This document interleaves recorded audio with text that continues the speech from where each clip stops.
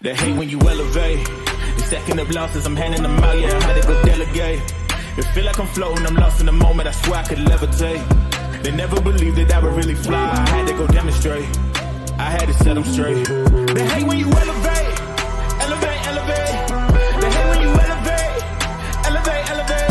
Yeah, they hate when you elevate, elevate, elevate. They hate when you elevate, yeah.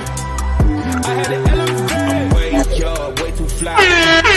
I'm coming down, no. Gotta so view to myself, yeah. Why would I give it up? Why do they wanna come take my place?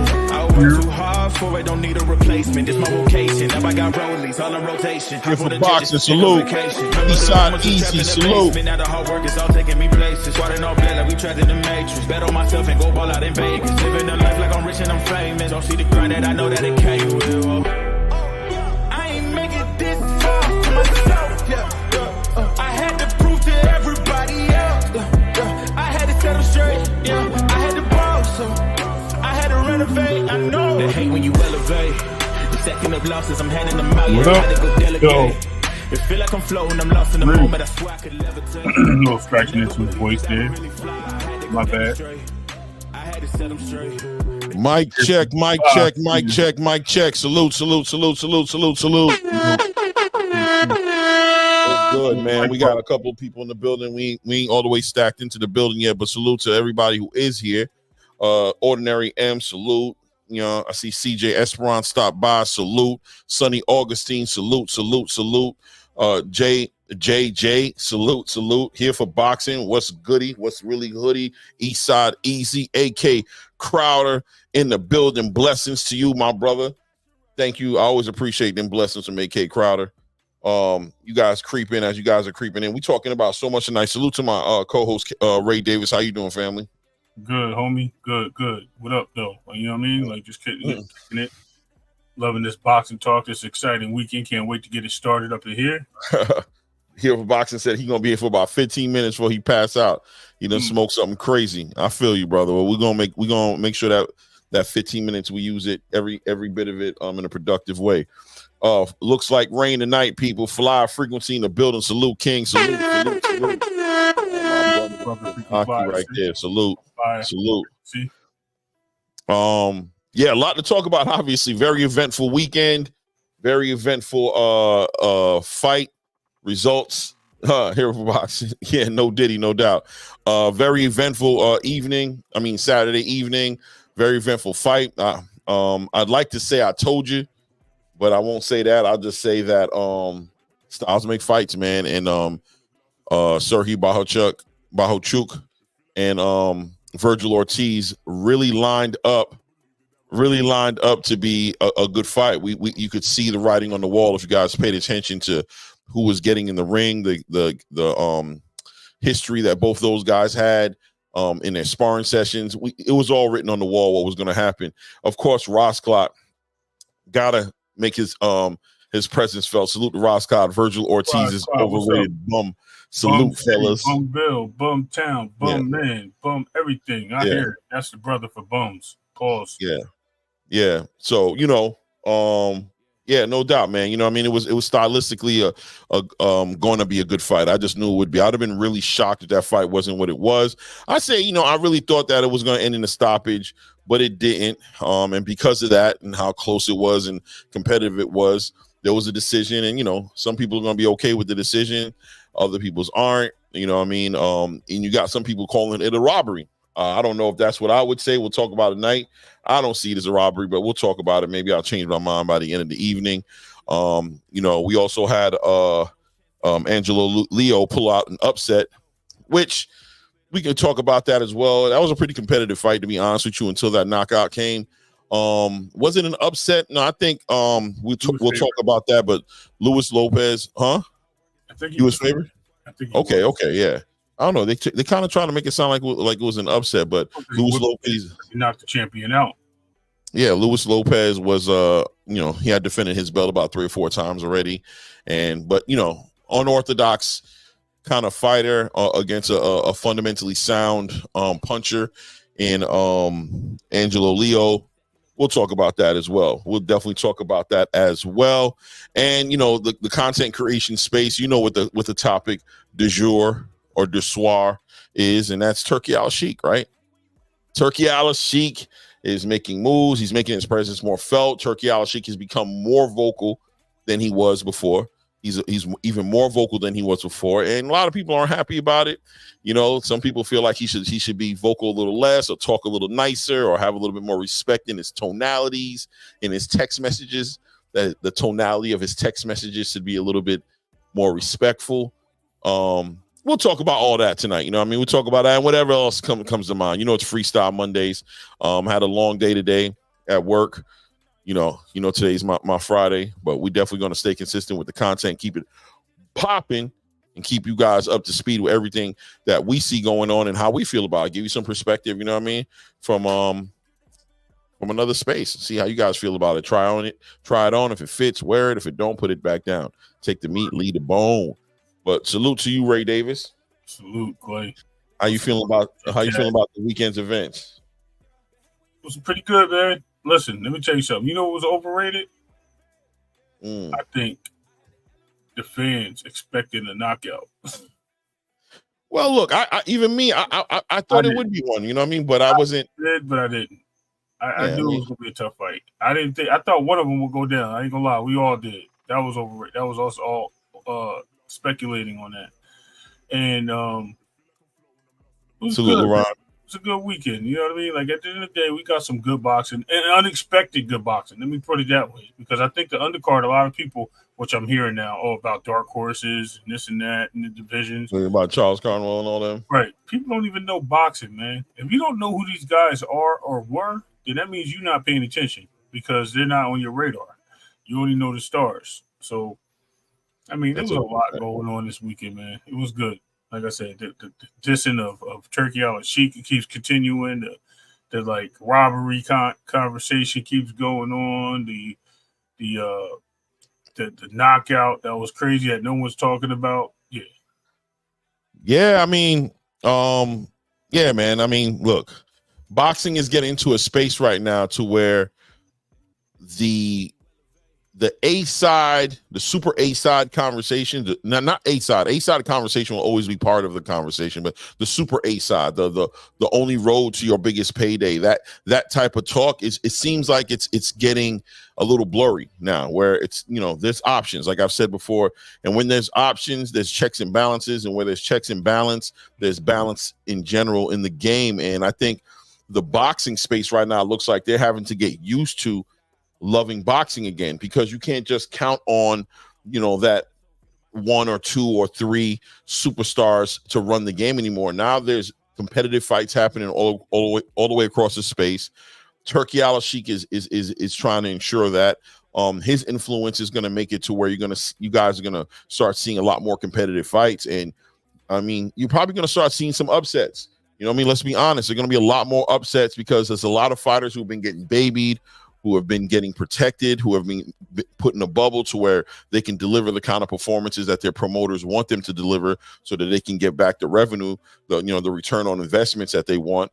And now it seems like, the fans are getting exposed to more competitive fights. So, there's probably it looks like a little nervy right now, a little anxiety in the boxing space right now, from the people who probably have something to lose if something like that were happen. And that's from the fans to the actual boxers to the actual promoters, all the way straight through across the board. You got fighters right now who are, now the money thing is no longer going to be an excuse. The whole that fighter is not worth it. He's not, not enough butts and seats and not enough pay-per-views being sold. Well, now you got somebody who's willing to pay you a fair rate based upon, the quality of the fight, and not just the star power of the fighter.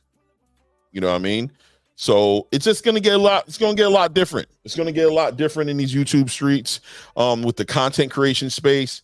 Content creators have been really able to lean on the controversy inside of 1 to 3 fighters and really make a lot of content for months on end without really watching boxing. I think there's a lot of content creators in this space who have gotten away with not even watching boxing for real for the past year, just been able to capitalize off of you guys, the fan base of boxing or the fan base of boxers, right? By keeping them entertained, by kicking people's backs in and shooting at the ops and celebrating that one fighter and keeping you guys entertained and keeping them super chats flowing. Well, the content is going to probably start changing a little bit. We're going to see more. We're going to find out the who's in this space, the people who are actually watching boxing and keeping up with the things that are changing and how they're moving forward, or the people who are really just, on the other side of that conversation.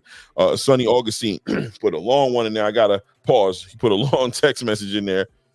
Said, I'm confused with those boxing fans complaining about Turkey, how his terrorist and he's bad for boxing and he's losing money with Bud. These guys ain't fan of boxing. They fans of promotional companies.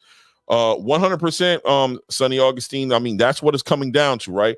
This is what it's always been, and the real boxing fans are excited about boxing because they know they're going to be getting competitive fights. They understand what benefits them in this conversation. And the other boxing fans are exposing themselves, right? Because there's two spectrums. There's a conversation and there's two sides of the conversation. There's one side of the conversation that's involving seeing the best fighting the best, watching more boxing, watching more competitive boxing. And there's another side of the space that wants to convince you that the current state of boxing, how it's been for the past couple of years, that this is the way it should be.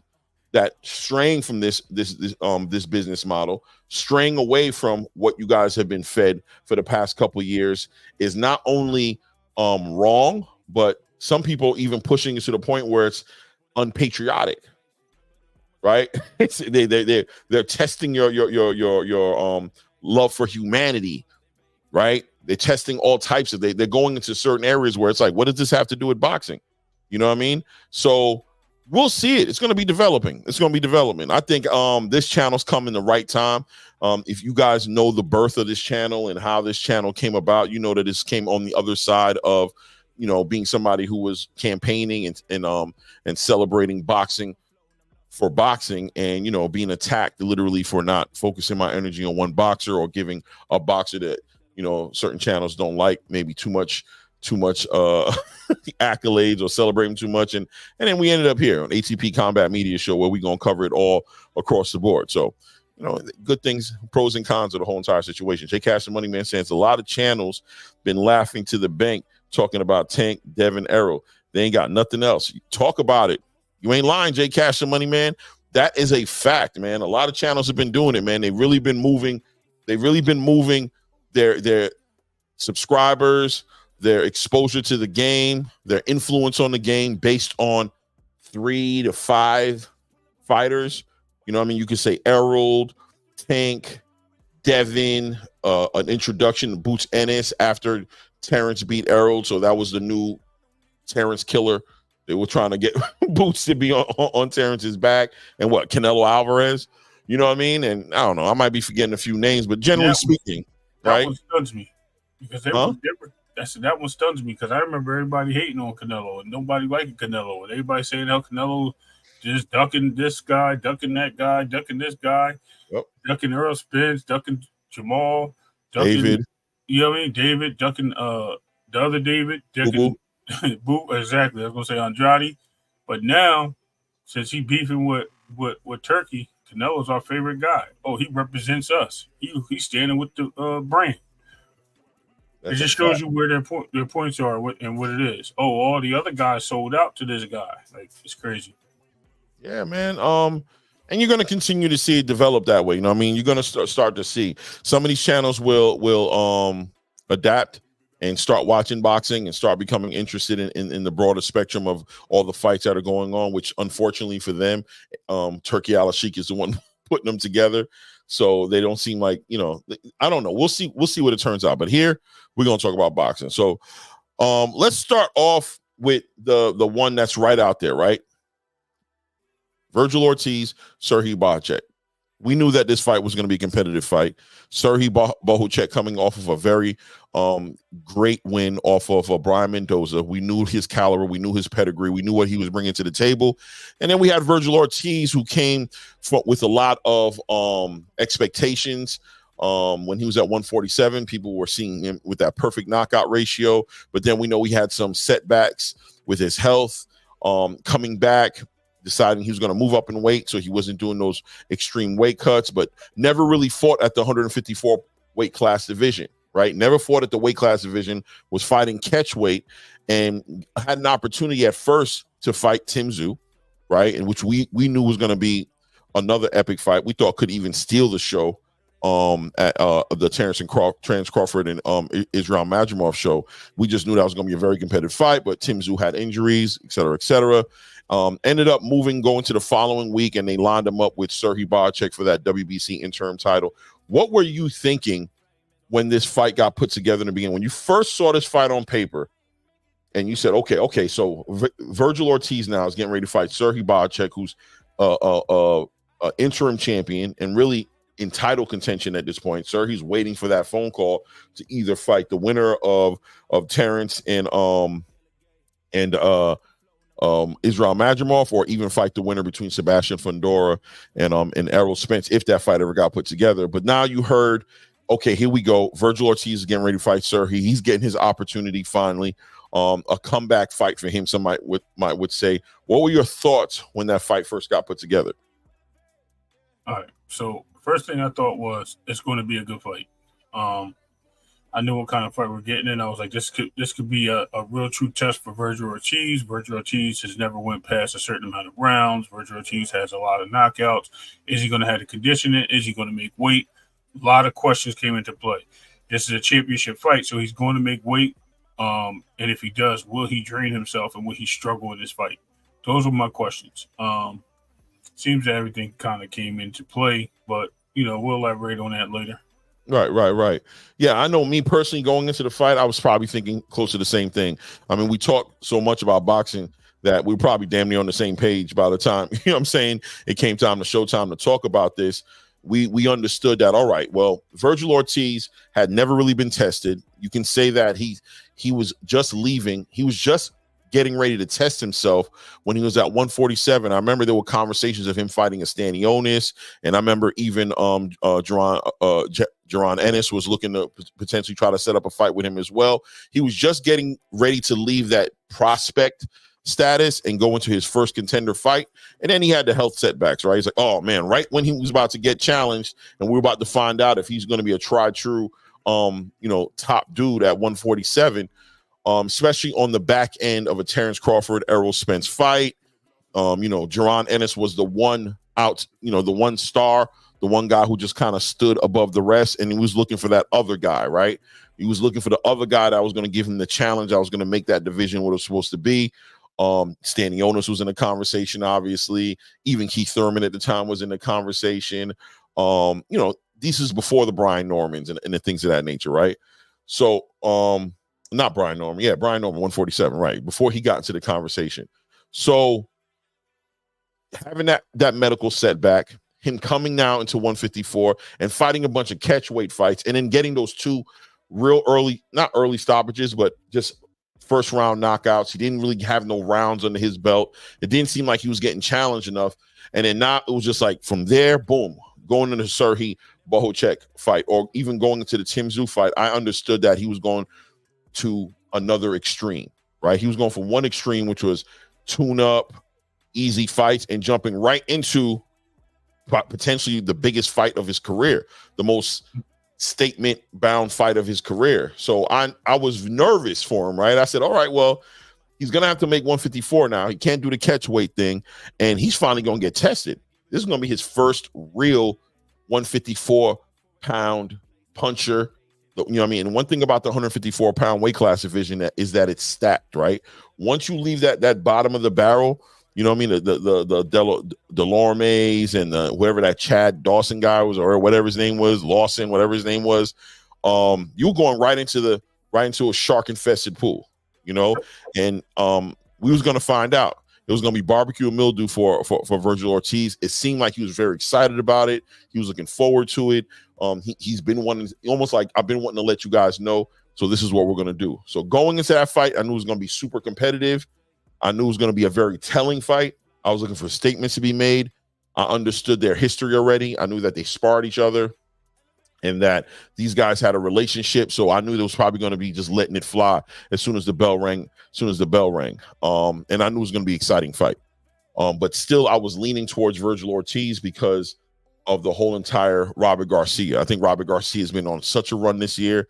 His mind, his strategy, the ear he has. It seems like if the fighters really give him his ear, give Robert Garcia their ear, that there was a lot of good possibilities. Now, obviously, Serhii Barchek was an experienced 154-pounder. He'd been competing for a while. He just came off of a very competitive fight with Brian Mendoza. So I know he was on his game and he was ready. And I knew he was going to have to pry that belt from his from his grasp. You know what I'm saying? He wasn't going to let it go.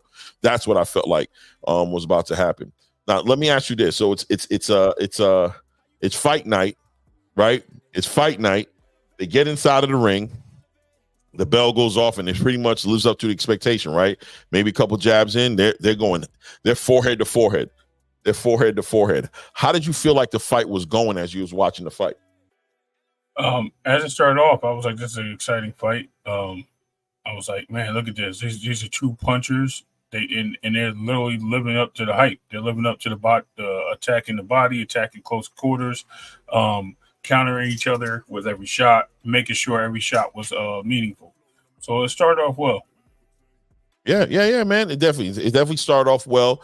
One thing I noticed was that from Vergil Ortiz's side, it seemed like caution was going to the wind a little bit, right? It seemed like Vergil came out very determined to stop Serhii, and it didn't seem like Serhii was as determined to stop him. Serhii seemed more determined to win the fight, right? Not get hit with anything crazy, keeping his guard up high, but at the same time being ready to trade. He didn't want to give up real estate. He wanted to walk down Vergil Ortiz, but Vergil Ortiz also with the same mindset, not wanting to give up any real estate, but also, like I said, just seemed like a little bit more willing to get hit in order to get an opportunity. He didn't see this fight going 12 rounds. You could tell by the game plan between him and Robert Garcia that their game plan was to end this fight ASAP. Inside of the first 6-7 rounds, they wanted this fight to stop. At some point, though, the reality had to settle in that Serhii wasn't going anywhere. He was going to be there for the long haul. And then you start to see Vergil actually start to adjust, right? Start to get on his toes, try to control the distance, started working the jab out a little bit. I say the last 3 rounds or so, you started to see that. Now, the first round goes and you see him get knocked down, right? You see him get knocked down in that first round. From your opinion, do you feel like it was a knockdown where he got hurt and got knocked down, or was this a balance flash issue, flash knockdown? Yep, he was trying to do 2 things at once and got caught. And it was a flash knockdown. He jumped up quickly, which is not a good thing. Always take your 8 count. You take a second to get up, but he jumped up quickly. He got right back in. It shows the experience of today's fighters, though. But go ahead. Yeah, I agree with you. I thought it was a flash knockdown, and I think, right after that, he went right in for the attack. And arguably somebody could say outside of that knockdown won that round, right? Like he just went right back to the game plan before for himself. He wasn't discouraged. He didn't feel like he got hurt. He didn't even feel like he got knocked down for real. Neither did the ref. You know what I'm saying? At first, the ref didn't feel like he got knocked down either way, and the ref pretty much waved it off as a slip in that round. That's what he did. So they continued fighting.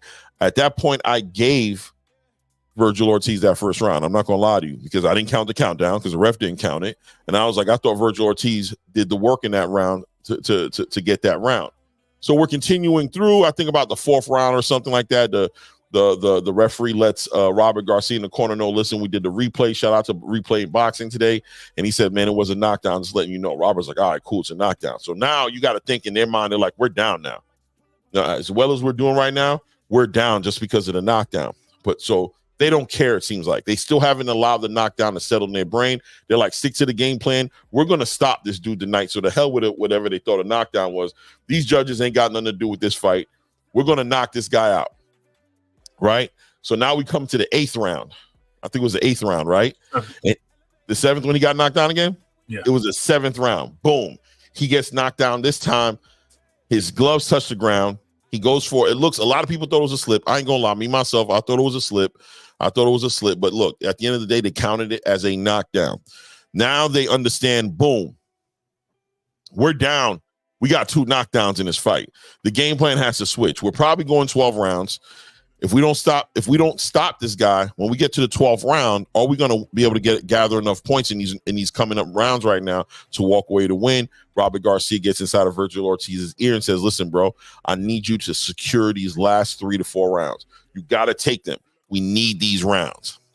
Vergil switches the game up and turns into a boxer. He's no longer brawling like that. He's starting to get on his toes. He's controlling the distance. What did you think about Vergil Ortiz's boxing in this fight once he decided to box? Well, when he started to box, it actually surprised me because he wasn't just boxing coming forward. He was actually back. He was on the back foot. He was being a little lateral. And then he even moved forward at times. Once he started seeing that he could land a jab, it was kind of like an up and down thing. So it was like it showed competitiveness. It showed he had another gear, which was cool too. Because I think I was questioning you like, yo, this guy is a boxer. Like, I didn't even know he could do all that. He always throwing these daggone power punches and this and that. So it showed another gear that he had and something else he's been working on. And it showed that he had endurance. Now, to my opinion, the boxing came out when I think he needed a break and separate himself from it being inside the box to gas some air. So he was keeping Boychuk back. That's my opinion. Yeah, I agree. I think that was part of it, and I think the other part of it as well was I think for the first time after that second knockdown, he started to consciously be aware that he needs to make sure he wins rounds, and he knew that he was in danger of losing this fight by a decision, and I think he lost the confidence. Like, I don't know if I'm going to stop this guy. This guy's really not going anywhere. I've hit him with some pretty clean shots. He's buckled a couple times, but he doesn't seem like he's going anywhere. So I got to focus on winning rounds. So worst case scenario, when it comes to do a decision, I can be competitive in that space as well because I'm trying to stop him, but I haven't really been concerned up until this point with what the judges might be thinking about how this fight is going, right? I haven't really been concerned about what's been going through the judges' minds because I don't care. I'm thinking I'm going to knock this dude out, so I'm not even considering them. And for the first time, once that second knockdown happened, it started to register with him like, if this goes to 12, what is this going to look like with these judges?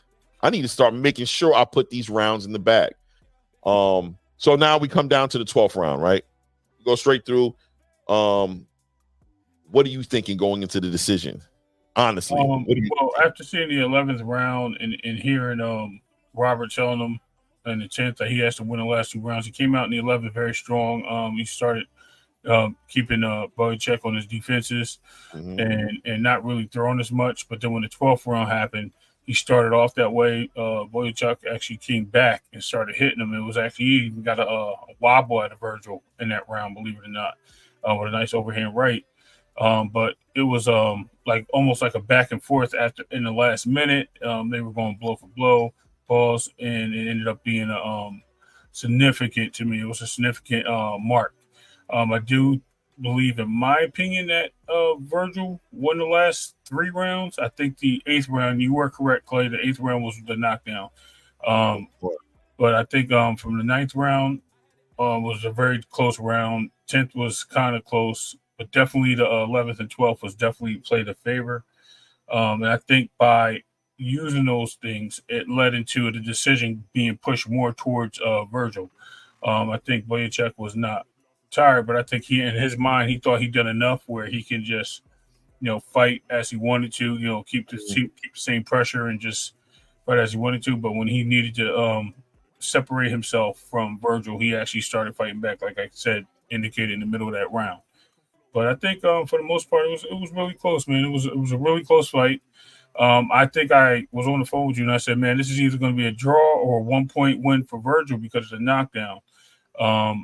I clearly remember saying that to you, and you were like, no way, bro, no way. I said, bro, and I could even see it going the other way. This is really a close fight. And we ended up with the decision we got. Right.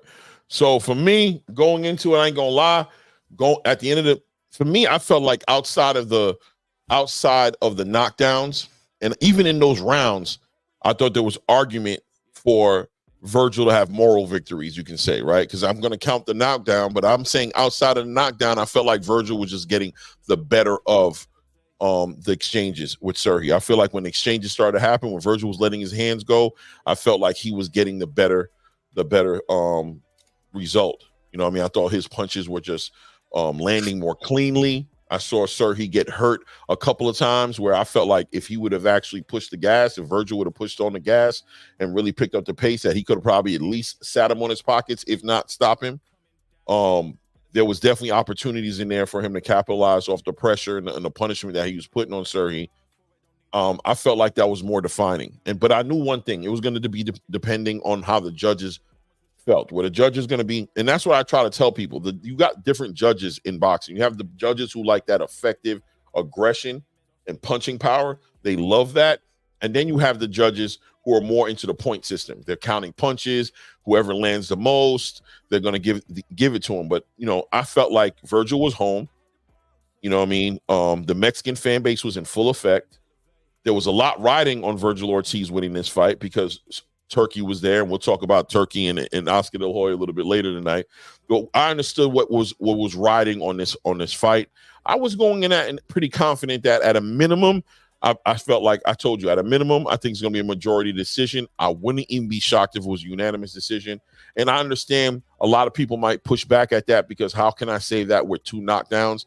But like I said, outside of those knockdowns, which I don't believe were I don't believe he was ever hurt in any of those knockdowns. You know, I felt like there was a lot of balance, misplacing of his feet, a lot of him overextending and overcommitting to certain punches that put him in a position where he could get caught off balance and he had to fall on a knee. And in the second one, it was just his gloves that touched the ground. He didn't actually completely fall on the ground. I gave it the understanding that the knockdowns were on the record books and the points are going to be taken off accordingly against Vergil.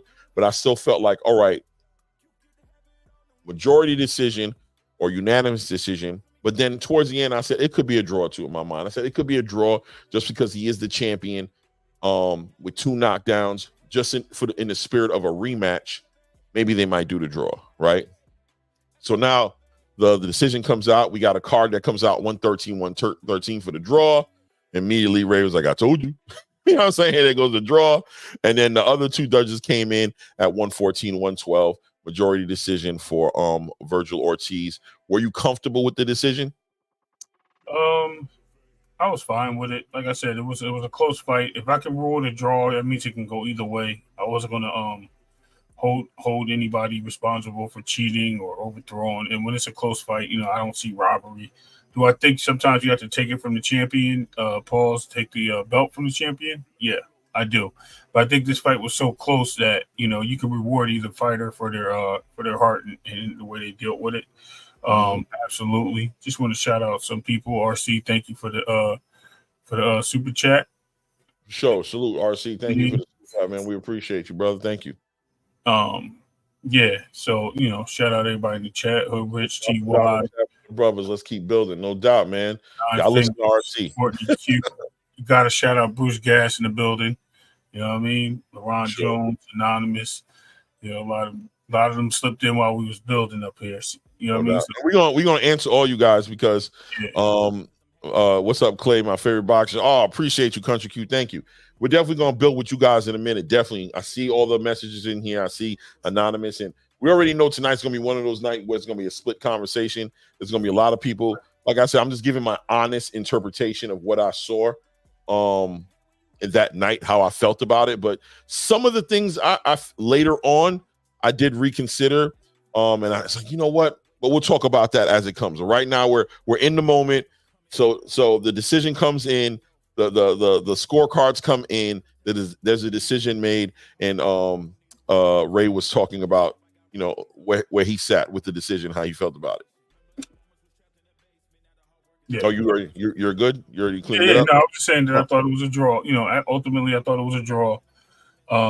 And when I heard the first card going draw, you right. I said, I told you it was going to be a draw. And then we heard 114, 112. I said, nah, it's going to be split, bro. It's going to be split. And you were like, nah. Majority And he was decision. like, no, majority, for real, majority. I was like, yo, it better not be. And sure enough, it was majority. And I thought the 2 points was even shaky because I thought it was a 9-8 round. Right. So I thought that 1 point should have came down, but it is what it is. So we'll call it this. We'll call it as it is. I mean, what can we do, man? What can we do? We don't make the decisions. We fans like everybody else on that night, and we're watching a fight. And we're waiting on the actual people's opinions that matter to let us know what's actually the decision is going to be made. And I was okay with it. I said, look, man, the man went down. But I thought I'm going to give my whole idea of what I thought the fight went. I thought the fight was an important fight for Vergil Ortiz. I think he needed that fight. He needed those rounds. He needed that experience. These are one of those fights that make or break a fighter, right?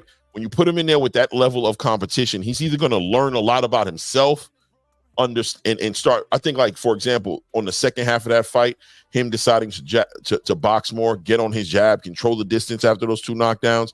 I think that opened up something that would have never been opened up without that challenge. Because up until that point, he was able, I don't want to say be reckless, but he definitely was able to depend on his power to get him to that victory, no matter how the journey was, no matter how turbulent the journey was. His power was able to be a neutralizer to look at the end of the day. If I win, that's all they're going to remember. That's the only thing that matters. And why fix it if it ain't broke? Well, look, he almost lost his fight.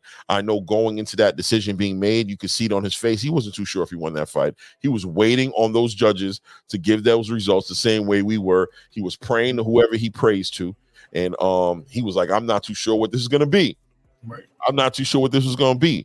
One way or the other, though, this is definitely still candidate for fight of the year. It's a candidate. It's right in the conversation, right in the same conversation of Sebastian Fundora and Tim Tszyu, right in the same conversation, right? These are the potential fights or the Tim Tszyu, or the Alexander Usyk and Tyson Fury fight of the year candidate. We won no matter what, as far as fans are concerned. But the next morning, well, it was mayhem in the boxing creation. It was chaos in the streets. Everybody had an opinion. Robbery. There were people who saying it was the robbery of the year. They were going in. Now, just when you first heard all this stuff going on, what's going through your mind at this point? Like, you're hearing robbery. You didn't consider the fact that you thought it could go the other way. You thought that Sergey Bohacek had a fair, reasonable argument to say that he won the fight. That's how you felt about it. But you're hearing robbery the next day now, like this big word, this huge word, saying gets dropped on this fight, on supposedly fight of the year, a super close fight, right? According to everybody, a very close fight, a fight that could have been a draw. And most of the people that was saying was a robbery said it would have been okay if it was a draw, but they still feel like it's a robbery. What do you think? That's exactly what I was going to actually state. So I think it was hilarious because literally I didn't even wait till I guess it would have been the morning, right? So I went straight to Twitter and I'm like watching everybody talk about robbery. I'm looking on YouTube and I'm watching robbery and I'm like, yo, these people are crazy. It's insane. How can you call this a robbery when it was a close fight? Like, you can't, something that's just like so close that you cannot, you can't justify robbery. Now, if you want to say because they were leaning, because he was with it went to the promotional company, okay, they robbed him. That's different. But, it's just, hey, they robbed him, man. That guy didn't deserve that. That's cool. But to say that it was a close fight, and now everybody that rewatched the fight saying they thought it was a draw, I heard so many people say they rewatched it and thought it was a draw, or they thought Vergil won. It's crazy, right? So I'm sitting there, and I told you, I said, Clay, I got 4 rounds. I got 8-4, right? I literally said that, the 2 knockdowns. And it's crazy that when we see the scorecards, I posted scorecards, like, same rounds I gave them, same rounds. I scored it. So I'm like, I don't see the robbery. Like, a robbery is something crazy, like we were talking about earlier, like what happened a couple months ago in Top Rank. That was a robbery, right? Yeah, you're talking about with Conceição and Oshaki. A guy who dominates a fight all the way through, and they just take the title from him, call it a win, and it wasn't even close. Like the scorecards aren't even close. Tio winning that big round on Jermaine Ortiz was a robbery. Like, that's a robbery. Like, we see these things. We have to understand the difference of a competitive fight of the year. Think of the things we're saying, and then calling it a robbery. No, it's a fight that could have went either way. It's a fight that we have to give credence to of like, yo, these dudes should run it back. This is a close fight. They should run it back. That's Right. how I look at it. But the call to robbery, I mean, in your opinion, that's what you want. You got it. You know what I mean? Just understand the significance of what a robbery is, in my opinion. Man, I agree with you 100%, man. Listen, the fight would have went either way. I'd have been okay with it because I understand, like I said, it would have depended on the judges. So honestly, if Serhii Barchuk would have walked away with a win, I would have disagreed with it. I'm like, nah, I think Vergil won that fight. But at the same time, I would have understood. He's a champion with those 2 knockdowns. It's hard to take the belt away from a champion with 2 knockdowns. When the champion knocks you down twice, very difficult thing to do to take away those belts. A draw I'd have been okay with. I just knew at the end of the day that it was a close fight. In close fights, you just don't know what's going to happen. You don't know what the judges are going to say. You have no idea what they're seeing it. They're there. We're watching it on television also. Keep that in mind that from the home with the HD, with the 1080 on the big screen, believe it or not, ladies and gentlemen, we see the fight better than the judges do, in my opinion. You know what I mean? Because depending on where the fighters are in the ring at the time of the action, they might not be seeing certain shots. Certain shots that also might be looking like they're connecting might not be connecting.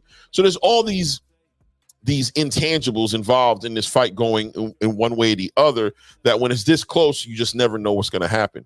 But I did find it very interesting for the whole entire robbery title to be put onto the fight. You know what I mean? The whole robbery thing was just, especially the robbery of the year in the same year, calendar year of Conceição and Oshaki Foster, which in my opinion that was not only robbery of the year, it was probably one of the biggest robberies in the last like boxing 5 to 10 years. Like when you have to really think about a robbery that was more profound than that robbery and more politically charged than that robbery, and then you got a fight like this that everybody's still saying fight of the year. Shout out to both fighters, super close fight. It could have went either way, but it's a robbery because it went to Vergil. Right. I thought that was interesting. Let me go ahead and look into the chat. I want to build with the chat for a second. Give me 2 seconds, kind of go through some of these answers. I see so much that's on in here, bro. Going on in here. All right, let's see here. Let's start off here with LaRon Jones. About 20 minutes ago, Laurent says, do you think that that's a strategy that's being advised? Because I think it's ironic that both of them play with the scale in the sense that they have in this. I don't know what you mean, Laurent. We'll just skip that one and go to the next one. Oh, by the way, salute the Fonz in the building. Big Sarge, Big Sarge, salute. TY, salute. 9 Fingers, Bradley, salute, guys. Salute. Let me see. TY disagreed with you, Ray David. He says, I disagree. Ortiz didn't look good on the back foot at all, in my opinion. He was gassing out. Okay. Maybe. I mean, I don't know, man. I don't know if I saw him. I just said he was looking like he needed to take a break, but I thought his jab was working well. Somebody told me he had an ugly jab. I said, was it landing? They said his jab. They said, yeah. I said, so that it was working. That's all he needed to do. You know what I mean? At the end of the day. And it's cool. No doubt. Jay Cash, the Money Man, said, I think it was very close. I think Barchuk was landing some decent shots when Vergil would get sloppy on the inside. 100%. Both these guys were landing on each other. And that's another thing with the compy box. And we'll talk about that in a minute as well. Both these guys were definitely landing on each other. Barchuk had his moments in the fight. I mean, once again, can't emphasize close fight enough. Can't emphasize on that. Close fight, which means both of these guys had their moment in the sun, right? Both these guys had their moment when they were looking, exceptional in that match. You know what I mean? And these close decisions are hard to make because when you see both guys doing everything that these guys were doing, close fight. Anybody who thinks Bohuchuk won, I feel where you're coming from. And on the other side of the conversation, anybody who thinks Vergil won, I understand where you're coming from. But robbery, yeah, you're going to see me continuing to emphasize on that because I really feel like there was a lot of emotionally charged feelings about that fight that I don't know where it was coming from. I already told Ray that I feel like I think a lot of these guys put a lot of money on the upset side of this conversation, and they were really trying to pick up that Serhii Barchuk money because they were planning on taking advantage of Vergil Ortiz's lack of experience and lack of activity at 154, and I think that decision ruined a lot of people's dreams of buying their kids PlayStation 5s the next day. You know what I mean? Let's see here. Anonymous. I know Anonymous. Look, Anonymous thinks it was just one way. He says he don't understand all this Vergil was landing clean and stuff. People are saying Ortiz was getting hit clean all night. He was getting hit. And I think that's, I understand where you're coming from, Anonymous, with that, because people were saying that, right? And I think it was more so coming from, and I said this in a little video I dropped before, but I spoke to Ray about it just to say that. And I also spoke to somebody else, a legend in the boxing game. I had a long 45-minute to an hour conversation about this. People already had in their mind what they felt like it should look like if Vergil Ortiz was going to win this fight. They felt like he wasn't supposed to be getting hit and clean. So he wasn't supposed to be getting hit as clean. They felt like his power should translate. And if he was going to hit Serhii Barcha with clean shots, they were expecting Serhii to go down. They weren't expecting this to go to 12 rounds or for him to have to win in 12 rounds. So I think that kind of put a vision on how it was supposed to go, and when the vision didn't line up with what was actually going on in reality, I think a lot of people were giving Bohacek points for that, basically saying that his inability to perform in that way represented a loss, right? Like it was almost like Vergil lost the fight, Serhii didn't win the fight type of energy. I don't know if that makes any sense. Yeah. You know what I mean? Right. Let me see. Anonymous said he thought Bohacek clearly won the fight. I hear you, man. Salute Boxing Talk up north. Salute King. How you? Devontae Richardson said, I'm sorry. Vergil got a gift and we all know it. I don't know it, Devontae. I done told you already. I thought he won the fight. So, you know what I'm saying? I thought he had won the fight. So Vergil don't deserve the Bud fight, in my opinion. That's another conversation we're going to have as well. We definitely got to get into that conversation about what happens next. Now, Hoodrich, Salute Hoodrich said that's basically saying Loma beat Devin. Then y'all said Loma had to take it. Now it didn't go for Serhii. Vergil didn't take it.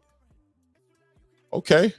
I like that. That was a good. I like that. I was actually going to say that earlier, but I'll let you rock out. Yeah, no doubt. No, I like that. Hoodrich said great fight though.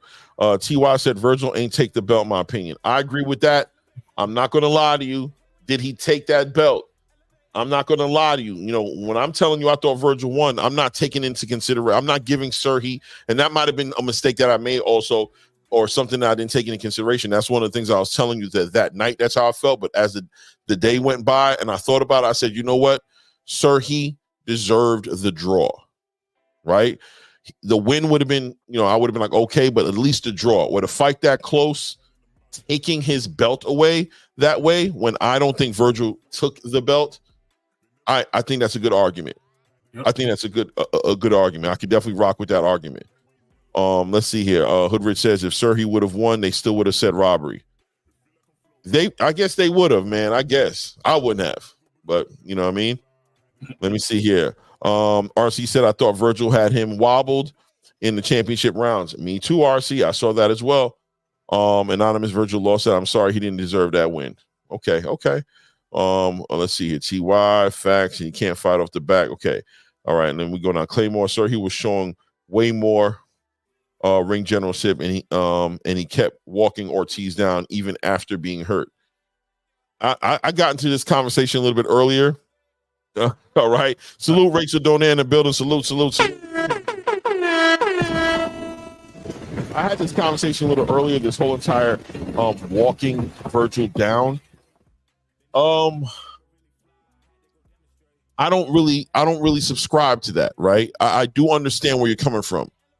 That Serhii was not going backwards, that they were both walking each other down. They were both there in the middle of the ring. You know what I'm saying? Vergil got to points where Vergil was literally initiating clinches and pushing him back. He wasn't allowing him to take that real estate, just take it. And a lot of times when you saw Serhii come forward, I don't really agree with that. Even though he got hit, he kept coming forward. That's not ring generalship. That's just him getting punched in his face while he's walking forward. Ring generalship just looks a little different to me. I'm not going to lie to you.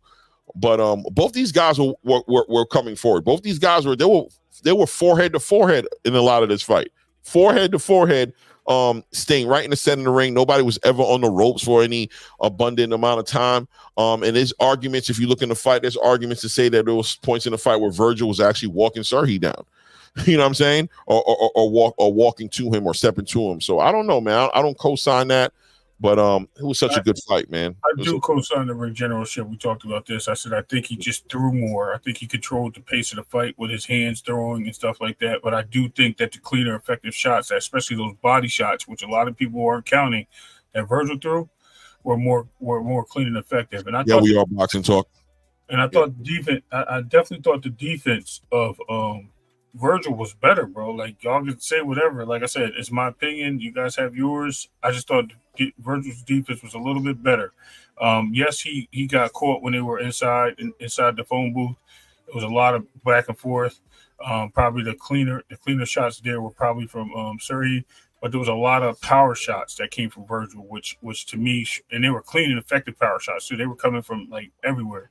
And Sergey got buckled, I think, in the 4th round. He got buckled in the 9th round, in the 11th round, if I'm not mistaken. So he got buckled a few times because these shots were landing. Even the body shots that were happening in the 3rd round, you could see him, take a step back when he got hit with them, and he actually dropped his guard from the high guard at that point. Yeah, 100%. We didn't even talk about that the right way. Hold on. Okay, I'm reading a text message I just got. Yeah, man. Also, the body campaign. The body campaign was insane.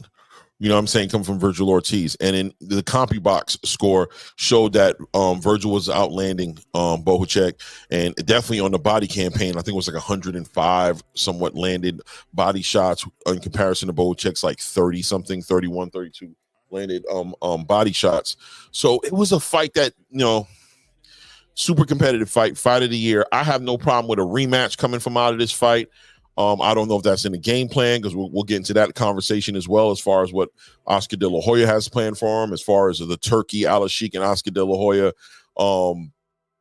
interaction that was caught on camera. And we can talk about how we felt about that and how that may have or may have not affected the results of this fight as well. But I have no problem with a rematch. I can see where everybody's coming from. You know what I mean? It is what it is. Let me see, Devontae. How did you all score the fight then, Ray? Devontae, I'm going to be real with you. I didn't score the fight. I have to rewatch the fight. I haven't had an opportunity to rewatch the fight. I've watched highlights of it. I didn't score it because I didn't think the score was going to matter, because I really thought somebody was going to stop somebody in that fight. You know what I mean? I really did. I'm not going to lie to you. I didn't see this going the full 12 rounds, and I didn't score it. I just enjoyed the fight. You know what I mean? So that's why I said maybe after I score it, maybe I might see it a little differently. It was close enough to where I wouldn't be shocked if I saw it differently if I'm scoring it round by round to see how it goes. But I know CompuBox-wise kind of supported the decision of the judges a little bit. Let me see here. I scored at 8-2, Vergil with 2 knockdowns, or 8-4, yeah. Anonymous 7-5, Bohacek with 2 knockdowns. Anonymous was just not impressed with Vergil Ortiz at all that night. I could already tell. That's what I hear. That night, he wasn't impressed with Vergil. Like 7-5. Then that's a wild swing in that fight, bro. If you got it like that, then it's a robbery. Then it's a robbery. Yeah, 7-5. That's definitely a robbery. Like, right. 93 Octane said Vergil lost. A lot of people feel like he lost, man. Listen, man, I know that I am in the minority. I think, well, if you're there with me, Ray, I don't know if you're there or not, but I definitely am in the minority. People really feel like it's one of those, and because of all the people who are saying the things like what I'm reading in the chat, it makes me understand I need to watch this fight again closely, score it now so I can see where it lands. For me, if it lands on the winning side, or if I still just still feel confident in how I felt about the fight when that night when the fight was done. You know what I mean? But a lot of people went with Vergil, man. I definitely said draw. So I've Vergil with Bohacek. Yeah. Go ahead. And it's crazy because even though we're saying this, I actually looked at the scores on BoxRec, and the fans all had it a draw. Believe it or not, majority of the fans. So that scored the fight. So a lot of people seen the same thing. I'm telling you, I had the same rounds. I just had to I counted the 2 knockdowns, and I think I took a point off somewhere for Vergil, and I think I squared it up. So, but it is what it is, man. Like I said, I can't I mean, I can't call it. Everybody has their own opinions, and they take it for what they want. It's cool. Yeah, I wasn't disappointed with the win, though. I wasn't either way. It would have went. Like I said, if it's a draw, it can go either way. Right. It is what it is. It is what it is. It is what it is. You know what I'm saying? So now let's wait. Hold on. Let me just see here real quick here. Anonymous, I agree. Vergil lost. Okay. Now going into the Turki Al Sheikh Oscar De La Hoya, you know, I thought that was a very interesting interaction. I thought, you know, I think transitioning from where Oscar was at about 3 weeks prior to that fight last week, where like a week or two before actually the Terrence Crawford fight, where he was just basically assuring everybody that there was no deal going on involving Golden Boy and Riyadh season, and that, you know, trust me, he would have told you guys, nobody reached out to him, don't believe everything you hear, this and that. And then going into seeing him at Riyadh, well, first of all, getting that memo that went out there that Turkey had made the deal with all these fighters, right? Salute to J Pitt City in the building, putting some color in the chat, man. I appreciate you, King. Thank you. Crazy fight. To me, it was a draw. Salute guys in the chat, man. Shout out to J Pitt City. Definitely for putting some color in the chat. But going from that to seeing him there, to hearing about the deal that was made, then seeing him at the event, and then even help being one of the promoters to be, you know, congratulating him in his induction as an honorary Hall of Famer, right, in Nevada. And then that night, the fight, seeing him, you know, it looked like Turkey was basically Oscar De La Hoya's guest of honor. You know what I mean? Like they were going to do this big interview about plans they have for the future and how Turkey was going to be involved in the Golden Boy, in Golden Boy boxing with his top fighters, and then Turkey making those, I don't know, borderline demands, right? Like pretty much, I mean, I've heard one content creator say, you know what I mean, straight deboing him, straight bullying him, right?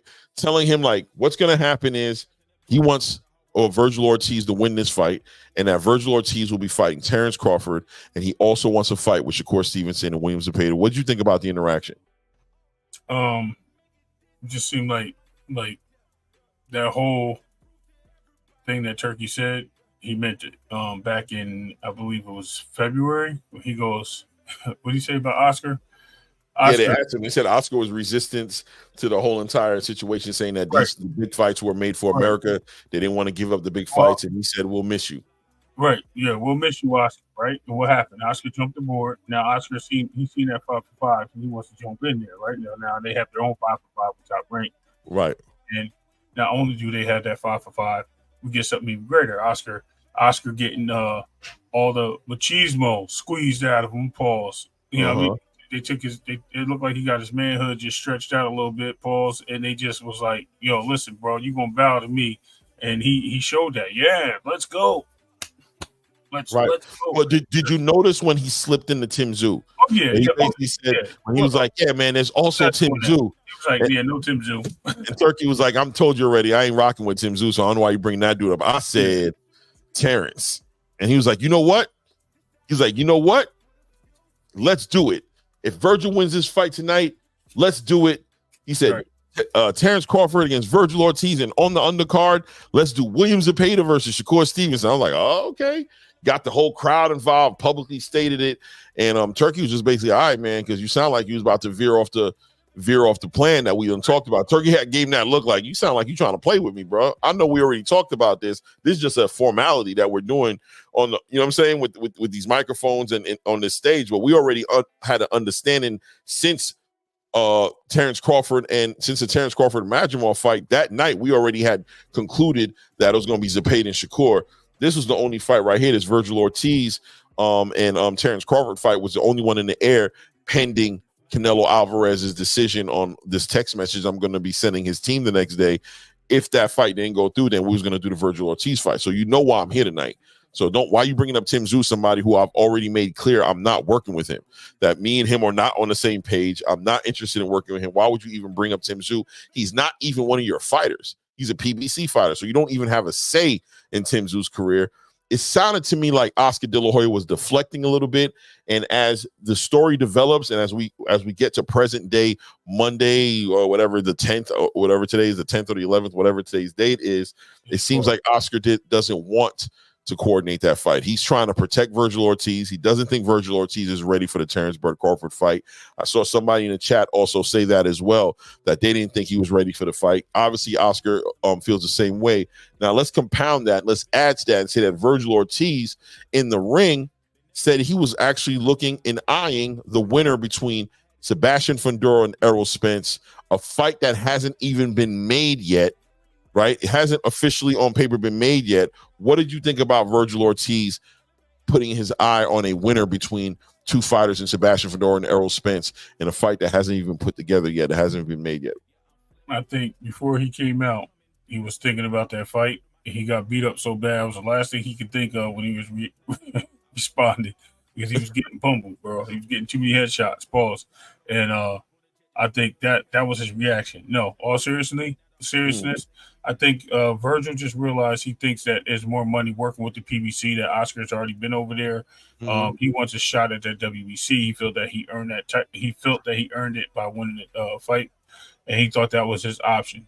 He didn't want to leave it to the promoter's hands or anyone else. He feels he's going to take it.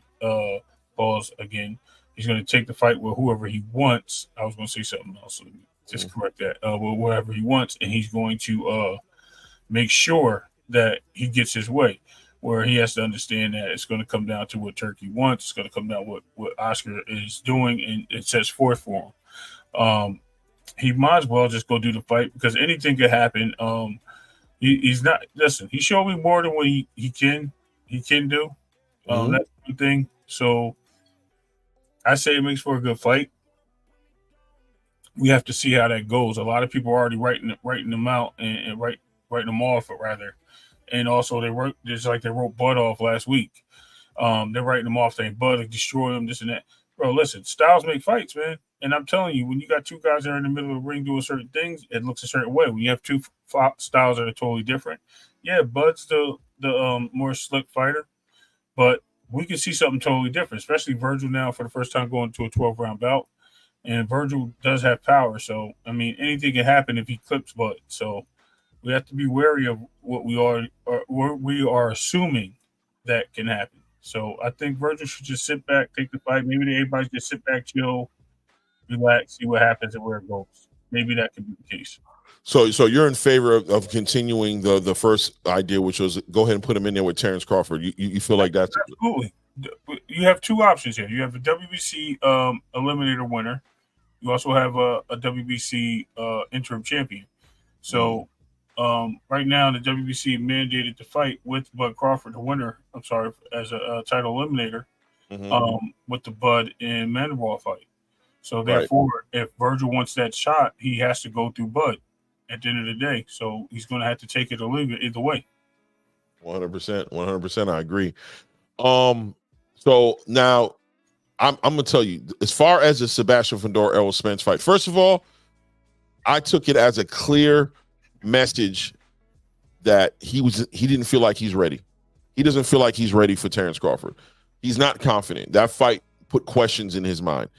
Potentially put question in the whole entire team's mind, from his father to Robert Garcia to Oscar De La Hoya. The whole entire team over there, Vergil Ortiz's team, looked like they questioned the legitimacy of that fight and how competitive they thought they were going to be. I think they might have expected more out of themselves. Well, I mean, going to that fight, Robert Garcia did say that he thought they were going to stop Serhii Barcek inside of 6 or 7 rounds. So that, taking that fight to that point, getting a close decision, maybe they even felt gifted, like a lot of people in the chat is saying, that they might have felt gifted. They just exposed themselves and showed their hand, because when you look at Turki Al-Sheikh was actually in the locker room before the fight started, and pretty much, you know, Turki's intentions were clear. One thing about this guy is he does not color his words. He has no approach that's like, you know, he's not a soft, when he approaches the situation, it's not with a soft tone. It's not a soft energy. He's very direct about what he wants, what he's coming here for, what he's willing to pay for, what he wants to facilitate. I have no question in my mind that Vergil Ortiz knew what Turki's intentions were. Oscar 100% knew what the intentions were. The world knew what Turki's intentions were based on that conversation that they had, that moment that they had at the fight. So when Vergil, instead of Vergil not saying anything and say, listen, man, I'm going to talk it over with with Oscar. We're going to figure out what the next best fight is. He kind of made a statement in that ring that he can't take back, right? He's basically said right there in front of everybody, we're looking at eyeing the winner between Errol Spence and Sebastian Fundora. I thought it was a reach, being that these guys haven't even coordinated a fight yet. And I know some people like it's as good as gold, but we don't even know who's training Errol Spence Jr. right now. Like this fight is nowhere. It is not done. It is not inked out. It's not something that makes sense to me for Vergil Ortiz to bank on. I'm going to get the winner of this fight. Now, Tim Tszyu would have been more of a legitimate answer, like we're eyeing Tim Tszyu, but even Tim Tszyu has a fight lined up shortly where he's going for an IBF title fight against Murtaliev, right, with Bakram. That's what his concern is going to be. How could you coordinate a fight with Tim Tszyu, being that Tim Tszyu's already tied up in a title fight that he's not guaranteed to win, even though I think he is favored and he probably is going to win it. But until it's done, it's not done, right? The opportunity is Terrence Crawford. He's the one who's free. He's the one who Turkey's willing to put the money behind. And don't tell me that Errol Spence Jr. is the money fight or that the winner of that fight is the money fight, because I don't know that. When you got Turkey involved in it, Turkey could literally be paying you and offering you more money. And everybody knows if you're going to fight a certain fighters, like if you're going to fight Terrence Crawford, if you're going to fight Jerome Boots Ennis, if you're going to fight Shakur Stevenson, there's just certain fighters that we know that you have to pay people to fight them. They're not just going to voluntarily jump in the ring and fight them because it's such a high risk. It's such a high chance that you're going to lose the fight. So there's money there with Terrence Crawford now. And that's one thing Turkey has brought to the game. There's no more, oh, he doesn't put enough butts in seats. Oh, he doesn't sell enough pay-per-views. Oh, there's no money in fighting him. Nobody's interested. No, with Turkey there, he eliminates that part of the conversation. So now it starts to become very clear. And that's what I said. Turkey brings that to the game right now, right? With his presence, it's starting to expose fighters and promoters with their real intentions, what's really holding them up. It's not money no more. It's fear, or it's doubt, or it's strategic. I don't want to fight him because I could lose against him. I want to fight somebody else. All that is coming to the surface, even with the way Oscar was handling the William Zepeda and the Dennis Barron check, and what William Zepeda's next move was going to be. Like, he didn't want him to fight Shakur Stevenson. So it seemed telling. It seemed telling that Vergil Ortiz wasn't interested in the fight anymore once he went through that fight with Serhii Bohacek, which shows how effective Serhii was in that fight, how much he really damaged his ego and his pride in that fight, and it actually hurt him in that fight. I'm going to be interesting in seeing how it pans out, because at the end of the day, Vergil Ortiz is going to have to weigh out looking like he's about to duck Terrence Crawford, looking like he doesn't have confidence in his ability to beat Terrence Crawford, or actually biting the bullet, taking a chance at being great, getting a big bag, and getting into a fight where he seemed like he was very excited to get in before he had that fight with Serhii Bohacek. What do you think? No, 100% agree. I have nothing really to touch on that, but one or two things. I mean, I just, like you said, Vergil looks like he thought about or reconsidered the situation based on that. Again, it comes with his confidence in him being a boxer. Do I think he's afraid? No. Does he think he's ready? I don't think he thinks he's ready for that fight. I think it comes down to him saying, like, look, I can't even beat this guy that I should have just washed. I can't even beat him, but yet, here we go. You want to avoid the fight, you're going to have to rematch this guy that you just fought, and hopefully this time you don't lose. So the only way you're going to evade this fight with Bud, because it's already ready. And save face, right? Like, evade the fight and save face at the same time. And and then at that point, if you win, then you may have a chance of fighting a Tim Tszyu, a Fundora, or somebody else, because Bud may be tied up into something else. We also know that Bud fight once a year, so that fight might be right on the table around April or June or July, in that area. May, June, July, spring, early summer. So, you gotta hold yourself to what you made of. You know what I mean? Believe in what you're made of and go out there and do what you got to do. The guy, it seems like you ran from him at 47, and now it looks like, I'm good. It looks like you're playing games with him again. And bro, just take the fight. I don't know. In my opinion, just take the fight. Let's just start unifying these belts up here, and see what's going on, and await what's going on with the guy that's going to return soon. No doubt, no doubt. I agree with you 100%, man. Let's see what he does, man. Let's see what Vergil decides to do, what direction he decides to go in, and how he chooses to carry it at this point. I agree with you 100% to save face. If you're not ready for Terrence, don't sit there and tell us you're waiting on a fight that hasn't even been put together yet. We're not hearing that. Don't tell me you're waiting on the winner between Sebastian Fundora and Errol Spence. The fight hasn't even been put together. And don't tell me you're waiting on Tim Tszyu and Mauritaliyev either. Like, I don't want to hear that either. You just got a WBC interim title. The mandatory for that fight is Terrence Crawford right now for the WBC. That he has the mandatory spot. That's what the WBC says. You know what I'm saying? Now that you have that interim title, it doesn't make you necessarily the mandatory.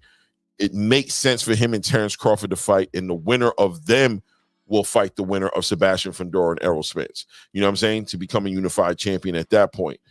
And with Terrence Crawford, there's more belts on the line, because when Errol Spence and Sebastian Fundora make that fight official, from my understanding, the WBO plans on stripping Sebastian Fundora of that title, of that WBO title he has, and it's going to raise Terrence Crawford up to a full WBO champion at that point. So he'll be a unified WBO, WBA champion at that point. There's more straps on the line if Vergil looks to fight Terrence Crawford, and then he still gets the winner of Sebastian Fundora and Errol Spence. The only way you get out of that conversation without looking like you're scared of Terrence Crawford is the rematch, Bochuk. Now we can legitimately say we understand where that's coming from. You're rematching him because it was such a close fight. It's honorable. We understand. I think Terrence would even back up off him like, nah, bro. I think Turki would back up off him like, you right, bro. You right. You know what I'm saying? I feel like that's what you should do. I saw a recording of Turki calling it a draw. He thought it was a draw. He thought the fight was a draw. He didn't think Vergil won the fight. You know what I'm saying? So that's what he should do. He should either rematch Bochuk to get out of it, or fight Terrence and just go straight up and fight Terrence. But if he goes any other direction, I think we're gonna be hearing some duck talk in the boxing space with Vergil Ortiz's name in the same sentence. You know what I mean? Ross Scott said, let's see how Spence look at 54 before we talk about him facing other ninjas. 100%, Ross Scott. You on the same page with me? That's what I'm saying.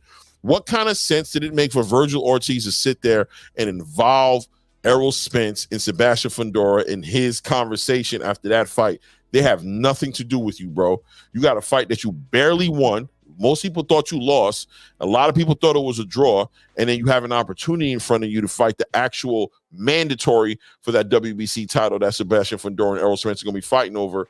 And you got Turki Al-Sheikh, one of the biggest players in the game right now as far as money's concerned, as far as purses are concerned, money being offering you that fight with Terrence Crawford.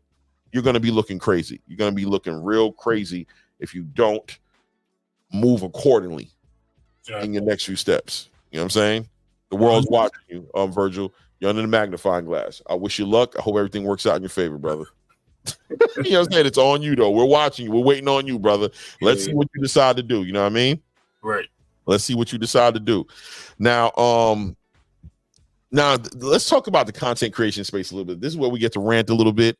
We get to talk about the creation space right now, and kind of go off the hip a little bit. They really are not liking Turki out here in these streets. It's what the showbiz says, it's diabolical.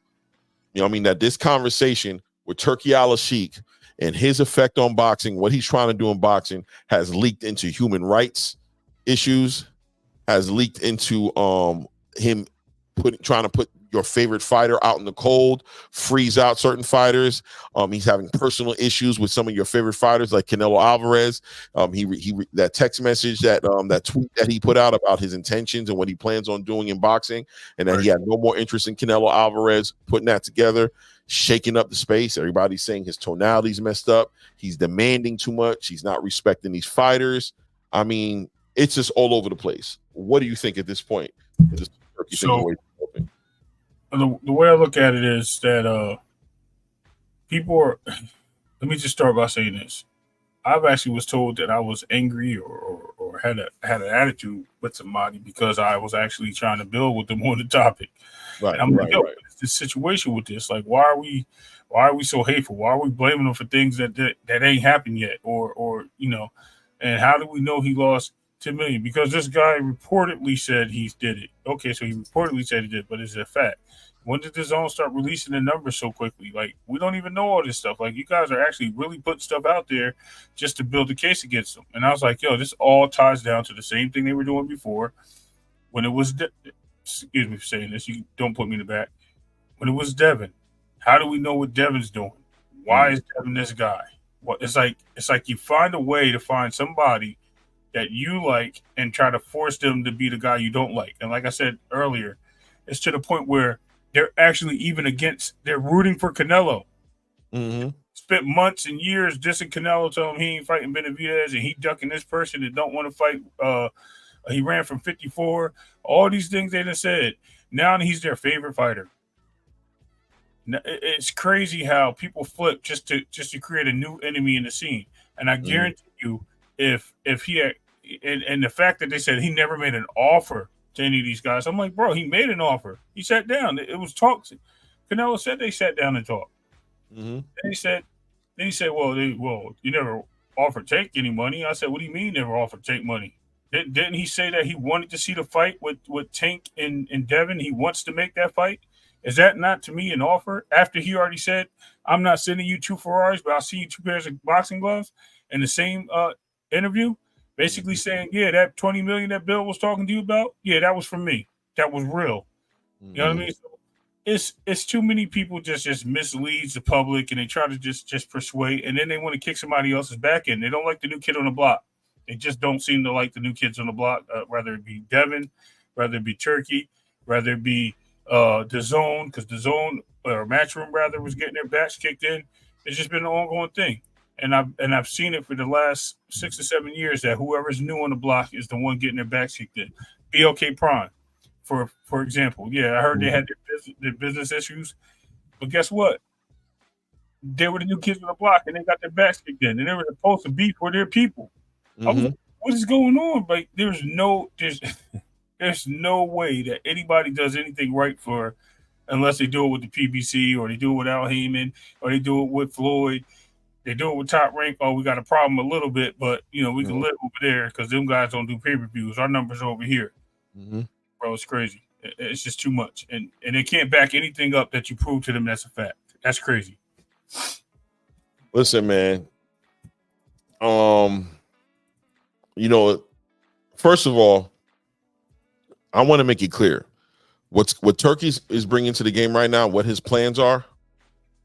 It's beyond complaining about it. It's beyond trying to stop him, because most of the people who are complaining about him don't have the money or they don't control the capital or the resources that they need to get behind them to really run this guy out of boxing. This is no longer an option, right? That's number one. Number two, I'm gonna tell you straight up, I think this is the fan base who are getting very nervous because they feel like they're pinning up Turki Al-Sheikh against Al Heyman. Yep. They're trying to make this about the PBC, and they're trying to make it to where Turkey is going to be the reason or the number one enemy or opposition to Al Heyman's reign as the overseeing eye over the whole entire boxing space, from his tower castle where he doesn't come down from it and he just controls everything that goes on in boxing. And the fan base feels real. The fan base, and when I'm talking about the fan base, I'm talking about the fans of PBC, not the fans of boxing. These aren't fans of boxing. These are the fans of a promotional company, of a person, of one man, of one fighter. This is not the fans of boxing, right? The fans of Al Heyman and the fans of the PBC are feeling directly threatened by Turki Al-Sheikh's presence. Mm-hmm. And so now they've jumped on a campaign now to what they want to do is they want to expose this guy as having all these ulterior motives and somebody who's going to ultimately take boxing away from them, rip it from them, take it and never give it back, right? He's going to take boxing, he's going to keep it, and he's never going to give it back to the space. And they want to convince you that not only is he going to do that, but he's also going to use the profits and the influence that he gains off of doing this to oppress women, right? To you know what I'm saying, to further their campaign to make the whole world a monarchy and have the prince the king of Saudi Arabia take over the whole world, and all these different diabolical things that they're doing in Saudi Arabia, and it all starts with boxing. You know what I'm saying? This is just the beginning. This is just the tip of the iceberg. All these things are going to start going in this direction, and it's all going to happen off the back of boxing if we're not careful, if we don't stand our ground, if we don't say something now, draw a line in the sand, and let that man know he can't come over here and put on the biggest shows. He can't have the best fight and the best. We're not going to allow it, because this is bigger than boxing. This is about world peace. This is about women's rights. This is about everything under the sun except for boxing. And that's what's happening right now. That's what they want to paint this out to you guys to be. They want you guys to actually believe that by watching or paying for a pay-per-view that Turki Alski's putting on there, that because of your $80, there's probably some woman getting beaten to submission in some room, held in the closet somewhere, not being able to have any rights with that $80. That's what your money's going to. That's what they want you to think. I think it's interesting that boxing fans are so concerned with other people's money. You see him talking about he lost $10 million. Why in the world would I ever care if this man lost? If he lost $10 million, that's his business, bro. If he likes it, I love it. If he's comfortable in it, why would I care about what he does with his money? I'll never understand why that holds any weight or why that holds any relevance. He's not even making a profit. Listen, man, there are arguments out there to say that your favorite promotional company, who's been around, not just with Showtime, not just with ESPN, not just with USA, not just with these other companies that they've been working with, that they haven't been making none of these companies profits like that. And whatever the profit is that they're making with these companies isn't significant enough for these companies to hold on to the business relationship. They're letting them go consistently and constantly. We don't know that their business model has been a lucrative business model for networks. Maybe for the fighters. The fighters are getting the biggest paychecks they ever got. Certain fighters will attest to it. The Sean Porters of the world, the Errol Spences, you know what I'm saying, of the world, the Javante Tank Davises, the Keith Thurmans, the David Benavidezes. You got fighters, a lot of fighters. I can go forever, to be honest with you. A lot of fighters who have benefited financially from doing business with the PBC. The same way fighters right now are benefiting financially from doing work with Turki. The only difference is one person is funding it themselves. One, you know, whether you want to say it's a country, whether you want to say it's Turkey, whether you want to say it's the royal family, however you want to put it together, they're funding it themselves. They don't have a network getting ready to drop them because they're not asking the network for any money. They're coming in with their own money to play with. They're taking a risk with their own money. Your favorite promotional company has played with other people's money and hasn't found a company yet who has found enough profit or success in a relationship with them to want to keep it going for an infinite amount of time, right? Now, I understand with Showtime, people are going to say, oh, Showtime decided to get out of sports, period. It just wasn't boxing. But like I said, Showtime wasn't the only company that they're working with. So Turkey basically doing the same thing that Al Heyman tried to do, except they're doing it with their own money. So they don't have networks to answer to. And now Turkey's the devil. Now he's the one doing the most dastardly things all around the world. What are we talking about? What are we talking about right now? You know what we're talking about. We're talking about hatred. It's funny that you even kind of touched on it, but not even like fully went in. Where they're not even like they're actually digging into his Twitter files, talking about how his visits went to the United States and United Kingdom and other parts of Europe, and comparing his country to those places because the way that they keep their country as a whole, bro. Different laws, different places, bro. It is what it is. They have different freedoms than us. Why are we so angry at this? Why are we sitting there making a political situation? Another part is when we talk about what they're doing. No one's crying that their fighters were on this last card, right? No one's crying, but no one's crying about that. But what they are crying about is a guy that doesn't fight for the PBC lost to a guy talking about he set him up and took his old way. Because he wasn't exposed properly to boxing. Then they're talking about, oh, Turkey's just trying to ruin all the boxers. I just seen another, I'm not going to say who, well, they come to the channel, but said, he only wants Bud and all the other American fighters to lose. He wants to expose American fighters. Like, since when? Since when did that happen? When did this?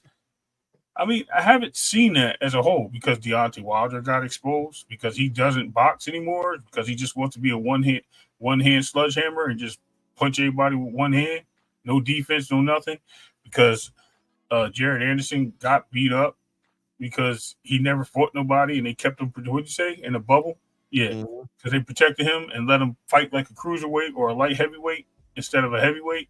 Yeah, that's okay. Nick Ball won against Raymond Ford because Raymond Ford wasn't sure of himself. You know, he talked about moving up. He should have just dropped the belt and moved on. But yeah, he thought he had one more in him because he wanted that bag. Do we blame them or do we blame him? You know what I mean? They all fought. What's the problem? The problem is the hate coming from the fan base of the PBC is just trying to make a comparison because they haven't thought of this, because they haven't been able to cross the street, because they have only 6 fighters that fought already that's going to be fighting twice this year as they're announcing these cards. 6 fighters. But yet, out of all those 6 fighters they're about to fight twice this year, what happened to the rest of their stable if they haven't left already? Where are they at? Why aren't they fighting on these cards? Where you got all these other companies, promotional companies, working with Turkey, and they're all getting fights. They're all moving their fighters along. They're all on different cards and different setups and moving and working with each other. Check it out. At the end of the day, we're going to have one thing: the fall or the rise of Turkey Al-Sheikh in his business of boxing. Whether he works with everybody, or he works with everybody, or he works by himself and alone, we're going to see it happen. And I believe he's on the rise, bro. Pause. Yeah, that's interesting as well, because even the fan base, the PBC fan base that doesn't want to see this happen, or who are pinning Turkey against Al Haymon. I don't, like I've told you guys before, I don't necessarily think the guys who you support, their thoughts are aligning with your thoughts. Like you said, there was representation of the PBC at that Madrimov Crawford fight. They had 3 of their fighters on the card. There's definitely open dialogue going on between Turkey Al-Sheikh and the PBC. It's clear as day that there's conversations going on, and the PBC may be taking their time, as they should. You know what I mean? Why jump into something without, weighing out all the pros and the cons and making sure that, this is a check and balance system that doesn't put them in a disadvantage to where they can't come out of it. That's all understood and just good thinking going on. But to pin them up against each other when they're actively in front of your eyes working with each other and trying to paint Turkey Al-Sheikh as a bad thing for boxing, then Al Haymon and the PBC is doing a bad thing for boxing as well, because they're entertaining it. They're working with them and working out deals. You saw that Turkey Al-Sheikh in that tweet said that, listen, man, he has vested interest in a bunch of fighters, and one of those fighters he had on that list was definitely David Benavidez. You know what I'm saying? Who's a PBC fighter. Once again, he said that very comfortably. So, and I was reading in here, I believe, let me see here. I think it's, who said something? Was it Mr. Big Play? Bray, have a chance to buy? No. Let me see. Crying necessary.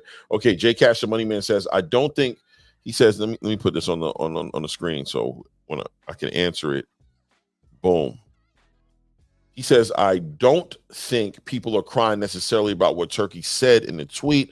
I think people are finding that it's a little hypocritical that he makes all these statements about the West, but yet he's actively involved and is putting money in places, especially entertainment, that we're heavily involved or influenced by in the West, from casinos and gambling all the way to the music. I ain't got no problem with Turkey, but like I said, I want to see if he's going to put money towards matchups us and the fans want to see. Well, look, Jay Cash, I appreciate the comment here, man. I think that is some true perspective, and let's put some perspective on what you said here. Let's break this down. As far as people not crying necessarily about what Turkey said in the tweet, that people are finding that it's a little hypocritical that he makes all these statements about the West. Well, I haven't read the statement. Say that real quick, and I want you to answer this. If you read the tweet, it says 3 other areas, regions of the world. It's not just the United States or this region of the world. So we have to break that down, that people just pointed that out to just being us and mainly us, which he did not just say the United States. So he's speaking about 3 different regions. You have to pay attention to what the words are. People just, you gotta let these people, they try to manipulate you to believe in things. That's what it is. Right. So like I was saying before, that if he does have an issue, if he holds any type of issues with the West, with the way things are done over here, it's not from nowhere, right? I mean, we on the other side have issues with things that they're doing over there in the Middle East. We have issues with the way they're running their government, the way they're treating their people, and the human rights and everything else that we're talking about. Not to mention, he hasn't gotten this, there's been a lot of criticism and scrutiny towards him as far as his intentions, as far as what he wants to do in the space. Is Turki al-Sheikh not allowed to feel any kind of way about the way people have been talking about him and the way they've been dragging his country through the mud and the campaign that's being put out there to not do business with him and to paint him as a person who's bad for boxing, to paint him as a person who's hard to talk to, who has a bad tonality, as a person who does bad business? Does he not have a right to hold content with that? That's a personal thing between Turki al-Sheikh and the people that are criticizing him. You know what I mean? It's kind of like that song, where do you see my, if he ain't talking to you, don't feel offended about a song, right? He's talking to the certain females in the club. They know who they are. And he's not talking to you if that doesn't fit you. The shoe don't fit, don't wear it. He's allowed to have his feelings, and he can communicate. He doesn't owe the West any more respect than he owes any other country or any other person over another one. If he sees fault in the way that things are being done, if he sees fault in it, and he's coming here openly letting you know that he's here to fix and restore order in boxing, that he's clearly letting you know already that he's not in agreement with the way the West has handled boxing up to today. So it's naturally he's going to speak somewhat negatively about something that he's coming to fix, quote unquote, not participate in only. He's not coming to participate. Let's not get it twisted. Turki's coming to take over. That's what he wants to do. He's coming to restore boxing in a way that he feels like it should be. And he's encouraging all the other promotional companies that are involved in the conversation to jump on board with him. Let's all work together to do it. But he is making it very clear. Don't get it twisted one moment here. If I have to do it by myself and you guys don't plan on helping me, I will do it by myself. And then it may have to be me against you. It may have to be that, if that's what you want it to be. Just like he said with Canelo. Oh, you're doing your event on September 14th. Interesting. I'm doing an event as well that night. And since we're not on the same page, we're not doing any business together, and we don't have any type of loyalties or business relationships that we're working on, then my event, it's going to be my job to make sure my event does well that night. And if it's at the cost of your event not doing well, so be it. You're having an event up the street from where I'm having an event. What do you think this is? You think I'm going to pull back on the way I'm promoting my event and the way I'm investing into an event, I'm putting it out just to save your event? Of course not. So we're going to eat you that night. Pause. You know what I'm saying? So look, man, at the end of the day, what is he doing that's so significantly indifferent to the point to where a campaign needs to be made at the cost of, and I want to be clear with you guys, at the cost of us seeing the best fighting the best as boxing fans, right? We're not voting for president. We're not voting for a senator or governor or mayor. We're not talking about legislation inside of the American government. We're talking about boxing here, right?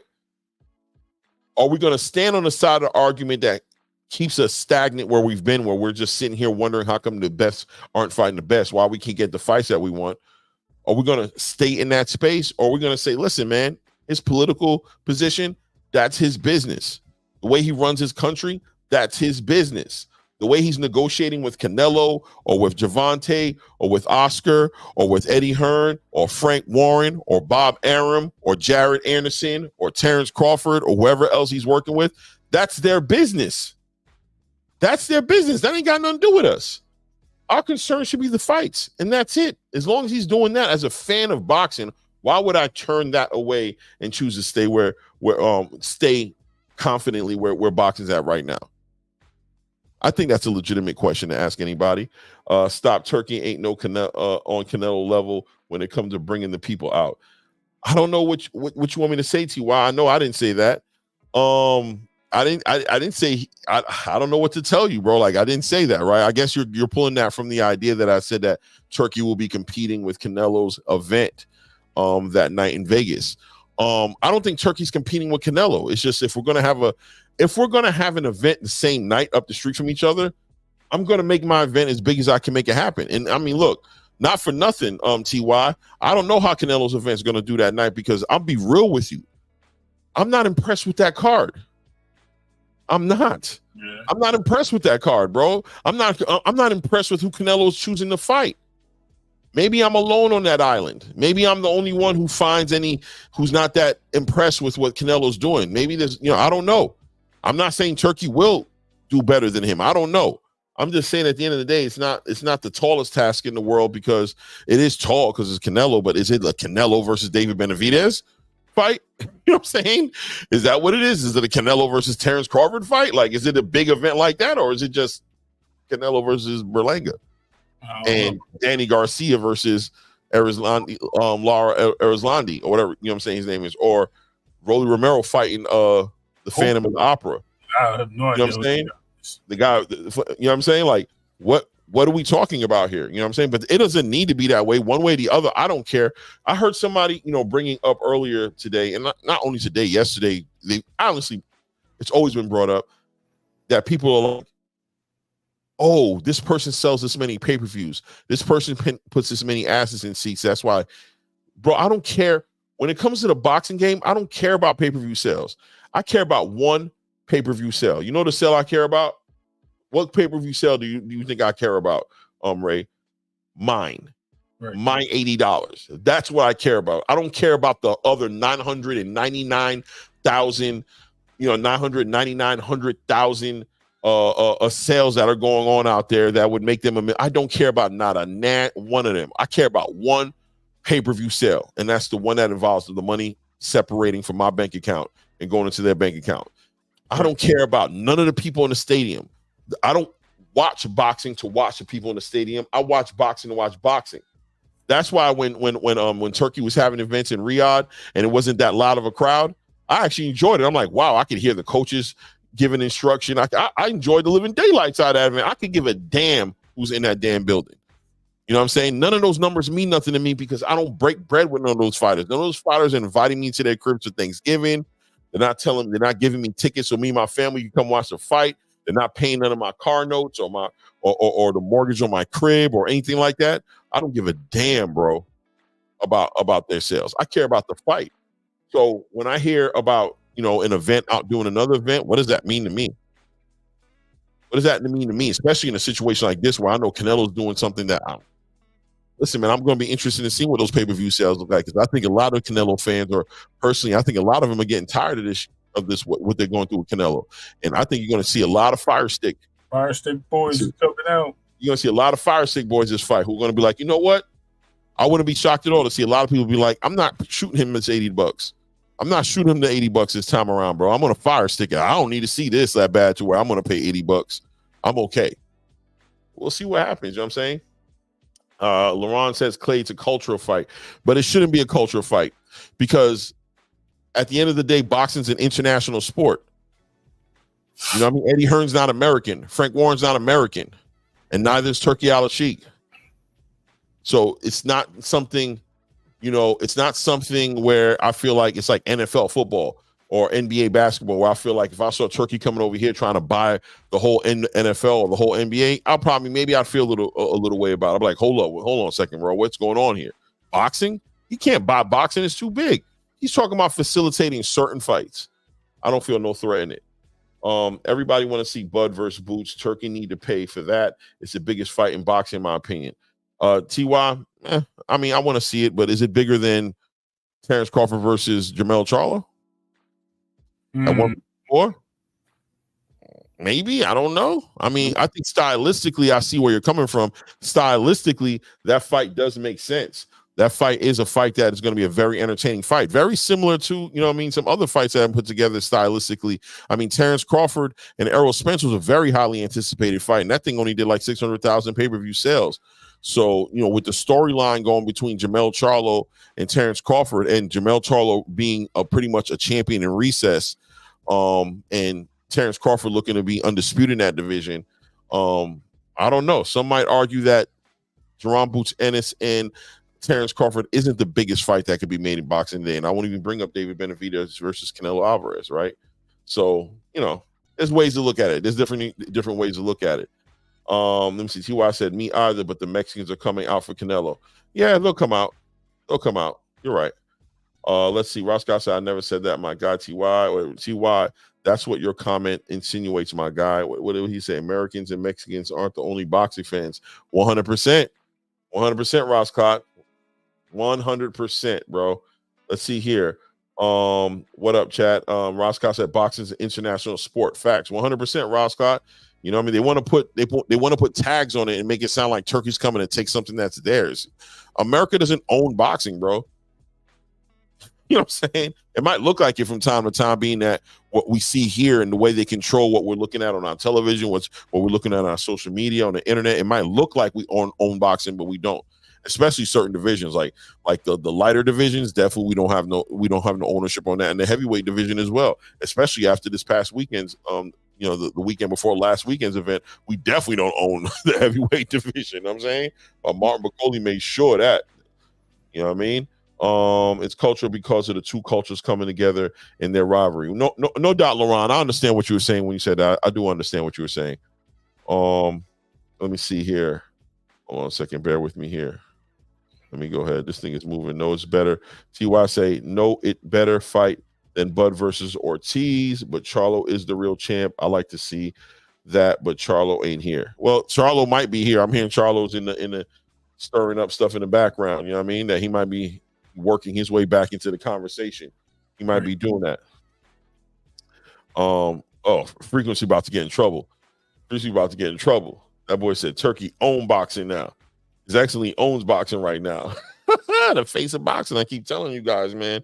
The face of boxing right now is Turki Al-Sheikh. I know a lot of people don't want to hear that, but it's the truth.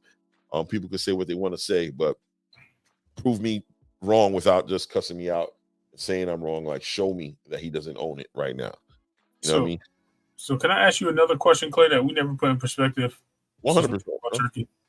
Sure. So they want to put guys, we got 29 people in the building. I really respect you guys coming out. Thank you for showing love. You can put some color in the chat. I appreciate that. But more importantly, at this point, let's make sure we get them likes up. So if you haven't hit them likes yet, help the channel out. It's free.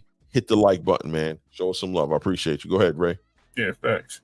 So they talk about how the PBC is doing better without Turkey and this and that. But the last couple of PBC fights, they've been merged with Matchroom or Oscar.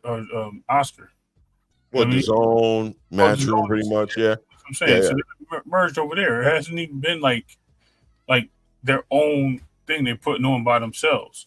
I think Tank and Frank were like the only fight where they actually had their own fighters in the main card. I think everything else has been a dual promotion.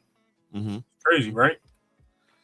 So yeah, man, I agree with you. I think that listen, man, I think, and once again, and I make it a point to say this now, because at times it looks like, and no matter what I say at the end of the day, Ray, to be honest with you, when we having these conversations, it's gonna always be painted that we're hating on the PBC, right? There's nothing we can do about it, but I still feel better for always trying to vocalize, like, listen, at the end of the day, I want the PBC to succeed. I think the PBC is doing smart moves right now. They're understanding that they have a lot of fighters that they need to get active, and they don't have the resources to make sure they're all active, right? So what are they doing? They're merging with the Zone and in certain ways, right? When it comes down to making these big events with Canelo, what did they do? They went and got Berlanga. Why? Because Matchroom, the Zone, somebody else who can help foot the bill, right? To get these things handled and put together. When they were putting together Canelo versus somebody, they needed to give Canelo the money he had to get. So what they do, they linked up with Golden Boy and got Jaime Munguia involved in the conversation. You know what I mean? Even with the John Ryder, no, they weren't involved with the John Ryder fight. Were they? Were they involved with the John Ryder fight? Yeah, no, that was Eddie Hearn. That was Eddie Hearn, right? Well, I know the John Ryder's part is, but I don't think, wasn't Canelo? Yeah, it was Eddie Hearn. He was with Eddie Hearn at the time. He didn't leave to go to PBC yet. What was the first fight? What was the first fight Canelo had with the PBC when he got with the PBC? Who was it? Who's the first fight he had? Was it? I thought it was Jaime. No, it was Jamel. It was Jamel Charlo. Oh yeah, Jamel Charlo. Yes. It was Jamel Charlo. You know what I'm saying? So, was that a fight? Clay, that's not what happened. Okay. All right, shed some light in the chat for me, Laurent. Tell me what happened or what I got twisted. Maybe I got it wrong. So you know what I'm saying? So the Boots and Bud situation, right? When we talk about building about Boots and Bud, it's no point TY right now. Yeah. So, well, the reason why there's no point, and I don't think their excuses is Boots is not really looking for Bud or Earl or anybody except for a big fight. He said if they send me a contract, he's not looking for that. He's looking to take over 147. His dad made it clear. He's made it clear. He's made it clear he'll go up and fight if they want to fight him, but they have to send him the contract. Bud already made it clear that he's not looking to fight Boots because he's not moving back down. He's staying at 154. So you have two people on two different paths, and for them to clash or try to make that fight happen means that it has to be a reason for that. Now, Turkey did send the information saying he would like him to fight Bud. Yes, he did. He said send the contract. But guess what? Obviously, they must have had some conversation where they're like, we're not ready for 54. We're not going there yet. So we'll see how it goes down, though. Ty, like, I hear what you're saying. I understand how you feel. Every time you say something about Bud versus Boots, you're right. I bring you to reality that that's not happening right now. I do bring that to reality because I think it's important that we speak in a real place. We all have fantasy fights that we want to see. We all have fights that I want to see David Benavidez and Canelo Alvarez. You know what I'm saying? But we also got to be realistic to say that when fighters have decided that they're not going to fight each other and they're not making the moves to fight each other, why entertain something like that? Just because Turkey's already, like Ray said, Turkey's already made the initial step, including Eddie Hearn, to say that there is an offer on the table for Bud to fight Boots, right? There's an offer there, clearly. There's an interest there. But Bud is like, listen, man, he got to come up here and he's got to get in my way. I'm not just fighting him just to fight him. I still have my aspirations of becoming a champion, an undisputed or at least a unified champion in division. If he's not helping me get to that goal, if fighting him doesn't have a reward involving that, then what's the use of me fighting him? I can get the money and go fight Vergil. I can get the money and go fight Jamel. I can get the money and go fight the winner between Errol and Sebastian Fundora. I can get the money and go fight the winner between Tim Tszyu and Morataliev. Keeping in mind, of course, that Bud is already used to fighting once a year. He doesn't mind it. He's okay with that, right? He's getting older, so the rest is well appreciated. You know what I'm saying? So he doesn't mind doing it. So why put himself in a situation to find a Jerron Boots Ennis where if he wins the fight, he doesn't even get nothing out of it except for your approval, which I'm going to tell you right now, Bud has gotten past the whole idea. He's gotten past the silliness of it all, of getting these fans in this boxing space approval. That's another thing we can talk about. People like Terrence Bud Crawford don't have good relationships with the boxing fans. People are asking questions like, why isn't Bud crossing over? Why is Bud a father of 7 children, a 2-time undisputed, 2-weight class undisputed champion, right? 2 different weight classes in the 4-belt era, a 4-weight class champion, somebody who stays out the news as far as negative things are concerned for the most part. Why does he get the worst of the worst when it comes to being celebrated? You know why? Because this boxing space is full of a bunch of casual fans who don't care about boxing as much as people would tell you and have you believe that they are. They're not that interested in boxing that much. They're more interested in all of the outside antics of boxing, all the jewelry, all the flash, all the money, all the business of financials, what the gate do, what did the pay-per-view do? That's what people are interested in now. So Bud has gotten past entertaining you guys. He doesn't care about entertaining you guys, not even a little bit. He wants to get paid, and he's not looking to give a fight with Jerron Boots Ennis. So the space will say, what? Is the space going to celebrate him finally? Are they going to be like, you know what? He's that guy. No, they're not going to do nothing for him. So he doesn't care about that no more. What he cares about is the money and the legacy. He wants to combine it where it can be combined at first, but it's probably money first and then legacy afterwards. With Boots, the money's there. Yeah, Turkey looks like he's willing to pay out for it, but there's no legacy there for it. And there's legacy fights out there that are still great fights that Turkey's still willing to pay for. So why go ahead and fight Jerron? Not to mention the fact that Jerron Boots Ennis hasn't made one legitimate move in the direction of fighting Terrence Crawford. He hasn't went to 154. He hasn't tried to fight somebody at 154. He's not trying to get an interim title. He's not trying to put himself in any type of mandatory position, or he's not trying to activate any of the options that are in front of him to activate to show some real interest in the fight. So why should Bud entertain something like that? Right? So yeah, every now and then I'm going to bring that to light to you. Whenever you bring that up, I'm going to let you know, yeah, that fight's not real. It is what it is. You know what I'm saying? It's not real. So why I'm going to entertain it? It's not a real fight. You think for one moment I don't want to see Terrence Crawford fight, but I don't want to see Terrence Crawford fight Boots Ennis? You're wilding, bro. Of course I want to see that fight. I'll get what he's saying. So he's saying, why don't Turkey make that happen? Which he already tried to do. So here's the thing. It's not that like he didn't try to make it happen. He put the offer out there on the phone. You heard him right after the Boots fight. They already made it clear, man, that they're not going to 54 unless they have to, unless there's an offer there and there's an opportunity for them to win direct title. But they're not interested in that fight. So, I mean, yeah, and you want to know the difference between Vergil Ortiz and Boots Ennis? Mexico. Yep, that's the difference. That's a difference right there. Right, Vergil Ortiz brings a crazy fan base, huge pay-per-view opportunities to sell a lot of pay-per-view, opportunity to make a lot of money, an opportunity to expand his fan base, right?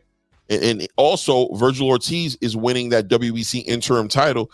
Vergil Ortiz, in many ways, is in contention with Terrence Crawford with who gets the winner between Errol Spence and Sebastian Fundora, just for argument's sake, right? So there are legacy things intertwined with that because he's trying to become an undisputed champion. But here it is. I'll keep it even. I'll keep it even simpler for you because he wants to. That's it.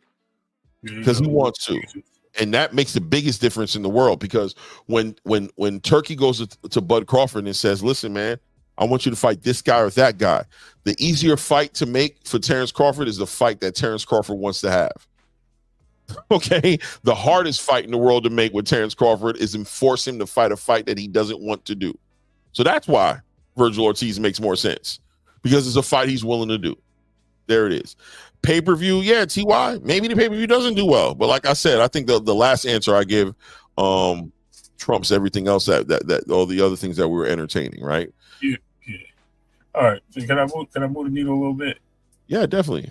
I'm looking at Manuel Jimenez, right? That's the guy who Rolly's fighting. He's 5'6", a lightweight. He's 5'6", a lightweight. He just recently moved up, 16-1-1. And this is the guy they got him fighting, bro. I'm just looking like, bro, this is ridiculous. And I'm looking at the rest of the card. I'm like, Trevor McCumbee. You know what I mean? Only person that actually has a significant fight on there, I think, is Stephen Fulton. And I guess they added him to the main card there because he's fighting Carlos Castro, which is a good fight. Right. I think it's a dangerous fight for him moving up and it being his first fight in over a year without a tune-up. I mean, I guess the Laura Garcia could be a decent fight, being as for a belt. As far as Berlanga and Alvarez, I smell upset here, man. We're not talk about that yet. Let's not go there yet. When we get to our pick, I'm saying I'm smelling. I'm just talking in general. You're getting closer and closer, right? I put up a video on my Instagram of Berlanga working out in the gym. You know what I'm saying, working on some combos and working on them twitch muscles. I'm gonna tell you like this: Berlanga's taking this very seriously. Yes, he is. He's taking it very serious. He's very motivated. Probably more motivated than I've ever seen him. I've never seen him like this. It's actually refreshing because Berlanga's one of those people who's not who he's supposed to be because of his distractions, right? Because he's never applied himself in a way where everybody feels like he should be that guy. He's always been distracted with Fat Joe and the superstardom and the jewelry and the girls, and people always said that he's always acted like a bigger star than he actually was. I'm gonna tell you right now, with the video I posted up on Instagram, that man didn't look like he had a haircut in a long time. He looked like he getting rough for this fight. You know what I'm saying? He was looking like Terrence Crawford. You know how Terrence Crawford looked when he getting ready for a fight? He be looking crazy in the camp. Hair be nappy. He be looking like a straight up look. That's what he was looking like. So you never know, man. You never know. You know what I mean? Let's see. Upset alert Danny and Edgar for the win. Who cares about Danny fighting Lara? No doubt, Roscott, for real. Who cares about that fight? I know I don't. I don't know what that fight's supposed to look like or what I'm supposed to be looking at. You ask me right now, who am I think is going to win? I don't know, bro. Probably Lara, if you want me to tell you the truth. Yeah. But he's the one who's more active. He the one who had a fight just recently on the you know what I'm saying? I think he fought twice in the last year. Yeah, bro. So I'll probably favor him. Danny's been the one chilling, you know what I'm saying? He fights since Earl Spit. No, he fought. I'm just messing with you, though. The last fight he fought was against Jose Benavidez. Right. And before that, Earl Spitz. Right. So, but once again, I have no interest. I have no interest in that fight. Oh, hold on. Claymore Rain, what about that fight with Conwell? Oh, yeah, man. Conwell, aka the body snatcher with the big body shot with the stoppage. No doubt, TY. Listen, man, Charles Conwell, and I'm glad you were. Shout out to the community, bro. I really respect you guys and how you guys keep us on boxing, bro. That was a real good segue, TY. Salute to you, brother. That was a very interesting fight because he's in line too. Yeah, he's in that 154 division, and if somebody messes around, he's one of those high risk, low reward fighters in there. If you mess around and have him in the ring, across the ring from you, and you having to fight him, you are risking a lot and not looking to gain a lot by beating him. He can run it with a lot of guys. Real disciplined fighter, superly fundamentally sound, great defense. And he understands how to set up shots. That fight that he had this weekend, the way he was able to stop, I can't remember the guy who was in the ring with. His name was on the tip of my tongue. It was right there.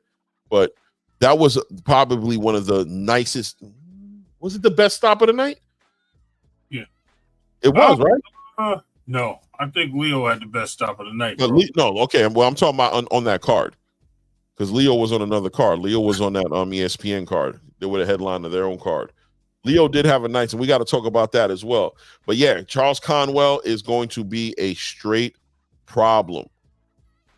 Wait, hold on. Fight with Conwell versus Gray. Okay, yeah, I thought you said Gray Conwell. I'm like, that the same last name? But yeah, man, Conwell's going to be one of those guys. I'll be honest with you. I first started paying attention to him when he had that last fight on the Devin Haney card. I don't know if you guys remember against Devin Haney, Ryan Garcia. He was on that card. I had a stoppage on that card as well. But I like the way he, you know what I'm saying? You know, he kind of reminds me of a little bit, kind of has like a little cross between Errol Spence and Brian Norman a little bit. You know what I'm saying? Like the way he kind of approaches it. What do you think? I'd get somebody better in history. I think he reminds me of a Terry Norris. Okay. I can rock with that. TY says I like Conwell over Ortiz. Wow. Man. And you know what? It may happen. They're in the same network, and if they don't get that bug card, they're gonna have something happening. So no doubt. No, Charles Conwell was definitely a standout on that card, a big standout on that card, man. Boxing talk, Ryan. I'm just gonna call you Ryan. Facts, bro. Yeah, you know what I'm gonna do as well. I'm gonna go ahead. Jay in the building. Got two queens in the building right now. Rachel's still. You know his hands are literally lethal. Whose hands are lethal, Nikki J? I'm gonna put. I'm also putting the link in the chat. Yeah, I want to come up here and talk some boxing. She gonna tell you she at work. It only got to be for her. I'm talking about honestly for Boxing Talk Up North as well. And if Hood Rich is in the building, I know he wanted to come up here. Rachel. Scott. Yeah, definitely. If Rachel's still here for sure. Rachel already got a link. If she wanted to come up, she could have been came up. All she got to do is check her email. Or she might have ignored her. Nah, she shouldn't think that way. I hope she didn't think that. But Conwell versus Jesus Ramos. Woo, I like that 93 octane. That's a nice. So Jesus Ramos needs to get active, man. Is he PBC? Yeah. Yeah, he needs to get active, man. He needs to get active, bro. Guys sitting. They got all these guys sitting, man. Yeah, man. Yo, salute my guy in the building. Fire, bro. Fire. Got the green screen or is that a room in the crib? What's going on, fellas? Salute, Ryan. How you doing this evening? I'm great, man. We had a good weekend of boxing, man. Those guys, they put it on the line, man. That was a good ass fight. Vergil Ortiz and Boyacek. Super close fight, man. Unfortunately, we got this robbery talk, but that was a good ass fight, man. Like we gotta talk about the fight. It was a good fight. Like I think it was nail biter. Mm-hmm. I had a draw, even though I had Vergil winning 8-4 because of the 10-8 rounds. I had a draw. So right. It's one of those I'd like to see it run back, to be honest, because like I feel like nobody dominated the fight, but at the same time, it had a little bit of everything in it. Like both guys looked like they were hurt at one point. Vergil. We never seen him go down. We never seen him even get this far in a fight. So, man, it was a good ass fight. No doubt.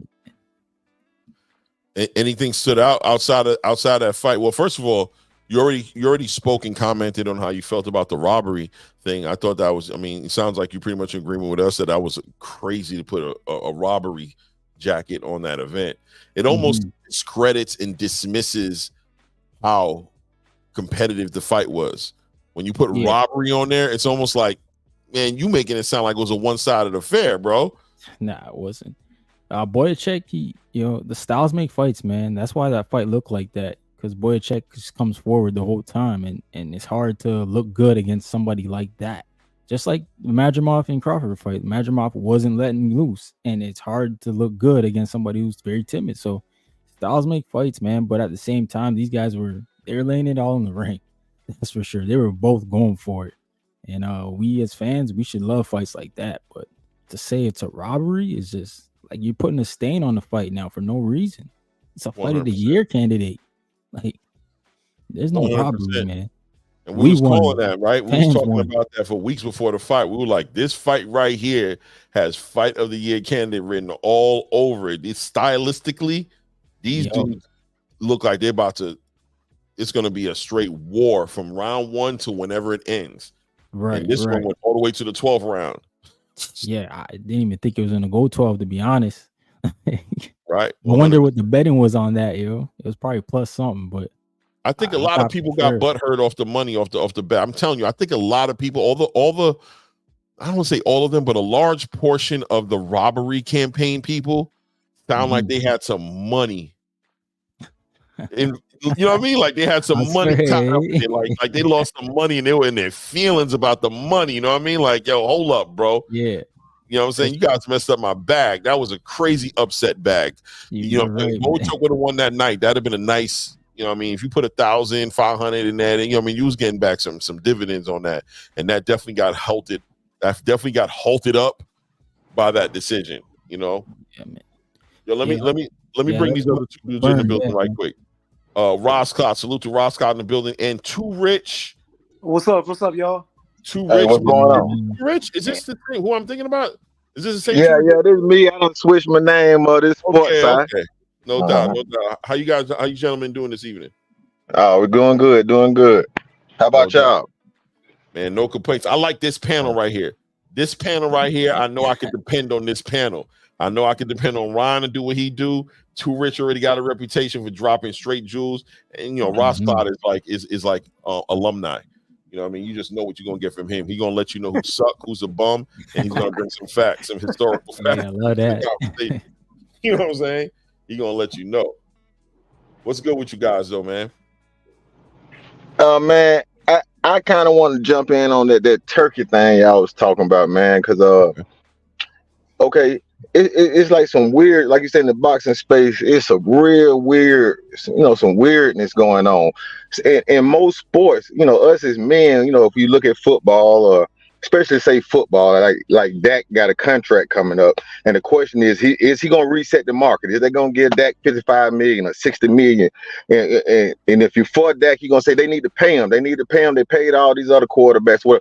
We're always concerned with the athletes, and it is almost like we hold the owners to like they need to pay the athlete. That's what we worried about. But in boxing, it's different. You have a group of people that's cheering for the promotional company rather than the fighters. And they're kind of picking sides, and it's kind of weird. Then you have more boxing channels, say for the PBC, to push that narrative. You know, like how y'all was talking about what Turkey said in the little tweet or whatever, and when Fanon was talking about it, he definitely mentioned, like, he just talking about the United States when he mentioned 3 other countries. He's competing for tourism. You see what I'm saying? To me, it was nothing wrong with what he said, to me personally.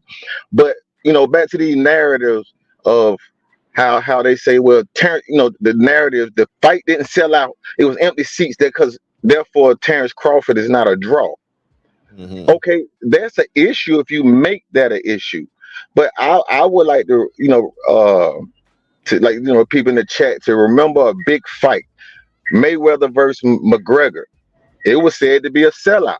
but that fight did not sell out. It was empty seats all through that arena. It was 3,000 seats, tickets that were not sold.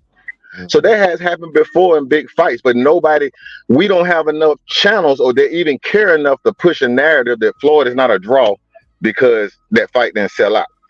Right. But that's what's happening, so it's like the PBC versus the field.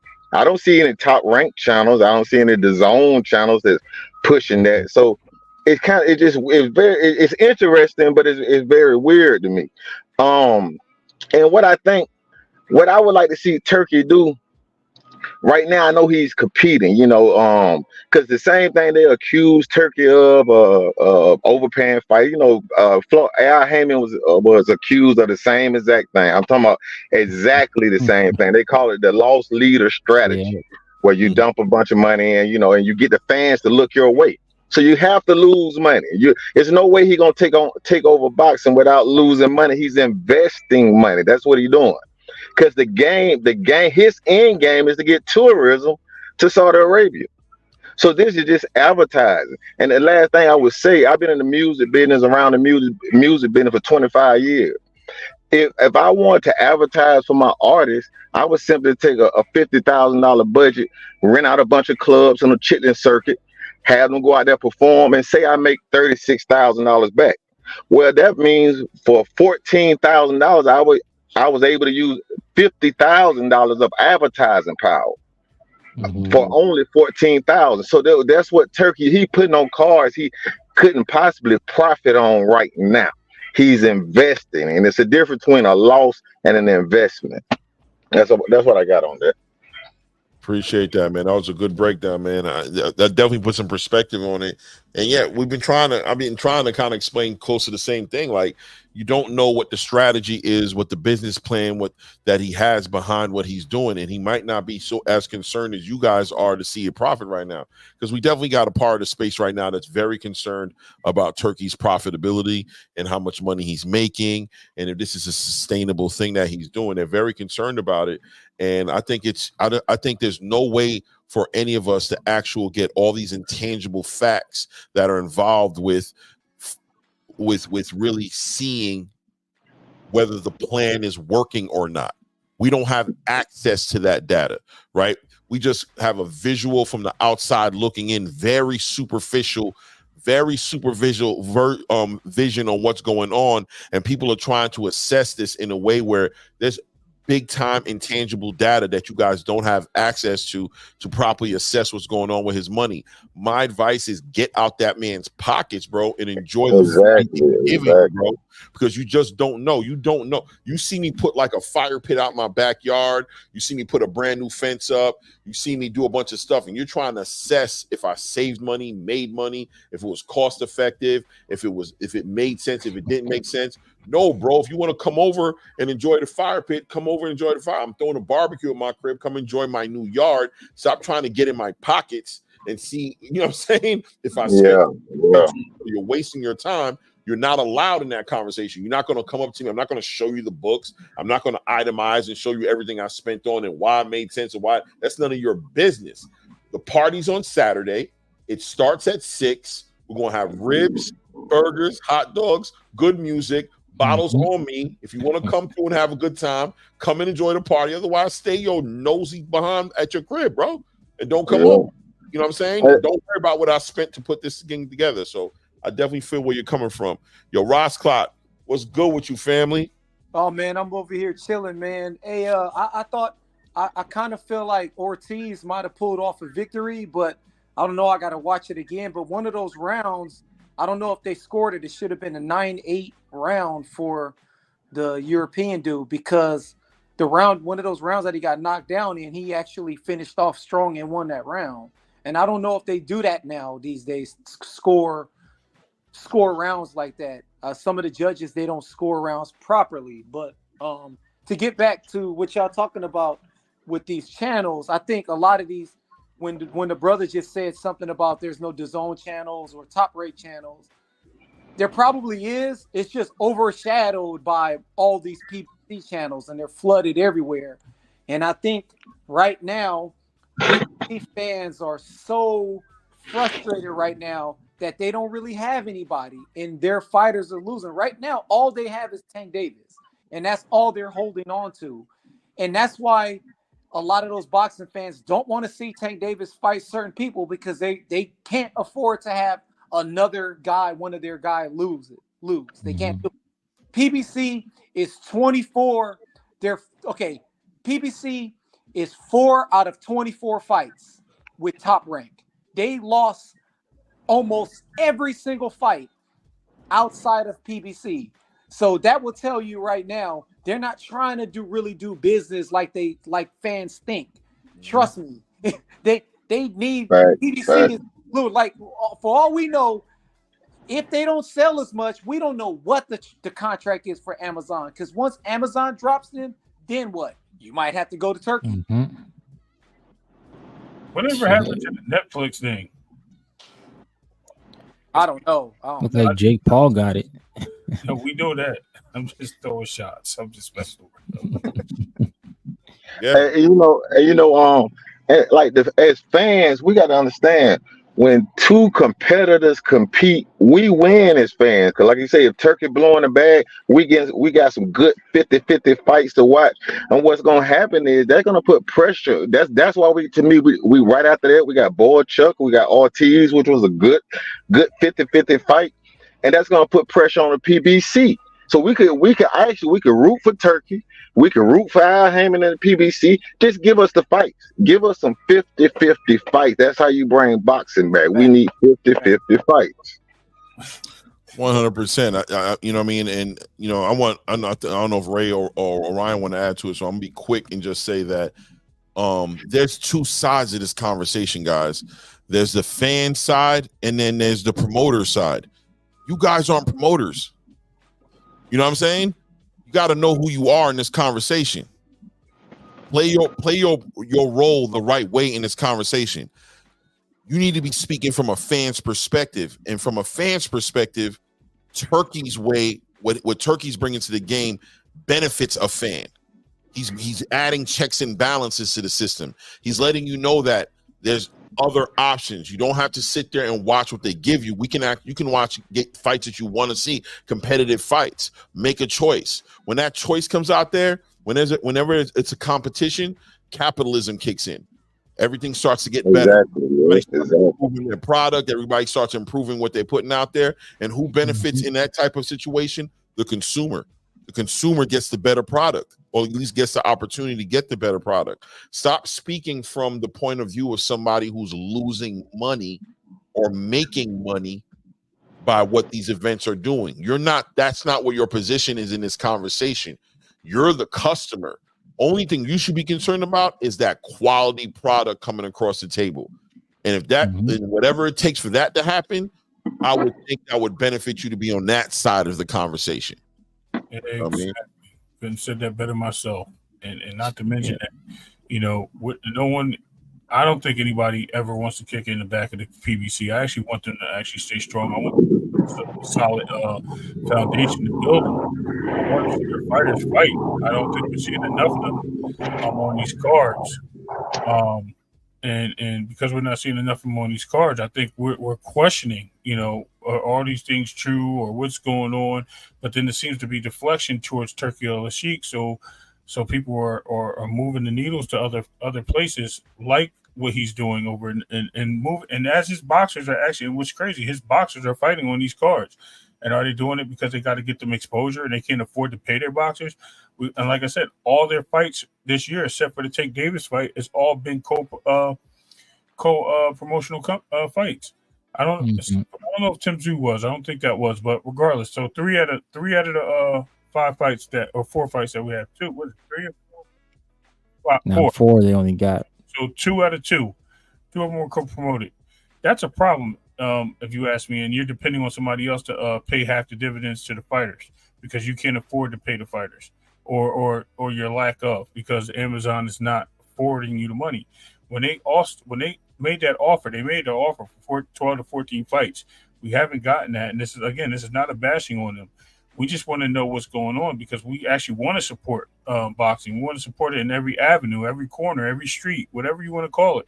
We want to support it, and we would like to see you guys work with more with Turkey Al Sheikh or the Zone or or Top Rank. Just want to see the fighters go because you guys got a lot of fighters in your stable, and they're either leaving or they're just sitting there isolated, sitting on ice, and we're not seeing these fighters go. And then next you know, you got some other rising stars at some other companies and people moving over there, and your fighters look like trash when they're losing, as Rosclaw said. Yep. Nah, man, I love what Turkey's doing. Like I'm in Canada, so I've never had an issue with boxing being in other places because we don't really get the big fights up here. So for me, yeah, Christian and Billy, that's gonna be a good one. But I look at it as I know people that have been to Rida season in Saudi Arabia, and they've told me nothing but great things. Like I had a cut man, I know a cut man that's been there, and a photographer. They both have had different experiences. When you go with the fighters, you're treated like royalty. So those guys are getting the top of the line. But then when you go as somebody who's just going as a fan, everybody in the place is embracing you because you're coming to their country. They're showing you good things. They're showing you the best food, the best spots. So I'm looking at it like next year, I'm going over there for a fight for sure because I want to experience that. That's how I view Turki Al Sheikh. He's coming here to show us what Saudi is. And we just need to be open-minded because he's pouring all this money in the boxing economy. Like this is good for us. Good for the fighters. They're going to get paid. Honestly, I thought when PBC lost the Showtime deal, we were going to get a reset in boxing. Guys are going to have to get paid way less because there was no money. The Zone was looking like they were cutting dates. ESPN saying, Top Ranks, your last year, we may not have you. But then Turkey comes in with the bag. Saves boxing pretty much in a way.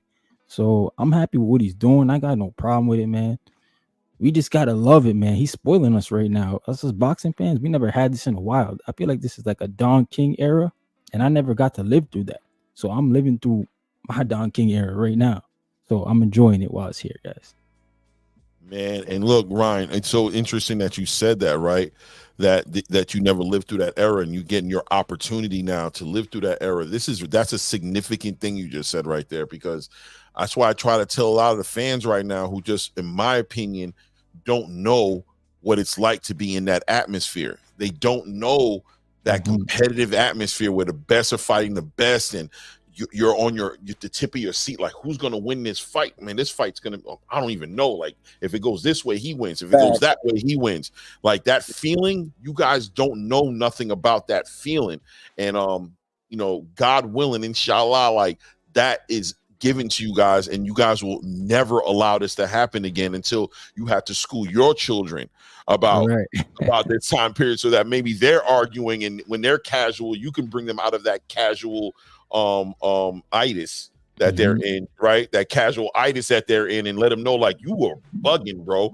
Back in my day, this fight, that fight, this fight, that fight. There's no way I could allow this, that, like, that's what's missing right now. You guys have been desensitized, and you guys have replaced good boxing with drama. Yeah, replaced great boxing with social media dopamine rushes, cheap rushes, and like candy rushes. You know how candy do you, right? You eat it, you get all high, but you crash out. Boom, you hit the floor. You don't even really get the party out of it, and you might even wake up with a little bit of a headache. You know what I'm saying? Because it's a cheap rush. It's not the real deal, like, that good blunt that just got you nice and right for like 3-4 hours, or you just we vibe, you smoking Schwab with seeds in it. You smoking Snickle Fritz, you know what I'm saying? You're not really getting to what you should be getting to. So that's what Turkey's offering you guys. And hopefully time is on the side of Turkey, and you guys will hopefully see the light at the end of the tunnel. You'll let it go out and ride out so you can see it, and you don't get caught up in so much how much this man's money is being made, and I don't know, all the other conversations you guys are having. You know what I'm saying? Straight up. One second, real quick, Super Rich. TY, yo, you ain't lying. Kenneth Sims was another standout, bro.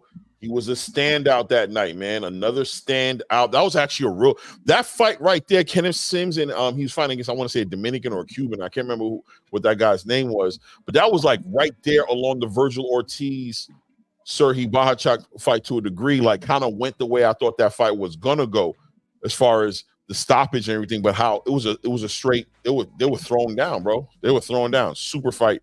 Another standout fight on that card. I apologize. Go ahead, Rich. You about to say? Oh, yeah.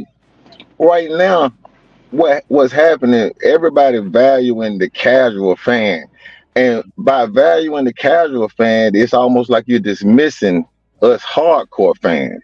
So what's gonna happen is a trickle down effect. So when they're putting on these cards, to me, like I'm not a big Tank fan.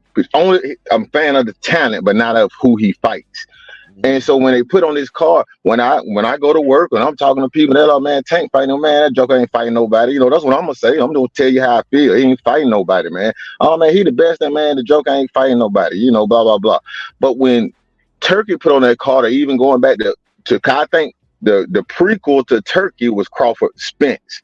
I really think that's what brought Turkey and why he backed Crawford so hard. But going back to that fight, or even the Turkey fight, I'm enthusiastic. I'm bragging. I'm like, that was a good card. I'm talking, and now I'm helping to convert the casual fan instead of just looking for a casual fan to look at a fight to see a knockout. That's the dumb version of boxing.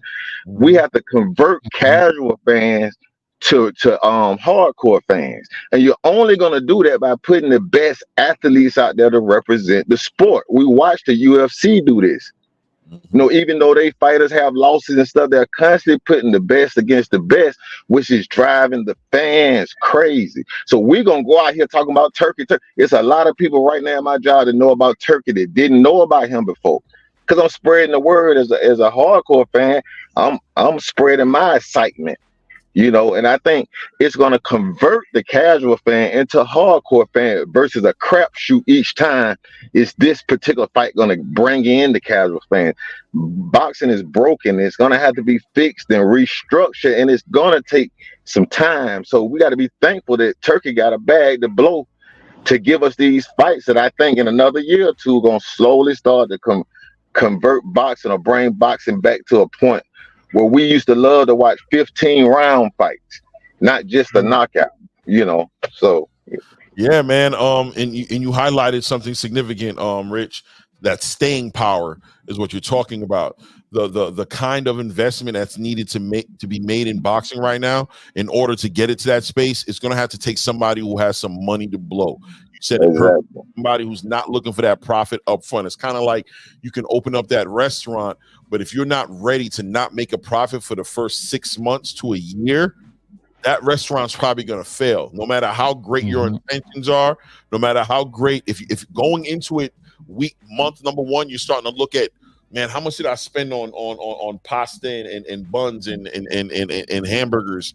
I'm gonna have to. If you're already pulling back on the quality of the food because you're concerned about your profit, then the restaurant ain't gonna last. You gotta be able to put effort, all the best ingredients, all the best, you know what I'm saying, chefs on deck, put out that product, give the community that's coming to patronize your restaurant the opportunity to see the consistency of the quality of food that's going to be coming out of the restaurant. And then after a year, 6 months to a year of getting that consistent patronage, now you can start tweaking in certain areas to start securing your profit. Bring that to the table where he's like, I'm not concerned about profit right now. Right now, I want you guys to believe me. Feel me? I want you guys to know that I can do this. I'm going to keep giving you these fights. I'm not even worried about the profits right now. I'm just going to show you guys how it feels. Let me bring that feeling back. Let me bring that old thing back so y'all can feel it. And then we can talk. We could chop it up. And when I got you fiending and I got you feeling like, yeah, I want that. Now I might step on a little bit. I ain't gonna hold you. You know what I'm saying? I might step on a little bit, you know what I mean? Just to spread it out a little bit and start being concerned with my profit. But right now, I just want to see this. I just want to see the block hit right now. You know what I'm saying? I want to see the block bubble right now. That's it. Exactly. You know what I mean? It is what it is. I love it though. Like, especially the way he came in with it. Like, he's telling these guys, he's telling everybody, he's in partnership with Top Rank, Golden Boy, Matchroom, Queensberry, everybody, even PBC. A lot of them were on the card last in the BMO Stadium card. So I don't understand why the PBC boys just don't want to support. Like, I don't get it, man. I think because that they're caught up in the hype. They've been doing this so long, Ryan. Like they caught up. I don't even think they know why they're doing it. Yeah, I think they're just staying on code. They think they're staying on code, bro. That's what it is. I'm telling you, that's all it is. Yeah. They're staying on code. They're being loyal. If the bag comes through, man, because like they're gonna be left in the dust if they don't. You know, I'm not saying that they gotta lay down and do it, but if they end this on the bad way with Amazon, where they going next? Who's gonna pick them up? We gotta remember this. So we gotta remember this. On live StreamYard. That's where they're gonna be. Tell them I got. They can use my StreamYard. I'll be the network for them. They can have my StreamYard, bro. It's all good. Yo, listen, bro. Right at the end of the day, right. The important thing to understand is that, like I said, the thought process of the fans don't seem to be aligning with the thought process of the PBC. The actual PBC is moving accordingly, bro. There's dialogue going on in between the PBC and Turkey. There are fighters from the PBC going on Turkey cards. They're not the people who are running the PBC aren't being foolish. It's the fans that aren't connecting the dots about what's actually happening in front of their face. They want it to be like Al is like, yo, go ahead, take David Benavidez, man. Get him what he needs. Get him that better beef Bivol fight. No. Go ahead, take David Morrell, man. Put him in the conversation, light heavyweight division. Get him some fights too. Yeah, Isak and Rayo. Yeah, we're gonna put him up to 140. Let them go over there on that belt over here. We got to focus our energy right now on keeping Tank busy, keeping him where he needs to be, and paying him his minimum. We just gave him $240 million from Amazon, and we need to be focused on keeping Canelo from leaving as well. You know what I'm saying? So we're going to focus on these big fights that we got and focus on keeping those guys happy here. And we're going to affiliate, you know what I'm saying, you guys in the situation. We're going to bring you guys into the situation and allow you to take this stress off of us, take this pressure off of our shoulders, and keep our big star fighters busy. So the PBC is moving accordingly. The fans just ain't connecting with what the PBC is doing. If anything, I wish PBC would make like a message to the fan base, like, yo, y'all gotta chill, bro. Like, what are y'all doing, bro? Nah, we just feel like, you bugging, man. They holding us down right now. We working on something bigger too. We talking about getting out of this Amazon situation because they're not really they're not giving us no money. Amazon's not shooting the PBC no real budget. So they're probably sitting here trying to find like a quick segue into a better situation. The fans are trying to make this dude sound like he got women locked in his basement in Saudi Arabia, and that he got, you know what I'm saying? And that he doing all types of inhumane things like, yo, you killing the brand right now. We got a lot of riding on Turkey being successful. Right, and they already made the move of locking down their favorite fighter because Tank ain't signed to BBC, man. He signed to Amazon. So when they leave, who's staying there? Tank Davis. Gervonta Davis is with Amazon, so a lot of people better recognize that. Like, I don't even realize what's going on. Amazon might even start their own boxing thing. They might even bring someone else in. Maybe Top Rank does leave ESPN. They bring in Top Rank in because Top Rank has some success. Guess who's going to be fighting on their cards? That'll be Gervonta Davis because he's their fighter. I mean, y'all might not see it like that or understand it like that, but business is business. Sometimes you got to go the way the business goes. And you can't look at it as what we want. You know what I mean? What I want for Christmas is a new bike or whatever they call it. But guess what? It ain't going to always happen like that. So let's get it real, man. Wake up, people. That was mad real what you just said right there, bro. Shit. Tank ain't no PBC fighter right now. He an Amazon fighter. He just loyal. T-shirt. Hey, look, this is my last thing before I run back in, man. It's a such thing that Heyman was known for, which is locking down a division. So you could, do it that what you may, but with understanding that's when they go for the belts when they have a division locked down. Okay, Tank is at 135, and they do not have that division locked down. Who is Tank gonna fight? So it's a definitely political game, and I definitely think Turkey and Al Heyman is going head to head, and I think Turkey is trying to corner the market, or he's gonna just force him to fight. I don't think he has a problem paying Gervonta Tank Davis. He's just saying you're gonna fight somebody if I do pay you. But right now, I do think it's a standoff. I think Tank is in a weird position. I don't know who he's gonna fight. If it's De Los Santos or Rayo, I do think he's in a tricky position. We're gonna, it's gonna be, interesting to see how it play out. But that's it. That's all I got for tonight, man. Good chatting with y'all, man. I'll be listening in. No doubt, too, Rich. Always All right. appreciate you coming through, man. Thank you, man. Thank All you. right.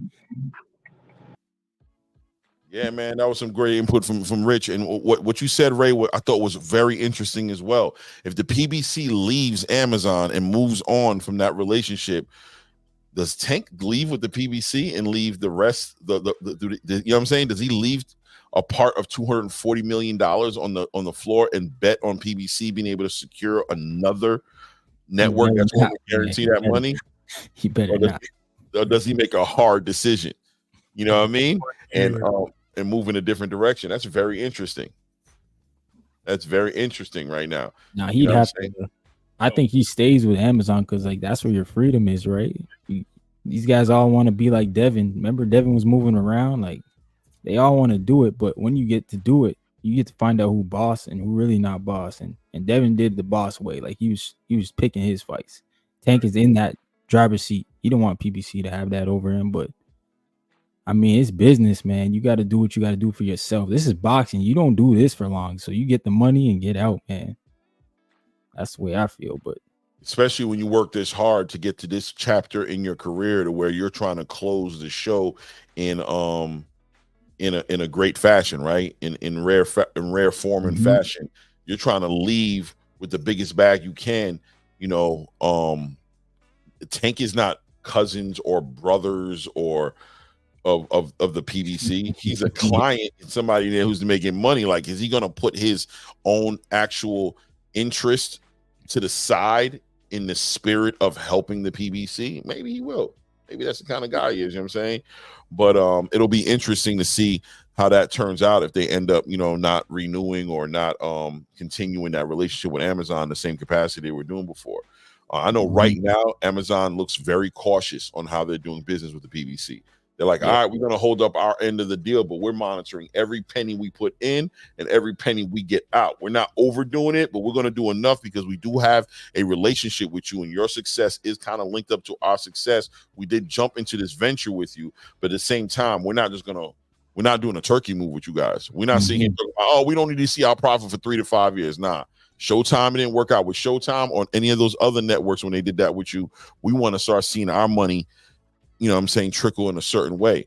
And you guys have guaranteed some of your fighters some pretty big bags. Now, Tank on because he's young and he promised us 6 fights. So we believe based on the stats of what he's done with his pay-per-views before and being involved with that Ryan Garcia situation and what he does in the building, we think we can recoup on that. But Canelo's on you. Yeah. You know what I mean? We're not Canelo because Canelo ain't fighting who you want him to fight. He pretty much sunned y'all on that whole entire Jaime Munguia fight. He ended up coming back, but on the low, we ain't trying to get involved with nobody who could just bounce and dip and go somewhere else and has all the freedom to do whatever he wants to do. And he holding the belts too. Nah, we don't really agree with that leverage that he holds over us. So it's going to be interesting to see how things pan out as the year comes to an end. We have 2 more quarters left in the year, pretty much, right? We're in the 3rd quarter right now, I think, right? And then we're gonna be going into the 4th quarter towards October, right? Around October or something like that. Yeah. Get 6 fights this year. We got Tim Tszyu coming with another fight. And that's if Tim Tszyu fights in America. Here's the thing: they still broadcast. They still had to deal to broadcast his fights like top ranked broadcasters anyway fights. They still going to broadcast it. Okay. But it depends if it's going to be on the pay-per-view or not, because I don't think it should be pay-per-view at that point if he's fighting out of the country and he's not bringing them the money. Yeah. But it'd probably be that first free fight. That's probably why they pulled that card down. Another one you have is in Boxing Hacker Salute. Thanks for the super chat. Clay, you got that? No doubt. If Shakur beats Tank, how bad do y'all think it will hurt the PB? Oh, man. And do y'all feel like that might be the reason they may be hesitant to make the fight? I don't think the PBC, that's a good question, by the way, Boxing Hacker. I don't think the PBC is necessarily hesitant per se. That's a good question, man. Because you know what? I might have to retract that because I don't think Tank is hesitant. So if anybody would be hesitant in putting that fight together, it might be the PBC.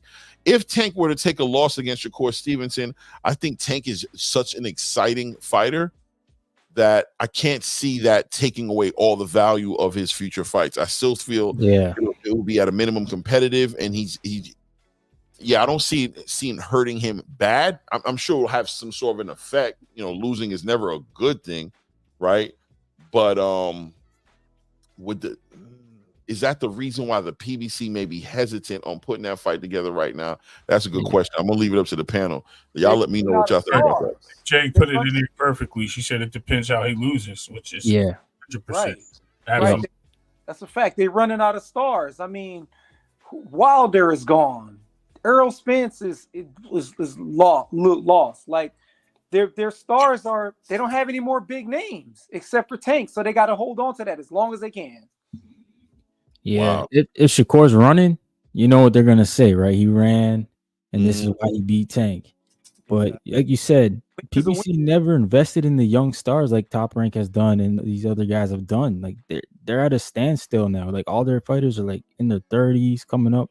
Like in 5 years from now, where are they gonna be at? They don't have that next guy. They haven't been developing, right? They haven't been developing fighters like you see with Top Rank. They're developing Abdullah Mason. They're developing Schofield. They're developing not Schofield. Schofield's a golden boy, but they're developing a lot of fighters over there. You see them putting the work in. Emiliano Vargas. You know what I'm saying? They got people to look forward to see them do great things in the future. Not to mention, we don't know what Top Rank. Because I'm hearing rumors that Top Rank's supposed to be for sale soon. Like I just keep hearing that Bob is trying to like at least jump into a big partnership with somebody. You know what I'm saying? So I don't know. You just deleted Nikki J's message. Yeah, can you put that back for me? My bad. I was trying to remove my message and I pulled hers down. Oh, okay. Let me see. I was actually talking to Ross Clyde. I was say Ross Clyde, did he just say what I heard him say? Did he just say, "Where's Earl though?" That's crazy. Yeah, and like I'm going back to what Clay said. This generation, they're not used to seeing their fighter win, lose. Like in the past, that's what it was. You lost, it wasn't the end of the world. This generation, because of the way things are set up, they make it seem like one loss is the end of the world, and it's like I said. It's not like that. Like, come on, like you can't lose once and it's over with. Like, I don't know. I just feel like I said, I don't even think Tank. I'll give Tank Davis an example. We can't even think of any opponents where it was a 50-50 fight. We can't even. Everyone he fought, we pretty much knew what the outcome is going to be. And the only person where it's a little confusion in is with Shakur Stevenson, and we're not getting that fight, and that's messed up. There were some other people in talks, but we'll leave it there. I'll rock with that. No doubt. Now, hold on a second. Let me see. Boxing Hacker responded, and he said he sort of feels like if Tank loses badly, it might be unrecoverable for the PBC, especially when it comes to Amazon.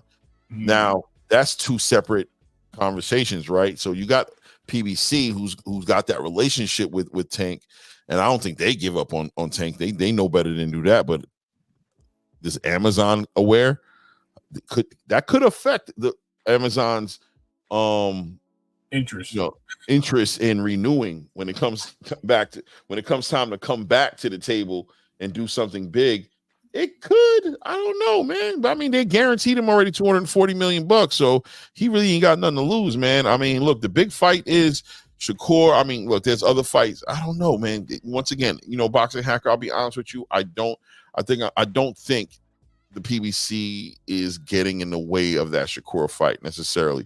I do think that there's a game plan, though, a strategy, and I do think what Lomachenko did threw their game off, and you have to question, because if Shakur was never in the plan to fight right now, if they were trying to save him close to last or somewhere towards closer to the middle end of it, would they rearrange everything just because of what Lomachenko did, or will they just sidebar, take a De Los Santos, somebody else who wasn't on the plan, wait for Shakur to get his fight with Williams Zepeda? Hopefully, he gets to Williams Zepeda the way people are expecting him to do it.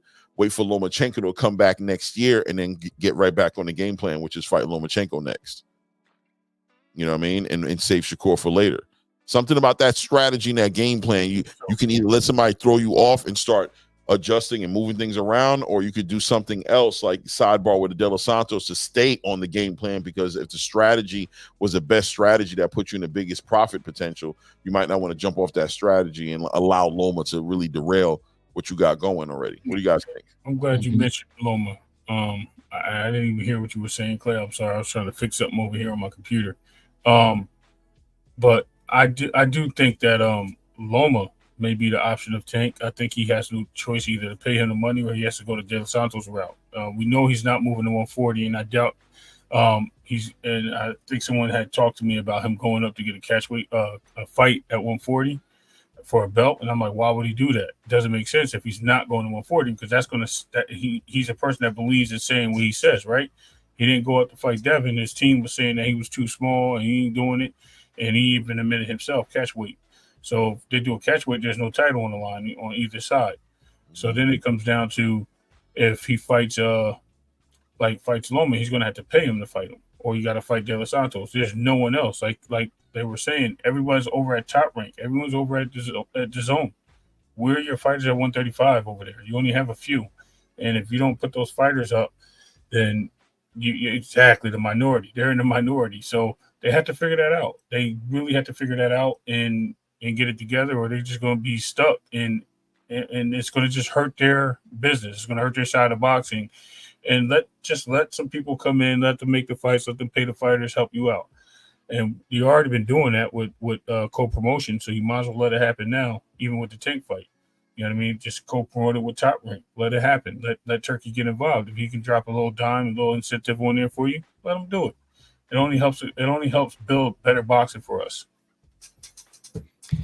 Yeah, man. I mean, geez, it's sad that you said that about Tank. I never knew he never wanted to go to 140. Like, I think he's powerful enough to go to 47.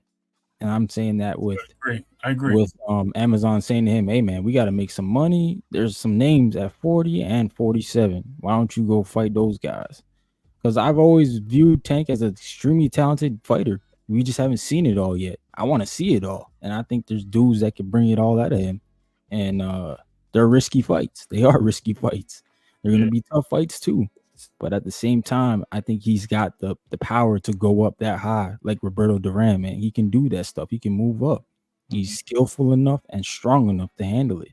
But it seems like the team, I don't know, whoever's advising him is just telling him, nah, just stay at 35.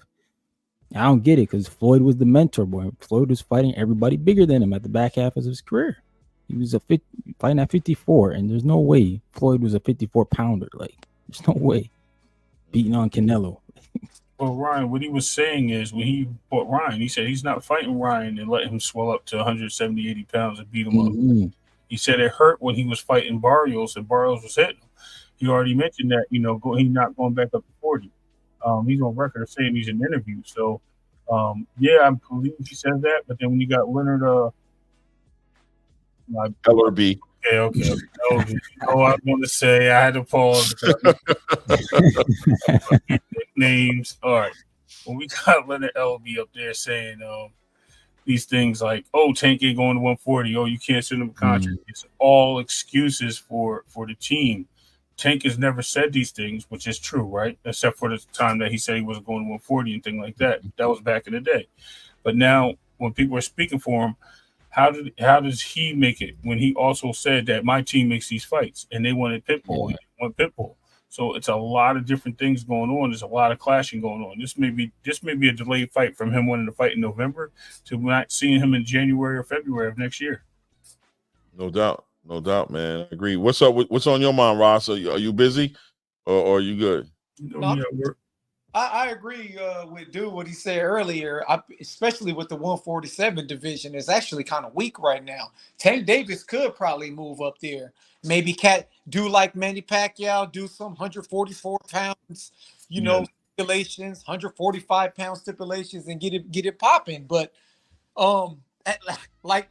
he's talented. I don't care what nobody say. I don't care what any of his friends say, what any of his personal friends say.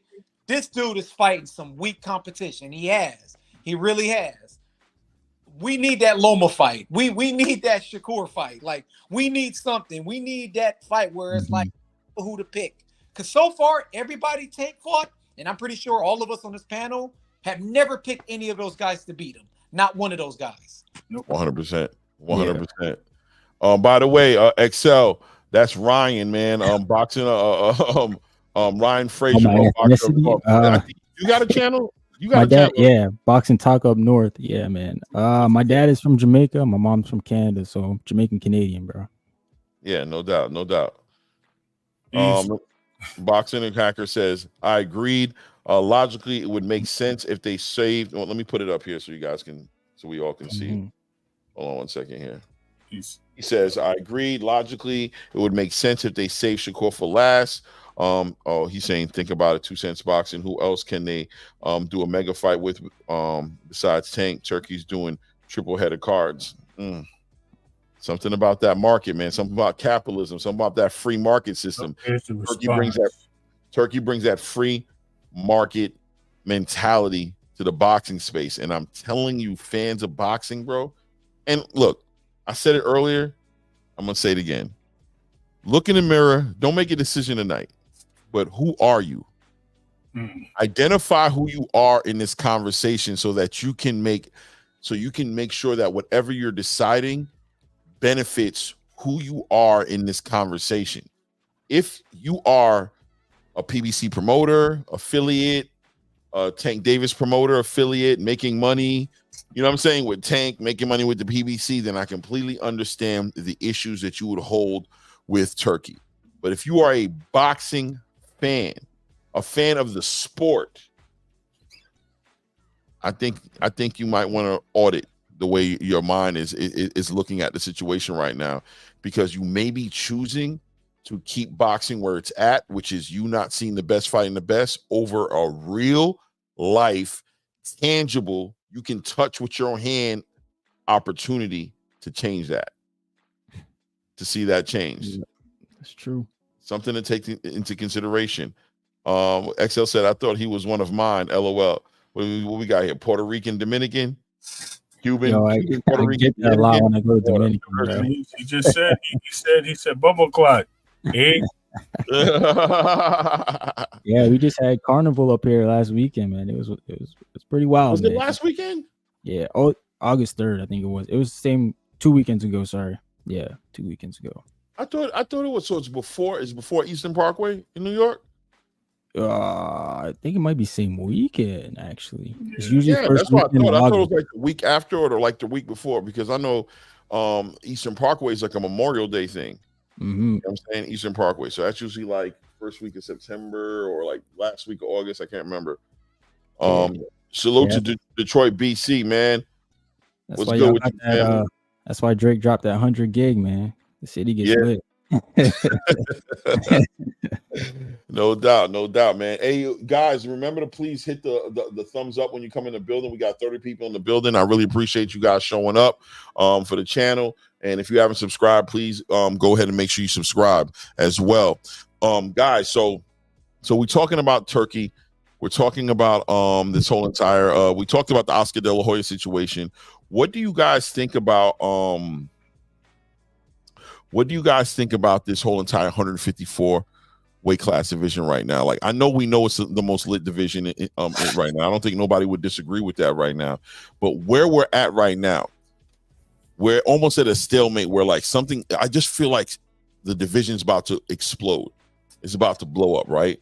You got Terrence Crawford, who just came off a victory against Ismail Madrimov. He's sitting there chilling, waiting on his next fight to get put together. Turkey is very involved in that division right now. You've got Errol Spence and Sebastian Fundora floating in the air right now about a fight that's supposed to be coming together, and we don't know when that fight's coming. People are anticipating late December, early January. I've heard February even. You've got Tim Tszyu right now getting ready to make a power move over there with Bakram, and he's probably going to become the IBF champion, where I think most people are expecting him to beat Bakram, even though I don't sleep on Eastern European boxers anymore. I think those dudes are very unpredictable, bro. They do crazy things at the wrong time. Dennis Berinchyk went ahead and ruined Navarrete's opportunity to become a champion at 135. You know what I'm saying? You saw what Serhi did the other night with Vergil. You know what I'm saying? You saw what Madrimov did with Terrence the other night. You see what Usyk did with Tyson Fury. And you know what I mean? And who knows what Stanionis has got planned down there we don't know how competitive. If him and Deron Ennis is able to put a fight together, that could be a very competitive fight. You never know. These Eastern Europeans bring them fundamentals. But I digress to bring it back to 154 to say you got all these things going on right now. You've got Jermell Charlo in the shadows, supposedly working on potentially coming back, and he's really a champion in recess when it comes to that division. So if he pops back up, that changes the whole landscape. That immediately changes the whole landscape of what's important and what's not important. And then you got a bunch of fighters that we're not talking about, like the Jesus Ramos, the Erickson Lubinson, the Brian Mendoza, and then we got a new guy who's being brought to the fold as a dark horse right now in the division, high risk, low reward, in Charles Conwell. Even Ken Sims. We can even bring Sims into the conversation. What are you guys forecasting for this 154-pound weight class division right now? It's dope. It's dope to me. I like it. I like it a lot. There's a lot of moving parts. What I mean by that is that you can mix and match. Anybody get a great fight. It's a lot of moving parts. Yeah, it's turning out to be like one of the hottest divisions in the sport right now. I mean, you got so many things happening. You got, I mean, the big thing question is, will Earl and Crawford meet back at 154? And I think looking at what they're doing, I think they're trying to make it seem that way, but who knows? But then you still got Madrimov. Madrimov did lose, but I still see Madrimov as being like one of the most dangerous fighters in that division, even with for sure amount of fights. Yo, real quick, not to cut you guys off, but Nikki J said Sims is at 140. He is before that 154. That's before that 154 the other night. Yeah, late replacement though. I think they do it. The late replacement guy was like 24 hours, so they probably just try to help him out. Sims is probably so he's going back to 140. He's not fighting at 154, even with that victory. Back to 40. He's going back to 140. I believe so. Pretty sure, yeah. Okay, because he performed well at 154, bro. He did a good job on Saturday, man. He got a stoppage and everything, bro. And that division, I don't know. And then, hold on, who did he put his eyes on? He said he was looking at. Hold on. He said he was looking at the end of that fight. What did he say? He said he was looking at the winner. It's 140. He said he was looking to fight the winner between between Ramirez and Arnold Barbosa. 140. You're right. You guys are right. Shout out to Nick J and shout out to the panel, man. I appreciate you guys getting me straight. Don't have me sounding crazy out here in these YouTube streets. Straight, Clay. Don't let Clay straighten it out. Yeah, I got it, bro. My bad. Whoever was speaking, I know I cut you off. My apologies. If you could remember where you left off, feel free to carry on, brother. I apologize. I mean, who beats Boots at 154? Like, I don't see Vergil doing anything. You know, I think he cleaned up that division out. You bring Boots into the conversation. I think Boots is the missing key to the explosion I'm talking about at 154. I think Boots steps up and comes to 154 and it changes everything, bro. Yeah. Everything. It just becomes hold up. I know Turki is going to immediately want to throw Boots into something serious. He's going to want to throw him at Terrence, but Terrence is going to be like, not yet, which I think Terrence is correct for saying that. If you're going to move into 154, Boots, go and collect one of them belts so that we are doing a title fight. You know what I'm saying? So that we're doing some sort of unification. Don't have me fighting you for free, bro. It's going to be a big fight. Go grab the IBF. Go grab the you know what I'm saying? Go fight the winner between go fight Vergil. You know what I'm saying? And get a mandatory spot, but don't have me just fight you, bro. Yo, but what would be crazy? You know the fight that would be crazy if Boots get to 154? If he fought Madrimov. You know how Pacquiao was following Floyd? That's a big fight. Yeah. If he can fight Madrimov, which is to me is a very bad style matchup for Boots. If he can fight Madrimov and beat him better, that will make the Terrence Crawford fight even more bigger, you know? Oh yeah, because that's a super common opponent to have. Yeah, that opponent right after. There. And they're doing right, like he beats Abanesian and nobody knows like who beat him better. But then if you beat Madrimov better than Crawford did, that's some shit right there. That makes that people are gonna clamor for that fight even more. Yeah, I want to see a tournament. Just set up the tournament. Super 8. Yeah. Boom. Like the Super 6. Yeah, do a Super 8. The issue I have with Boots though is And a lot of us feel like he should move up to 154 because of, like I said, 147 is weak. I'm wondering why the team hasn't thought about that. Is it? I mean, they did, but they said they want to say 147. They said. I just think the money's at 54, man. The big fights. You know, for them, I know what Rod Scott is saying. Rod Scott is basically saying, we're seeing this. How come the team hasn't put this together yet? And I've been campaigning in my own way. Like anytime I get an opportunity to speak to somebody over there, I ask the same question. And for the most part, people on that side of the conversation are on the same page as us. But what they all come back and refer to is the obstacle. You know, I mean, much respect to this man. Salute to this guy. But Bozy Ennis ain't budging, bro. He has a plan for his son. He has a plan for his son, and he's sticking to that plan. And you know, Boots is a loyal, you know, he listens to his father. He plays his position. He fights. He believes in his father's ability to get him to the promised land. And Bozy is the factor. He's the wild card in this at stopping everything. Everybody else around the situation shakes their head when I talk to them about it. When I don't want to say their name so they don't get exposed that way, but I talked to at least 2 people over there in that camp, and they all shake their head at me like, Clay, I hear you, bro. You preaching to the choir, bro. But Bozy said they got to get undisputed. And Bozy's the one who said that he refused the Crawford fight the first time, right? He said that they were loyal to Showtime. So it might be that, you know how Rocky, remember the movie Rocky, and the trainer didn't want him to fight a certain fighter, even though everybody around that, I'm talking about the movie, everybody wanted Rocky to fight. I forget who the fighter was. Drago? And Drago? He was like, he's got to murder you to death, kid. Yeah. It's so awesome like that. No, hold on. Let me answer this question here right quick. 2 cents. Salute to 2 cents. But I don't know if I acknowledged 2 cents in the building earlier. If I did, my apologies. Salute to 2 cents boxing in the building. Let me see here. Is Boots ruining his brand staying at 47? No, he's not ruining his brand.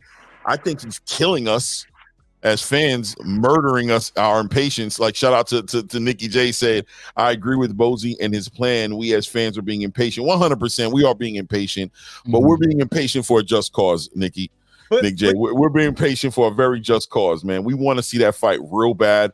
What we don't want to happen is, listen, man, we want Boots. Let me not talk to everybody on the panel. Let me just speak for myself, right? Because everybody's here and they can speak for themselves. Can I jump after that, Clay? Yeah, definitely, Ross. You got it next after this for sure. My whole thing is, I don't want Boots to miss out on the opportunity to compete against the Errols, the Terrence, the Jamels. I want these fighters that are there right now. I want to see Boots fight at least 2 out of 3 of these fighters. You know what I mean? I don't want him popping up at 154. Terrence retires, Errol retires, and then, you know what I mean, all he's left with is Sebastian Fundora and maybe a Jamel Charlo. So it's just, the division is so stacked right now, and Boots really didn't get his opportunity. More than becoming undisputed, the opportunity he had at 147 to fight an Errol or fight a Terrence was missed, not only by him, but us as fans, to see that fight happen. So yeah, we can get it. I do get a little impatient. I am a little impatient about it. I would really rather, in a perfect world, in an ideal situation, I would see Boots come up to 154 and get right in the conversation of what's happening at 154. Let Ross Clock pop off right quick. Go ahead, Ross. What I was going to say is, I agree with you. I agree with you on that. Unfortunately, it's the timing, right? You know, but let's say, hypothetically speaking, and in all reality, if he was to move up to 54, he's going to have to fight someone there first before he gets to Crawford, and then possibly have another fight. By the time that happens, my man going to be like 39 years old. So that's probably with Spence. We don't know where Spence is in his career right now. We don't know how much damage was taken out of him in that last fight with Crawford. So we got to see first how he pans out at 154. But what I will say is, you fight who was in your era. And in my opinion, yes, I want to see every single fight at 54 with Boots. I also don't have a problem with him making a legacy at 47 at all. You fight who's there, you become the best in your era, and then you move on and you create a legacy there. Yeah, I agree, man. Yeah. I agree. Yeah. I got no issues with it, but at the same time, I'm just a selfish boxing fan. That's all it is. I want to see the best guys fight each other, and that's just who I am. I like competitive fights. I like to see dudes that are top of the top go put it all on the line. And fuck, I pay the pay-per-views for it, man. So I'm not one of these dudes that is stealing. I'm paying for it too. It's $100 Canadian for me because it's all in USD. So I'm paying for it. Yeah, But you know, I want to see it. I the only agree part I with got that. with it, I want to see that too, but at the same time, it's like if the dude want to make his legacy at 47, I mean that's where you do it. Listen, Crawford run at 140, it's not that great, but he made his legacy. No. And his run at 147 wasn't that great, but he made it. So there it is. Now he's trying to get that. You know, he had the big fight. Now with Spence, and look how that turned out. It was the easy cakewalk. So now we want to see him fight Canelo because Crawford was so easy. I mean, Spence was so easy. We want to see him fight Tim Tszyu because the supposedly boogeyman was so easy. So it's like, hey, who knows? We might have some good 140s come up to 147 to give Boots a shot. We don't know. like a Tio. Tio's there, yep. Devin might be there too. Although there's fights without a doubt. There's fights for them to make it there, and I see. Listen, man, and shout out to Nick J, because what she said was very right, man. Bozy does have a game plan, and he's not supposed to think about us like that, man. It's his son's legacy, and 154 it will be there for him, and maybe it's the era. You know, I said that in the beginning when people were trying to say that Terrence was ducking Boots, and he should have go down there. I said it's two different eras. You know what I mean? He just came at the wrong time, right on the backside pause of Terrence Crawford's 147 run. You know what I mean? And Terrence would have to literally take a step backwards to fight Boots at 147. And he shouldn't do it. And he did the right thing. He moved up to 154. You know what I'm saying? He's aiming at his legacy up there and the big money, especially with Turkey backing you right now. But once again, as the fan in me. But Claymore, the only problem I got with that is that if that's the case, if they have their own like roadmap of what they want to do, then don't even call out Crawford at that point, because then it just feel like you're doing like a Floyd Schofield where you're like calling out a fighter who you sort of might fight, but you're not really pressed to fight, Well, let's be honest. Did Boots call out Crawford? Oh yeah. I don't think so. I think he said, "Give me my belt." He said, "I want to fight you for that belt." Like as soon as Boots got that IBF belt, he just said, "Look, all right, man, on to the next one." You know what I mean? Terrence, keep in mind that Terrence already said he wasn't going to fight him. I don't feel like Boots. I think that's the whole situation. You know what I mean? That we get it misconstrued that Boots is calling out Crawford. He's not calling him out. When people ask him about it, he says, "Send the contract. I ain't got no problem fighting that dude." That fight has a place in my legacy. In other words, I didn't fight him for that IBF title. So he still holds on to these belts at 147. So fighting Crawford at 147 makes a lot of sense for me, being that everybody wants to call me an email champ. So if you can get that guy down here, I'll make that fight happen. Or if you get him to accept the fight at 154, I'll go up to 154 real quick, because once again, it holds some significance because I didn't get a chance to fight him for those belts. But at the same time, we got a game plan that we're ready to put into motion that has nothing to do with fighting him. And we're comfortable doing that right now, no problem. You know what I'm saying? If that's what we have to do. We're not chasing Terrence around because I have no personal issues with Terrence Crawford. I just want my belts. So you don't think he cares about the Terrence fight like that? He thinks it's belts. Go ahead, bro. I was going to say it was clear that that he did want to fight Terrence at one point when he was trying to fight him, but then they ended up making breaking the rematch clause, and he was put on the back burner.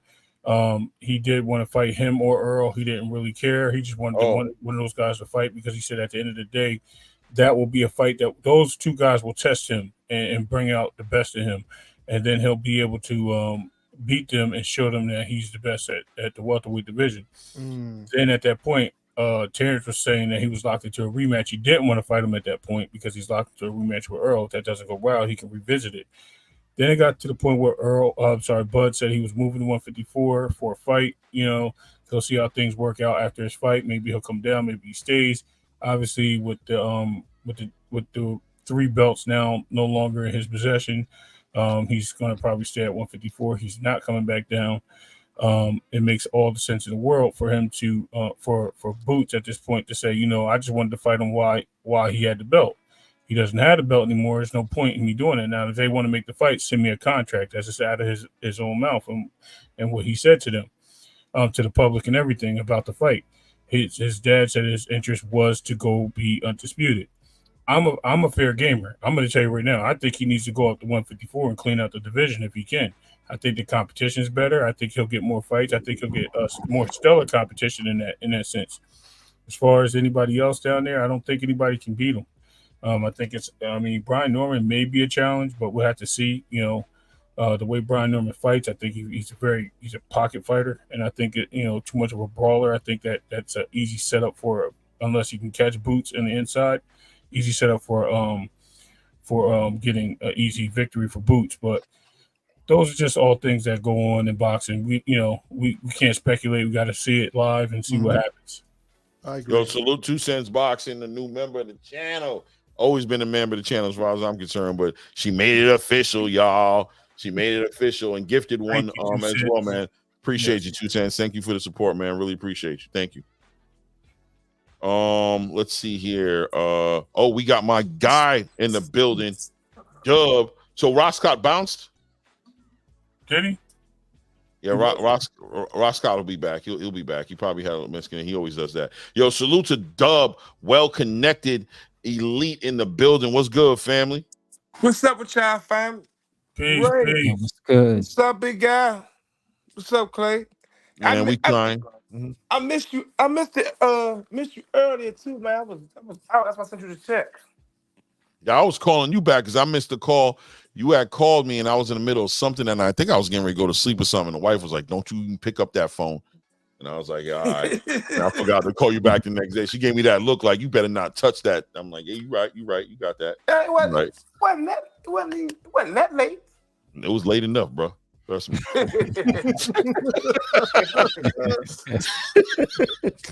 It was late enough. What's good? What's on your mind, family? What do you think about the events this weekend, man? We put the Ortiz fight. Yeah, we had a couple. We got Turkey causing commotion. We got the Ortiz fight, and we had some pretty decent fights on the undercard too. We didn't even talk about Angelo Leo and Luis Lopez tonight either. So whatever you feel like talking about, man. We talk about the whole boxing space. Well, Vergil Ortiz, man, he lost, man. I feel like I feel like that the fight he let the fight be too close. He got the 2 knockdowns. I think he let Vergil Ortiz win like at least 3 out the last 4 rounds. So I feel like if he would have like stole one of them rounds, you know what I'm saying, it would have been way convincing. But I still feel like he won though. I feel like he won, but I feel like the fight was real close because he let Vergil Ortiz win like 3 out of the last 4. That's why it was close. So you feel like he won only because he had 2 knockdowns, basically. So if we just remove 2 knockdowns, you feel like Vergil won completely. Oh yeah, if without the 2 knockdowns, yeah, Vergil would have won. Yeah, so it's a close fight, really, if you really think about it in that terms. Yeah, it was real. It was real close. Yeah. It was real close. It was competitive. Like I said, I feel like he won 7-5, but Benz though, like I said, he let Vergil Ortiz, win 3 out of the last 4 champion rounds. You always like with the championship rounds, you gotta try to take over them rounds. Yeah. Yeah. So what was crazy was right. Me and Coda had called me and woke me up out of the fight. Like we was talking about the fight, right? So we was debating about something, and I wound up he sent me something. I wound up getting Gary to send me the WBC rules. The rules, like how the judges judge it, like what they go by, and it's stuff that that I didn't even know until I read that, right? Because I read it thoroughly. So according to how the judges supposed to judge it, if you go by the rules, the WBC rules, then Devin Haney lost against Lomachenko. How? Because they signed, so the way they supposed to rule it, right? They supposed to go by you go by ringmanship. It goes by who imposes their will in the ring, right? So a person, you can outland a person, right? You can like say you can hit me, you can land 50 punches, right? And I land 25, but my 25 is more effective than your 50. Then they saying that person supposed to win the round. The person who lands the most effective punches, who poses their will, and who what was the other one? Hold on, let me look.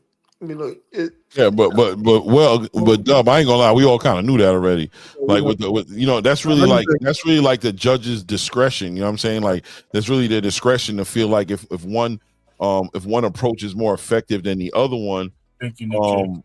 Yeah, you know what I mean? It's up in the air, that, because it's hard to really, let's be honest, guys, it's hard to really structure how a judge is going to, what I'm saying, decide who won but that's what I said. So he said, real quick, you forgot this too, but just to mention that the WBC did put into effect that every knockdown is a 10-8 round, no matter what. Oh, so it can never be counted as 10-9 or 10-10? Yeah. Or 9-8. It can't be yet. The only way it can be a 9-8 is if like he gets a knockdown too. Yeah. That's it. But another thing too, you gotta know, you gotta see when that went retroactive, because when you make a law, right, it's all about, it's not when they make the law, it's about when it goes retroactive, when that's when it counts. Retroactive. It wouldn't affect when they put when it becomes active. Regis and Devin fight, it went active. I think the fight before that. But no, you can't. So if they make a law, right? If we make a law today, right? Yeah. It won't go retroactive tomorrow or the day after tomorrow. It's all when everybody signs off on it. That's when it goes retroactive. Yeah. That's when it becomes active. It's not when you make the law. That's like with any it's law. just active, not retroactive. That's active, not retroactive. Yeah. It's active, but it's not retroactive. Right. But I read that too. I read that too about the 10-8 round. Every knockdown round is a 10-8 round. But like I said, it didn't say when it went retroactive, because that was that's why. How Devin get it? How did Devin get it? I'm trying to sort of say why you brought it to Kevin. How Devin get it? I don't get that. Yeah, I don't understand how that correlates to Devin hitting logo. Oh man! I read the rule book. He can't stay off the streams, bro. He was safe for 10 minutes, Clay. There's a logical fix for this. We can have a scoreboard. We're the only sport without a scoreboard. Ooh, that's true too. We don't have a damn scoreboard. Yeah, let's get these judges. Let's put these judges on pressure like that. But I think that comes down to fighters getting hurt at that point, because I think they'll try to decapitate each other at certain points, and man, boxing fans, we win. I feel you, Ryan. We win with that situation. I mean, that's the point. I like the idea, but I just think it changes how they react in the corners and stuff, and how it's just That's it. That's well, that's part of it. That makes it interesting. Listen, it could be good or bad. You're right. The coaching. I can't see it being bad, but for nobody but the judges and the corner. You know what I'm saying? Like from a fan point of view. Yo, man, ain't nothing like knowing what you need to do, bro. Like, yo, you better do something. You're already out of here on this side. You can't even win it this way no more. You got to win it that way. And I definitely think it puts pressures on the judges, because I'm telling you, I didn't shout out to whoever, I can't remember the guy's name, Tony Robles, what the coach, Manuel Robles. Yeah. What he said was real. Like, these judges just make these decisions, get their stuff together, and go home, bro. Nobody stops them, questions them, asks them how they came to the decision, ask them nothing. They don't have to answer nobody. They just make their decision, pack their bags, security escorts them to their rides, and they go home, bro. And they have nobody to answer to, bro. So by putting those scoreboards up, allowing the scoring to be live, the crowd, the community gets to really put present real pressure on them to watch these fights now, because now if you put something up to regular, the crowd will boo the judges like boo, like really let them know how they feel about it while it's going on. That'll change you up a little bit, man. One sec. No doubt. I think it helps the fighters too, because like if you know how the fight's being scored, you're gonna change the way you approach it. Like 100%. You're not gonna fight the fight that's not gonna win you the fight. You're gonna fight the fight that the judges like. Unfortunately, but it makes guys more rounded now. Now guys got to do different things. So that's because some judges favor power, some judges favor boxing tactics and stuff. Yeah, boxing's subjective, man. I always say that. It's what you like. Yeah, it is. And that's why sometimes it's, like I get people want to blame the judges, but one thing I always say, like, judging a fight as a fan is super easy, but judging a fight as a actual judge is hard as hell. Because as a fan, you're like eating popcorn, you're chilling. Oh, this guy hit! Oh, he hit hard. I like the way he's boxing. Mm-hmm. But as a judge, you have to watch every second of that round, and you have to really try to be as unbiased as possible. Like it's way more difficult than people think. Right. Go ahead. My bad. Yeah, go ahead. I was gonna say, not to mention that they only get one angle to see the fight from. Yeah. Exactly. Yeah. They should put them up in like the press boxes with a bunch of TVs in one room and just have them on each side of the arena or wherever they're at. Spread them out. 100%. Nick DJ says, exactly. Just like some refs let a lot go, or some call it type, the players have to make adjustments, and the boxers will have to as well. 100%. Yep. 100%. When it comes, but I like what Nick DJ said about how they were saying Devin cheated Regis. With that bill or law that people said was active, which wasn't. Yeah, exactly. It was so crazy. Oh, was that the way? Funny enough, us black boxing fans sometimes going on a tangent. And this is a little segue into this topic. Again. No, go ahead. Just mess with you. Yeah. About the Olympic boxer, Amin Khalif. Oh, yeah. Wow. Yeah.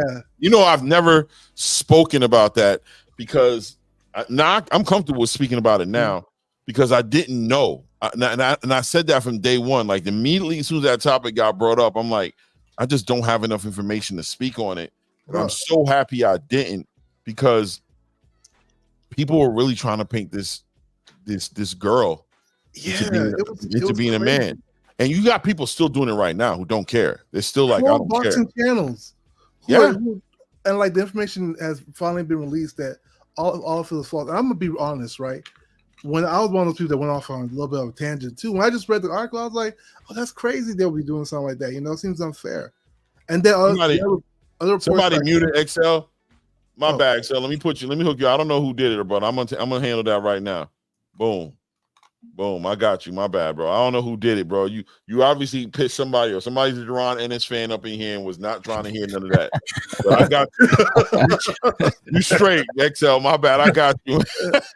Hey, I got you, bro. It ain't gonna happen no more. Go ahead, boxing. You know what made me feel the most stupid was the fact it was like in the amateurs they don't do genetic testing. No, at no level in the amateurs do they ever do genetic testing. They do blood work though. I think they do blood. They do blood in those big tournaments. Yeah, but that's still not genetic. So like what you look for in blood is not what you're gonna find. You know what I mean? So like the tests are very specific, and when you go back to the reports, it was an undisclosed testing that Russia did, in which they don't even know what test it was. But yet there's all this information, all this proof that this woman is an actual woman, and we're believing a source. You take physicals though. You take physicals. Huh? You take physicals though for USA boxing. You take physicals. Yeah, physicals don't tell you don't give you your genetic results. So like you need for the kind of results they people were claiming they had, you have to do genetic testing. It's genetic testing. It's not testosterone levels, nothing like that. You have to do genetic testing. Because they can get surgery, and you could look. The eyes could lie. You could see them and see something that isn't what you think you're seeing. Exactly. Yeah. It could have been testosterone. Like for instance, I remember they did that to Serena Williams. Serena Williams they try to claim had like this big advantage because she had high testosterone levels, So like it could have been something of that nature. But regardless, the way we attacked her with no type of due process was crazy, and I felt bad about it. And I think people who still attack her is crazy to me. Yeah, look, XL just said, but according to Fox News, she's a man. That's a straight, supposed, reputable, journalistic integrity station. And if they're out there pushing a narrative that this girl is a dude, I mean, it just, it was like I said, Ray was saying that we ain't speak on that yet, and I told him we ain't finna speak on it yet either. Like we gonna wait because I don't know what's going on. She's not, man. She's a woman. Yeah. We ain't bring it up because honestly, it just went under the radar. We just been talking about so much boxing. I plan on bringing it up. I'm happy you brought it up, but I'm just saying in the beginning when it was fresh. You know what I'm saying? When it just came out, it was just like, hold up, what's going on here? They're like, are you in agreement with men fighting women? I'm like, hold up, bro. Social media be exploding in your face all the time. When it comes to Fox News, one thing, XL, you have to remember, we're in. XL, she's not a man, bro. I'm just want to answer that for XL. It's already been from my understanding, everything I've seen, she's not a man, bro. Yeah, she's not a man. She's a she, bro, since birth, born a woman. But you won't see that on Fox News. You know why? Because Fox News pushes the Republican agenda. So you'll see things such as the whole what happened in the Olympics opening ceremony. They'll glorify that a lot, because that's a way for them to say, look what Democrats are supporting. No, she's not hermaphrodite. She's just a woman. Yo, why you put Sierra in? That's messed up. That's messed up, man. I don't believe that, man. Nah, Sierra, nah, bro. So I don't know. She got 4 kids though. So how's that possible? No, it's not. He front. I know he is. I'm just messing with him. I feel like this. I mean, we never looked at her pants or nothing, but as far as all the evidence we've seen, she's a woman, a naturally born woman. And when it comes to the test, they say they did. Nobody even knows what test they're even talking about. So that's a red flag right there. And it was done in Russia, which is another red flag. So JJ, is that true? I think she's she's not transitioning into none of the stuff is true. Is Sierra or Iman? But no, you're talking about the boxer. But listen, even if she was transitioning into a man, she's still, I don't know. We already had this. I just know she was I'll touch base on did I touch base on this, or you won't want me to say nothing? Do your thing, bro. Go ahead. So I already told you. I think because she's Americanized and she actually lives in Miami or Florida somewhere. I don't know for sure if it's Miami. I think she actually has grown accustomed to being, let's be honest, you know what I mean? She likes who she likes, basically. And being in their country, that she's a woman, she has to portray as a woman, dress like a woman, be a woman. But here she's able to be free, and she can actually go into the LGBTQYLXW stuff and all that. Right? I know I can say it, but I don't want to. I'm trying not to get us banned for saying certain things. So being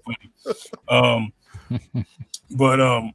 So I think that's where she was. I think she was taking testosterone. I think she was doing certain things in her body, chemically to her body, to change and get it formed a certain way. And that's the reason why she looks the way she looks. She has high levels and all that stuff. So people thought she was taking steroids. She could have been. I don't know. It's one or the other. But at the end of the day, she's definitely a female, and I can see it because we was talking about this for a good hour, right? I'm like, bro, it's something there that's funny, and I came to the conclusion that, I think she's into her own peoples. I'm gonna say that again so I can keep the channel fresh and not get monetized. So I think she's into her own peoples, and I think because of that, you know what I mean. And it's so easy to do that here in the United States that she was she just started making the changes with hormones and stuff like that. That's what I believe. XL, she wasn't born a boy; she was born a girl. Yeah, she was born a boy. Yeah, she was born a boy, bro. XL just want to make sure he walking away. He want to get it all. XL born a girl. What she decided to do later, I'm not sure what her plans are. But born a woman with organs and reproductive, biological woman. It was a baby woman that changed the gender as a baby. No, biological woman. Yeah, live that life until now she's grown. Whatever she decides to do, we'll see. That's her choice. But you know what I mean? It is what it is. I mean, hey, you entitled to your opinions, bro. Nah, Ray. F the money. Talk it. Hey, Clay. Hey, Clay. Hey, what's up, Dub? I got you. My bad. Misunderstood that. Go ahead. You said the next one you was gonna mess with it, man. What's up? Next week, I got us for the fight. Where? Pro box. Florida. Yeah, pro box. Next week. What's the date? Where in Florida? It's I forgot the name.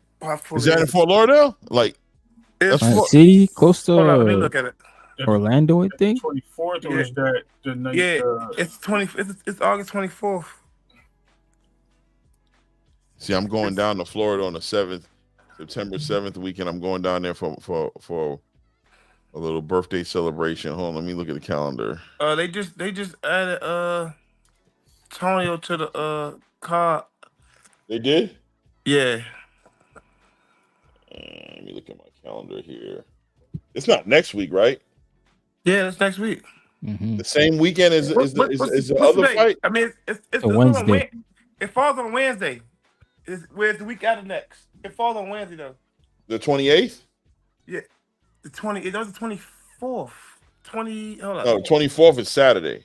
It's a Saturday. Okay, well that's what it is. Then it's 24th. It's next Saturday, next week. It's next Saturday. Bro. I can't lie to you. I got to go down to Florida on the weekend of the 7th.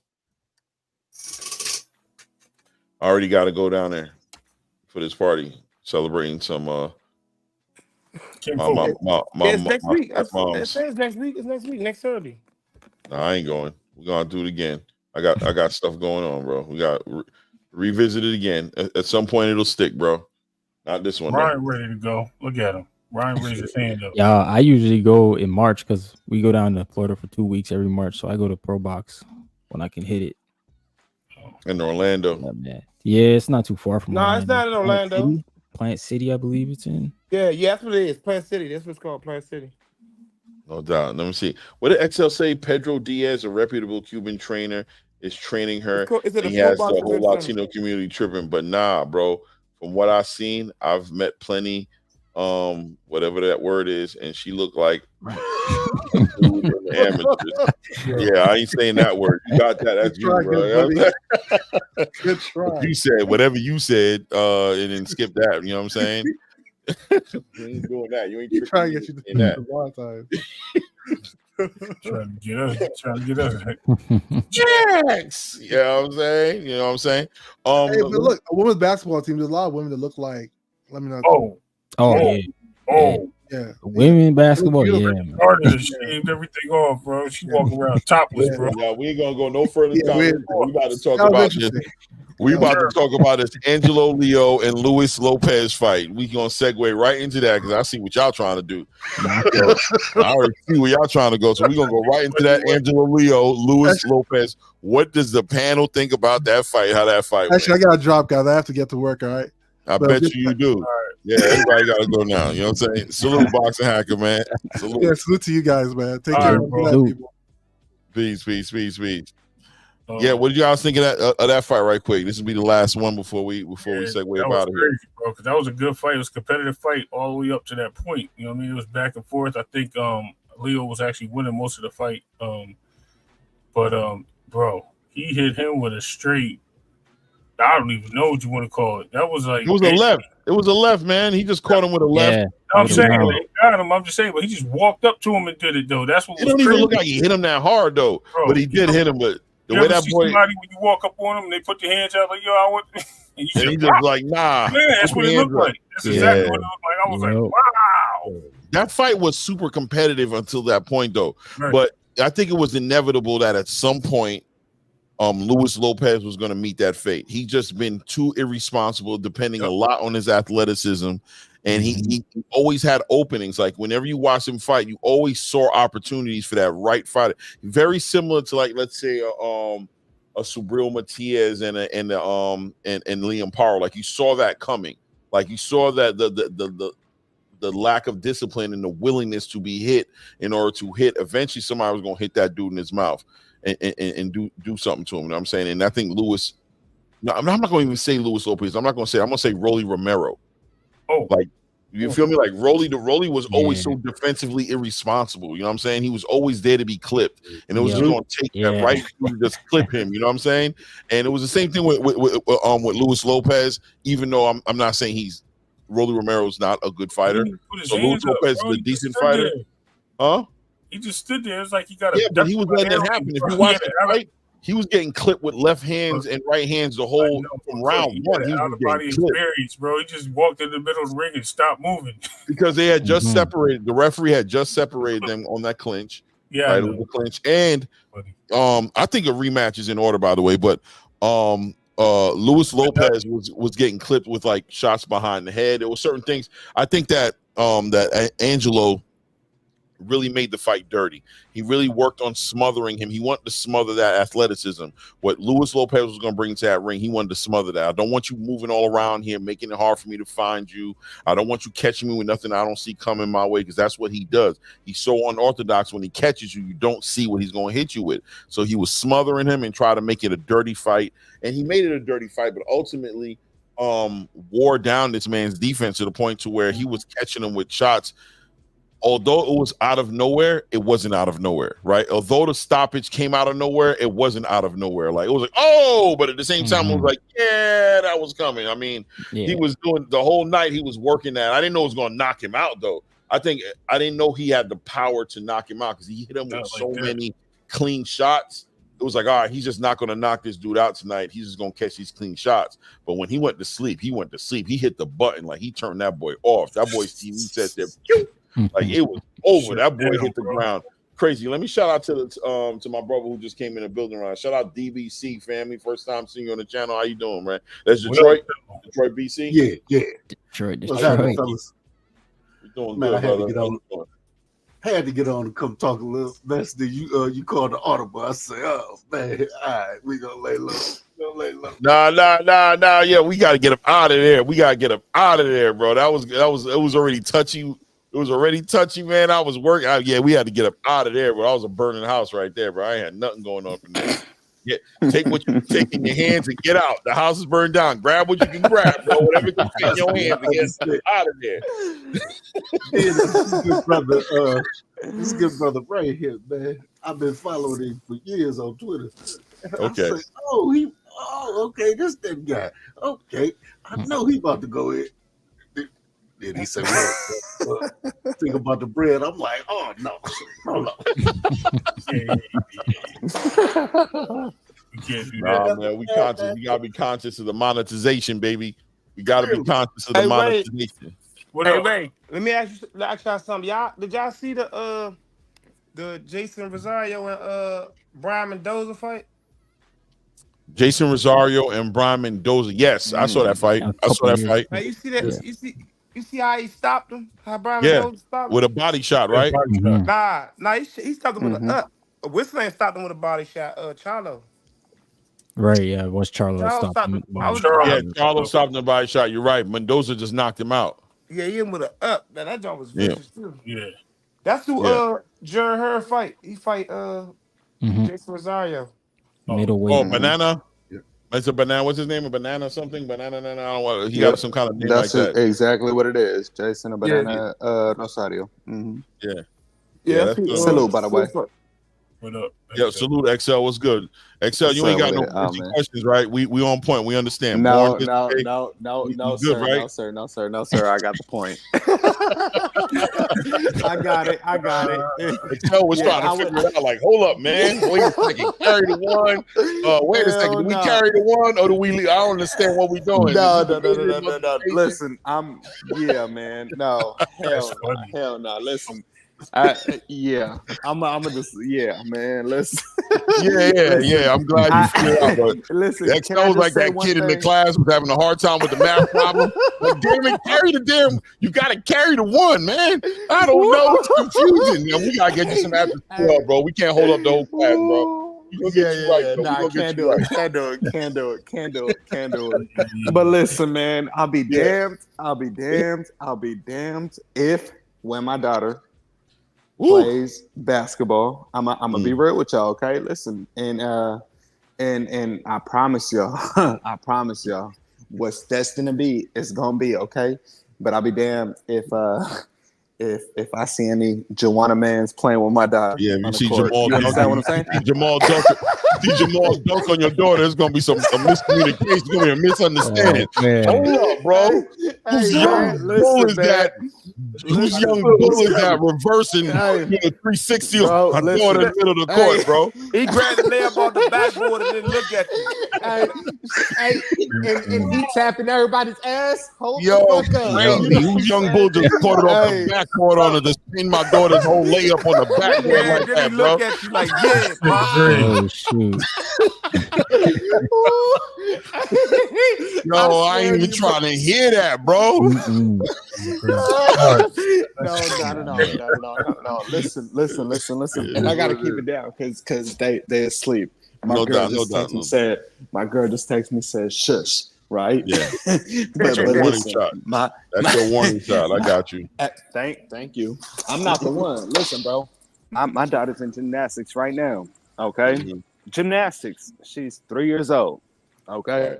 And there's young boys pushing on her while she's like, what's that shit? The post where you see Simone doing all the backflips and all that shit, landing crazy. That little post. Is kid size, so the shit is 2 inches off the ground. But to a 3-year-old, that shit is, you feel on a skyscraper, right? So she's in there with kids that is 3, 4, and 5. So a little 5-year-old boy comes behind her and tries to push her, like, hurry up, girl. You know what I'm saying? Mm-hmm. Man, 3 years old. But somebody come get your child, bro. Because I don't want to do nothing. Come get your child, bro. And pick up your son over there. You looking around like nobody's seen this but me. Who is responsible for this? Somebody need to come get this together. Right. I'll get it together. Right, but yeah, man. But listen, I just want to announce one thing. I'll be up out of here real quick. I think this what I believe. I think Vergil Ortiz and Bird-Check, right? I think that shit should have been. It's tough. Bird-Check should have won. 2 knockdowns, close fight. His face would all beat up. That's what I think, right? A draw.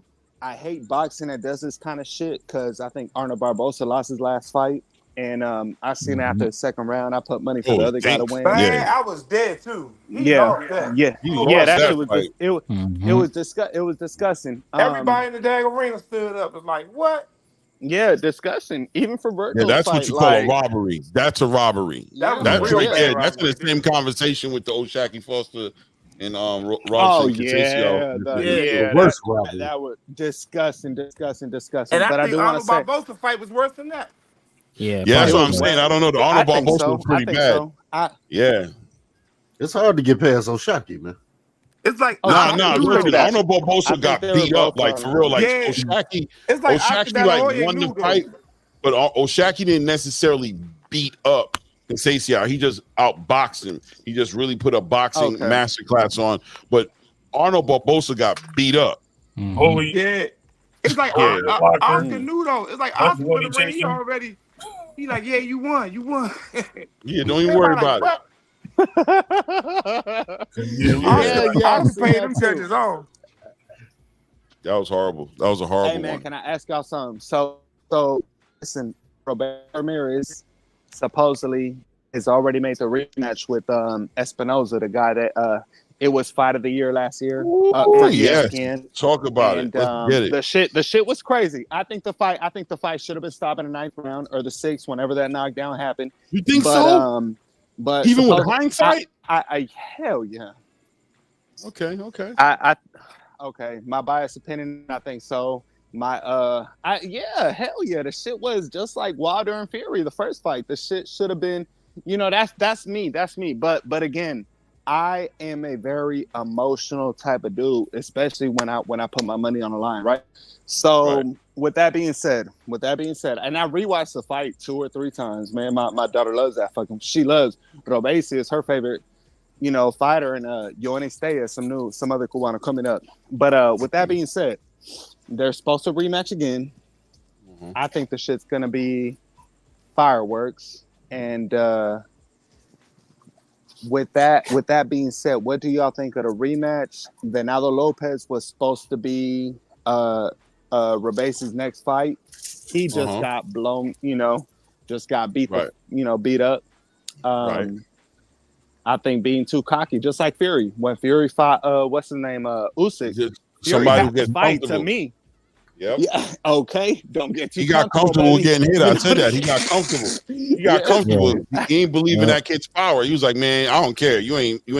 He got comfortable. Exactly. So you face a professional dude. You know what I'm saying? So it goes to show you anybody can get knocked out, bro. Yes. Anybody can get hit in their mouth and get that button touched. Period. Yes. I think Fury still won that fight though. You think like Fury still won? I feel like Fury still won that fight though. No. Against who? Usyk. Close fight, but I don't think so, man. Fury had it. Listen, Not at all. this is how you do it. like Just go back and judge. Go back and judge each round yourself, right? And then at the end of the fight, and see what you come up with. Judge each round.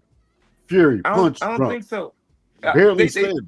Yeah, He lucky the ref got involved in that because Usyk was about to finish him up. He was about to get him out. Yeah, now he could have stopped him in that round, but I feel like when you go back and you score each round, I feel like Tyson Fury won that fight. I think he won. I don't know. I think that knockdown, the ref gave him that standing 8. Like, that's not the amateurs. What the fuck you giving a man a standing 8 for in the pros? Like, because he got knocked from pillar to post. One more shot at.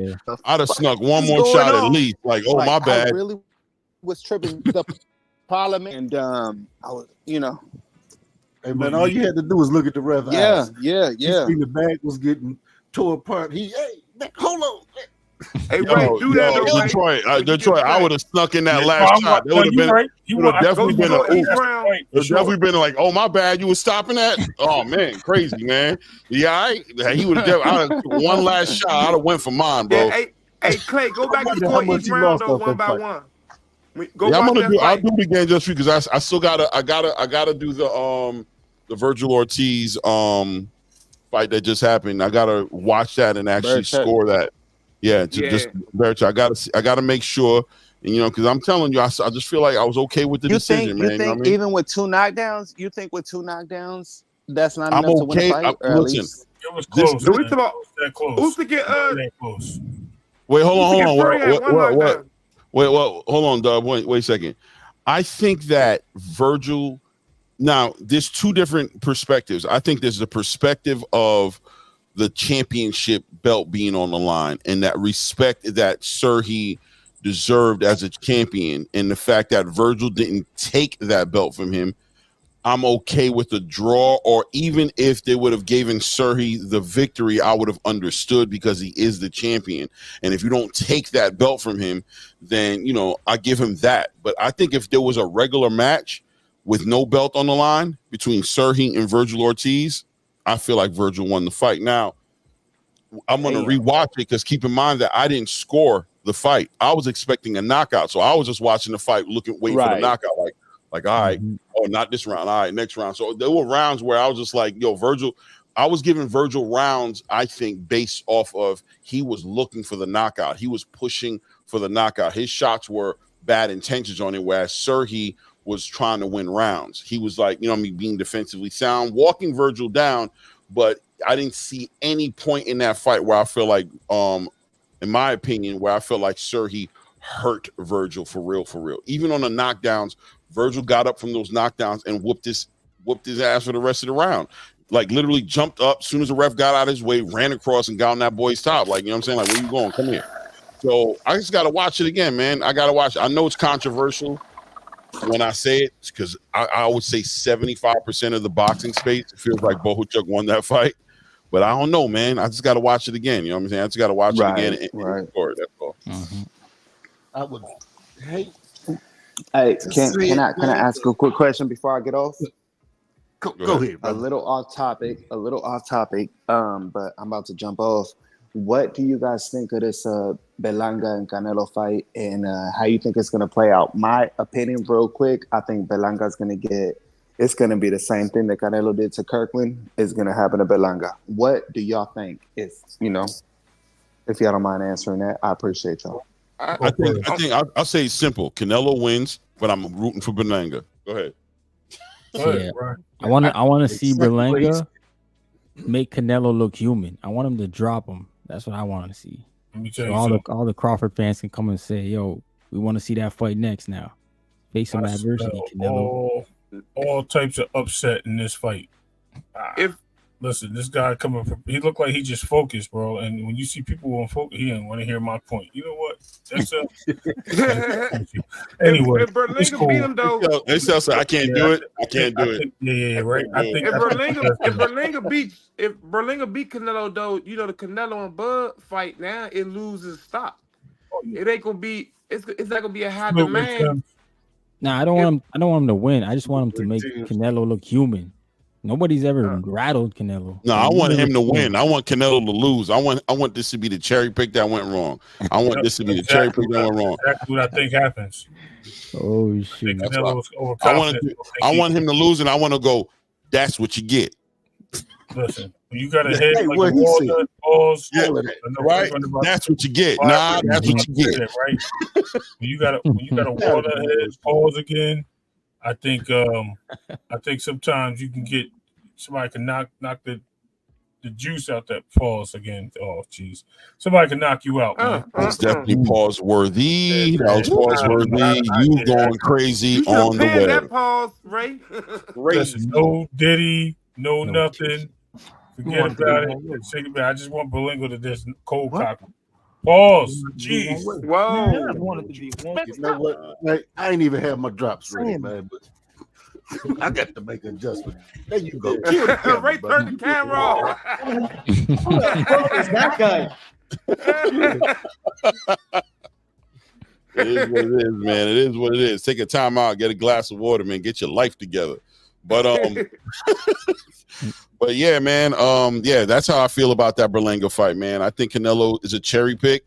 I think Berlanga's gonna come out and try his best, swing for the fences. He has a puncher's chance because he's a puncher.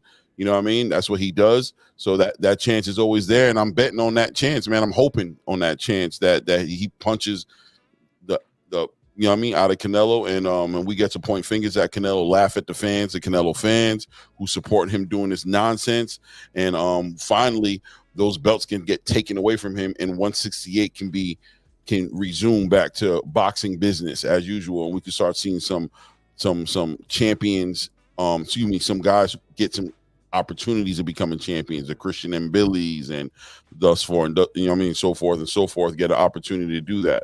So that's what I'm hoping for. But Clay, I ain't gonna lie, I think Canelo gonna do him dirty. Gonna get him out of there. Super chat for the Yeah, shout out to XL for the pause.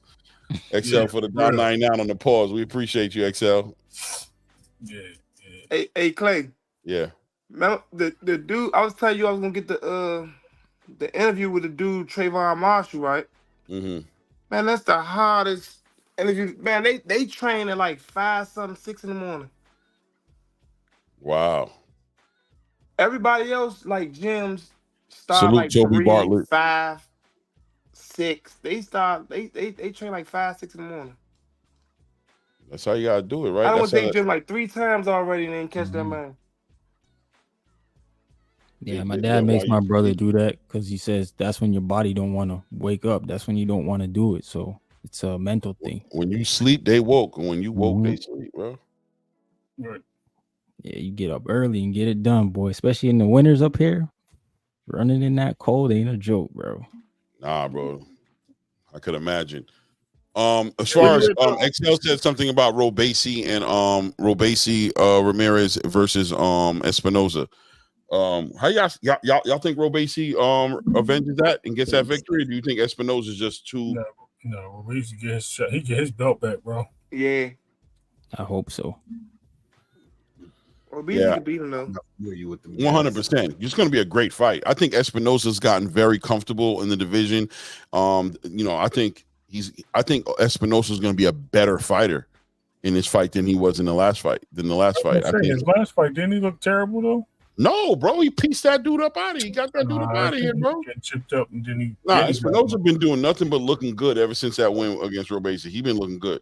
Now that's a pause moment, but twice. Yeah, but, pause. For sure. But I think they pop. I think Robesi, like, I think now he down to earth. Like, at first they kept saying, he's the king of the 126 division, and he only had one at the time. Only had one belt, but they was pumping him up. I think when he lost, I think that kind of brought him down to earth. Now, I feel like he gonna come in this fight like focused. Yeah, he got the skills. He got the pedigree for sure to do this the way it's supposed to be done. So, be looking forward to see him. Yeah, man, I think I'm gonna lean towards Robesi to get this done, but I think Rafael Espinosa is still a dog, man. He's still a real dog, man. What weight class is that? 126. Yeah, 126. It's featherweight. Yeah, I want to see Turkey. I want to see Nick Ball get in the conversation though, man. I want to see. They was talking about what's the name? So before he lost, before Robesi lost, they was talking about Raymond. Anyway, what's the name coming up fighting him? Fulton. The Asian boy. Anyway. Anyway. They saw Anyway coming up fight. So they had a plan out for Anyway, and they were saying that he wanted to get undisputed at 122. Then he was gonna move up and fight. This was before Robesi lost. Fight Robesi. Then he wasn't going for so he wasn't gonna go for undisputed at 126 and 130, but he wanted to kind of a champion at 126 and 130. And then they said that was going make the him and Tank fight big. Yeah, because Robesi fought on that Stephen Fulton and Anyway undercard. I believe he was the co-main event. So yeah, you're right. They was trying to build it up. Of course, yeah. He was gonna fight. He was gonna try to get undisputed, then move up to 126, fight Robesi. Then at the time it was this was when Wilson was the champion at 130. Oscar Valdez. So he's supposed for Robesi, then for Oscar Valdez. Then they were gonna try to set up a fight with him and Tank. What do you guys think about? What do you guys think about Stephen Fulton going up to 130? Yeah, I think he needs to, man. There's some fights. There's some fights I there don't at 30. I think he's skipping the whole weight class. He's going to fight at 126. He's going to fight at 126. I was about to say, you said 130. I want to say No. He's going to do this one fight at 126 on this card coming up. Then he's going to 130. That's what he said. He's just going to do this fight. This fight he got coming up on his PBC card, he's going to fight at 126. But he says he's trying to go to 130 after that. I don't think he should do that. I think I've seen Stephen Fulton in real life numerous times. He's a very small guy, man. I just seen him in Philly. He's a little guy, and then he don't have no punching power. Like he don't have no power like that. Like so to go up to 130, that's what I'm saying. That's super featherweight. Like to go up to 130, they kind of cracking at 130. Like he said he's going to 130. J Pitt. Who's there? Shockey Foster right now. Shaki, you got Navarrete, you got Lamont Roach. Lamont Roach beat Stephen Fulton. Yeah, I believe that too. Lamont Roach beat Stephen. Lamont is way bigger than he's way bigger than Stephen Fulton, man. Well, Ford's gonna go there too, right, Raymond? Yep. Raymond's supposed to be going to 130. Yep. I think that's why he's going because he wants that fight with him. So, I mean, with who? What the fight with who, Ray? Raymond Ford. Yeah. Okay. And I think they cool, right? Because they right in Camden and Philly. I think they used to train together, or whatever. But he went that fight. Now I think Shushu should move up. He definitely should move up. Yeah, Shushu needs to make a move. That Shushu's 27 years old. He's only got 12 fights under his belt. He needs to make a power move soon. You know what I mean? Shout out to Shushu. We got the same birthday. You know what I mean? Salute to Shushu. You know what I'm saying? But he needs to make a move. He can't just keep playing this prospect energy, bro. Yeah. He can go get a belt. He got the height to move. He got the height to move up. Like he can and he got the punching power. And he punching. His his style, I believe that he'd be stronger moving up. Yep. I I starting to believe though that he don't believe in himself. Like I believe that it's starting to have me feel like, like Shakur was saying, like he kind of like ducking that wreck. He ain't trying to go up with them punches. Well, I don't think he ducking, man. I just think it's another one of those like Boziana situation. Like I think his dad is moving him away. You know what I mean? I think he just needs a lot of these fighters. He kind of like take their careers into their own hands and get on their grown man. Like I hear you, but nah. You know what I'm saying? Like I hear you. I really do hear you, but nah. I really want to. I'm ready to go make this move. I'm ready to go. Because Monster Inoue acknowledged him in his last fight. He had his last 2 performances was great. He had the little fake Mike Tyson. You know what I mean? My style's spectacle. You know what I'm saying? Praise be to Jesus. You know what I'm saying? Yeah. So he's starting to get his star power together. He's crossing over. I seen him on the Porterway, Sean Porter's show. He did his little host there. He did a little commentating on the fights as well. Very well spoken young man, articulate as hell. You know what I mean? But he has to jump into an opportunity, get into a conversation, go pull up Ray Vargas. You know what I'm saying? Pull up I don't know if you want to pull up against Nick Ball, man, because I ain't gonna lie, Nick Ball is a problem, bro. I like that little British, bro. I ain't gonna hold you. Nick Ball, whole problem out here, bro. Like, you know what I'm saying? He like the real deal Isak. Like Isak does it, but he does it better than Isak. You know what I'm saying? But he needs to get into a title contention conversation, and I don't want to see him just jump in there with Monster Inoue and just kind of get exposed to a degree, because Monster's really on that type of energy. But it's time for Shushu to make a move. It's time for Monster anyway ain't move up yet though. Yeah, I know, but that's the fight they're aiming for. It seems like Monster kind of has his eyes set on him a little bit too as well. Like, he called him out. He called Bruce Carter. Shushu called Monster anyway out. Yeah, but Monster anyway, at 122, he at 126. He need to go up to 130. Mm-hmm. Like, Shushu, he got the height for it and all that. Like, yeah, he's 5'8". Yeah. 5'8", man. You need to go up. Yeah, he's trying to hold out for that fight, but I agree with you, man. He got to move up. Yeah, it's about that time, guys. We're going on 4 hours. Yeah. We've been doing this, man. I really appreciate you guys. These panels are the best panels. I don't care what nobody says. We talk about so much boxing on these panels in comparison to my contemporaries who are doing their channel. I was like, what? Those guys. Hey, I want to say this before I go to Ray and Clay.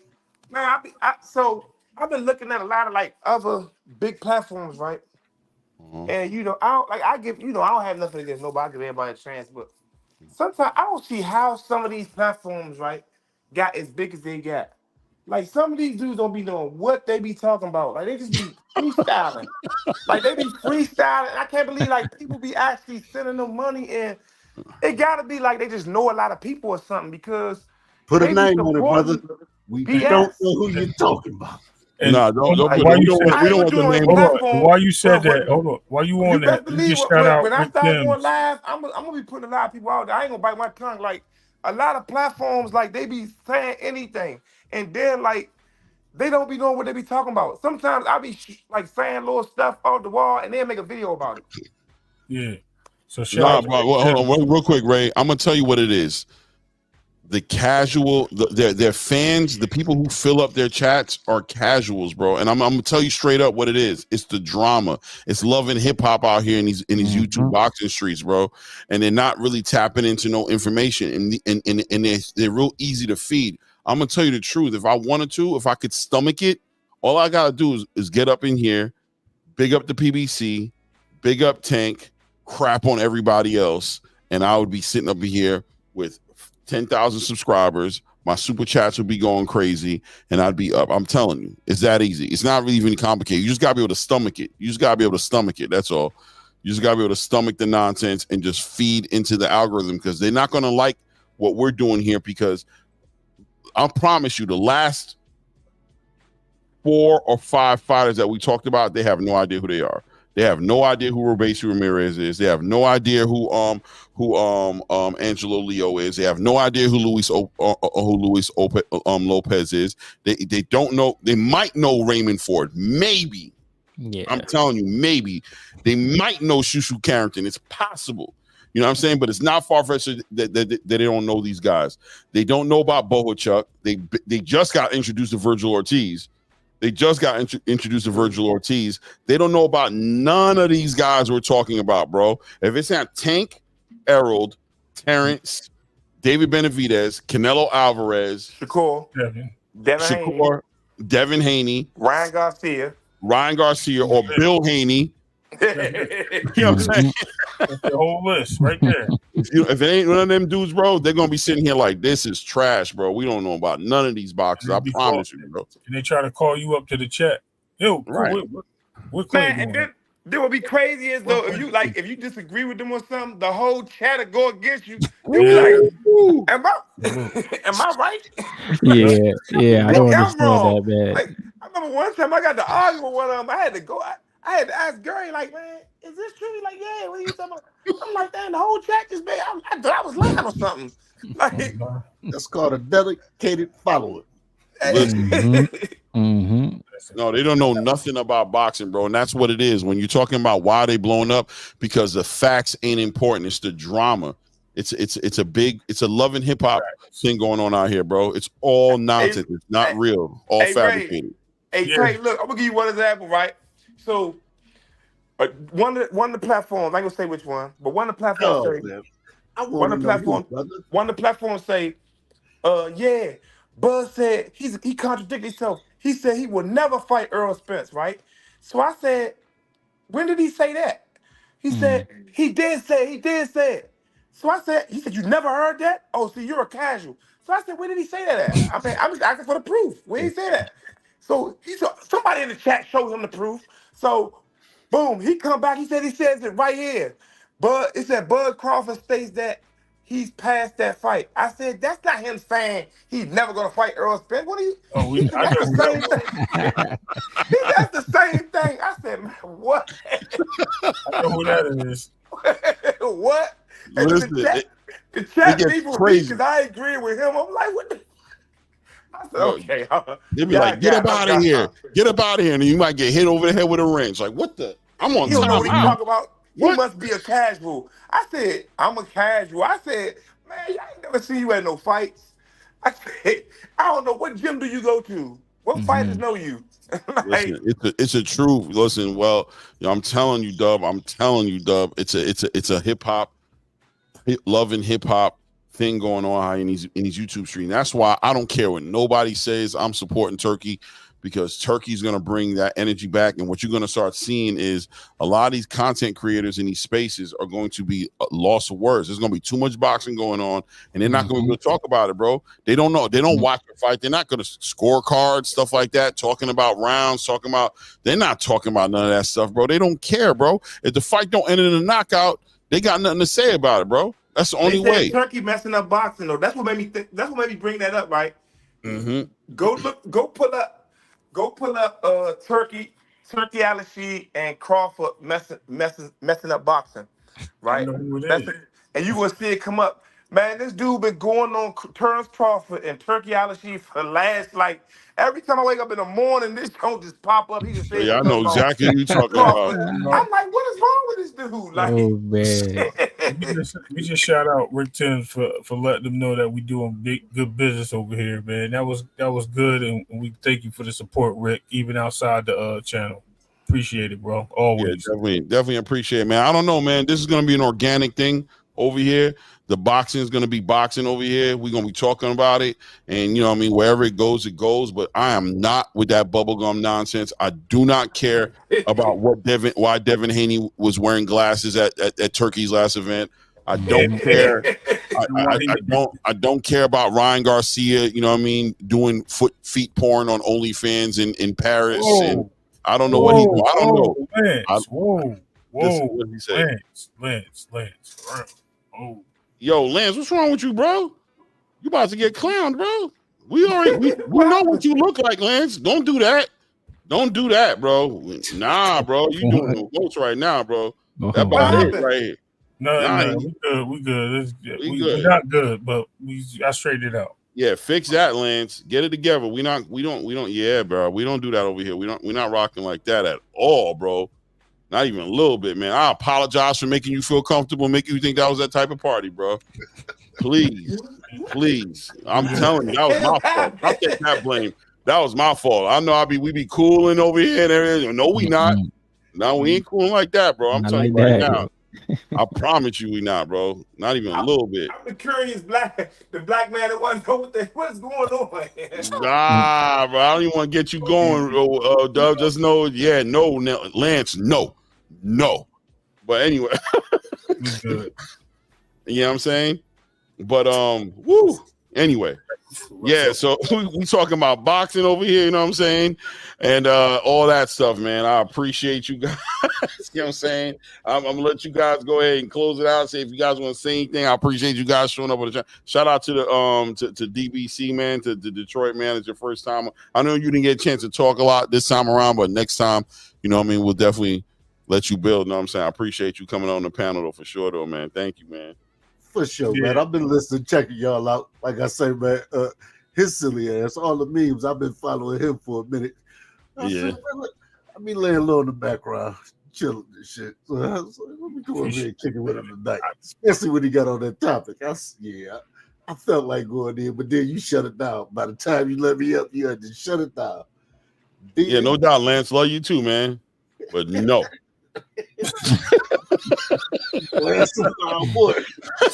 Oh man, that's a wild one, man. We already done seen you on here, know what you look like, anything. You crazy. Anyway. Go ahead. Let's just get real. Yo, Ryan, man. It was great having you here this evening, man. Usually you in and out because you got stuff to do. I guess you got to work in the morning, or you just said the hell with it. You just gonna be tired tomorrow, which I appreciate you being tired. Work in the morning, bro. I'm good. But yeah, shout out to y'all. Thanks for having me. Thanks to the panel, man. It's been a good talk. You know, I love talking boxing with you guys.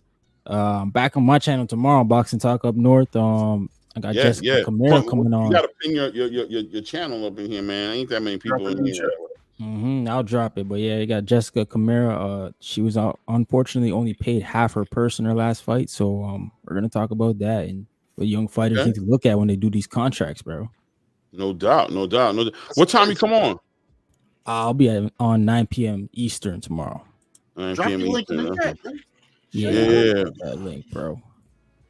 Make sure you do that for sure, man. We're gonna try to pop up in there, man. I don't know if am I even sub to your channel, bro? I ain't gonna lie to you. I'm a horrible person, bro. Horrible. He said it himself. Bad person, bro. Is it the same as your name, Ryan? Yeah. So the truth set you free, brother. Hey, Ray, you subscribe to my channel, Ray? Yeah, I did. Why, you want me to do it again? You want me to use my other? I got another account. I get Yo, okay, so breaking news. Terrence Crawford vacated his titles. Yeah, I put that up there for you. What? Why is that? You're my 147, right? Oh. That'll be that WBO because Brian Norman got elevated. Yes. Yeah. Hey, look at the brother in the bottom. He was ready. What you mean? What? Right. He just got the title. What are you talking about? Let it go. Excel had another moment. That's my guy. Excel said, "Oh, he talking about." Excel pondering. You know what I'm saying? He pondering, bro. I'm figuring things out over here. Yeah, I check in for this week. I got 3 big interviews coming up this week. That's dropping this week. Yo, I need you to plug me. We gonna talk, man. I need you to plug me some interviews too, man. I want to get some interviews too. I know you the guy that connected. You already know Wednesday. I got Swift. His interview dropping Wednesday. Thursday I got Jamal Harvey. Y'all know who Jamal Harvey is? No. Middleweight. That's the one that Tank tweeted about. That's the Olympian. The 130 pounder or the 147? No, he went to the Olympics. That's I know. Olympian. Yeah, he fought at one. Was it 122? 120? It was 130. I thought it was 120, 125 or 122. Somewhere around there. Let's just say that's just degree. Yeah, that's him in that area. Tank said they stole it from him. Yeah, Did he get the bronze or something? I don't think he got none of them. I thought the dude from Baltimore got the bronze, right? or something or gold? Who got? I gotta look it up. He's from Maryland. He's not from Baltimore. He's from Maryland. Okay, yeah, I think he got the bronze. I gotta look it up though. I'm gonna go do some. I don't know. He won 2 fights. He only won 2. He beat the Brazilian. Maybe I'm thinking the dude from Ohio. Yeah, both of them lost the same day, but two of the USA boxers lost the same day. The 2 that we had left, he lost, and the other tall guy, he was fighting at a heavyweight class, like 150 something. Both of them lost. Well, drop your link in the chat too, brother. Hey, brother in the middle, Ryan, I just subbed to you. Appreciate you, bro. For sure. Appreciate you. Yeah, we got a bronze. He got bronze? He got bronze. Somebody did. I'm about to check it right now. I know somebody got a bronze. I thought it was him. Oh, there you go. Okay. I gotta look it up. I don't see it. I know one of them got a bronze. It's one of the 2 got a bronze. I can look it up right here. I got my other phone and my laptop right here. Oh, my bad. I got all that too, but I got another computer screen. I got the laptop right here. I feel like I got to change my office space around so I can do my background like Ryan. That's actually funny. I'm actually upgrading everything on mine right now. This is like a little temporary situation, so I'm putting that together. Oh, yeah, man, definitely, man. But yo, fellas, I appreciate you guys. I'm gonna put up the outro music. I don't know if anybody wants anything else. You know what I'm saying? It's already playing, right? He fought featherweight. He fought featherweight in the he won 2 fights. He ain't win a bronze though. He won 2 fights. He beat Russia. One of us won a bronze in boxing. Mm-hmm. Oh, you want? I'm gonna tell you to do the one. You want to know who won the bronze? Right? Excel just subscribe to you too, bro. Hey, thanks, bro. Appreciate you. Round 1 Sports Talk. Salute, King. Yes, sir. Catch you guys later, man. Joe, when you done, drop your link. Huh? Drop the link. Okay. I don't know. You know, I never know when I come up here. I got you. I do it right now. I got you. I'm gonna do it right now for you. Oh. Hold up.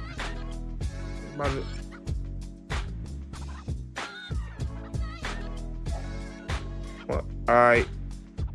The Olympic medals boxing. Let me see. All right, so Jones, I think.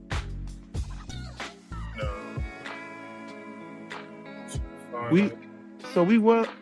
know we won. Somebody won a bronze. But all right. You said what? I said somebody won a bronze. I'm trying to figure out who it was.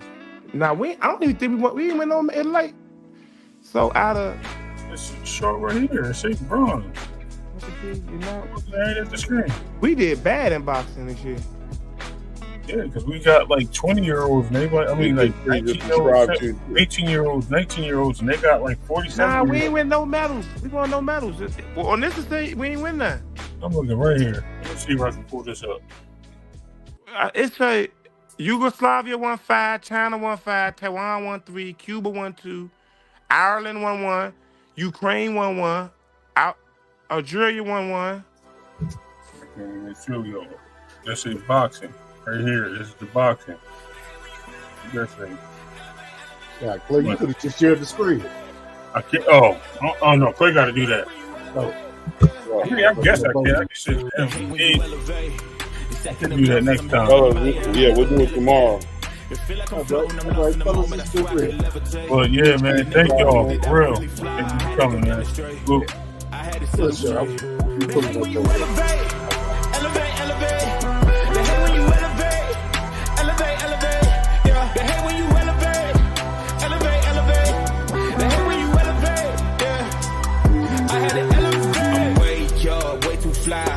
Yeah, I'm feeling myself. Ain't no chance I'm coming down, no. Got a soul view to myself, yeah. Why would I give it up? Why do they wanna come take my place? I work too hard for it, don't need a replacement. This my vocation. Now I got rollies all in rotation. Hop on a jet just to take a vacation. Remember the moments was trapped in the basement. Now the hard work is all taking me places. Riding all black like we trapped in the matrix. Bet on myself and go ball out in Vegas. Living a life like I'm rich and I'm famous. Don't see the grind that I know that it came with.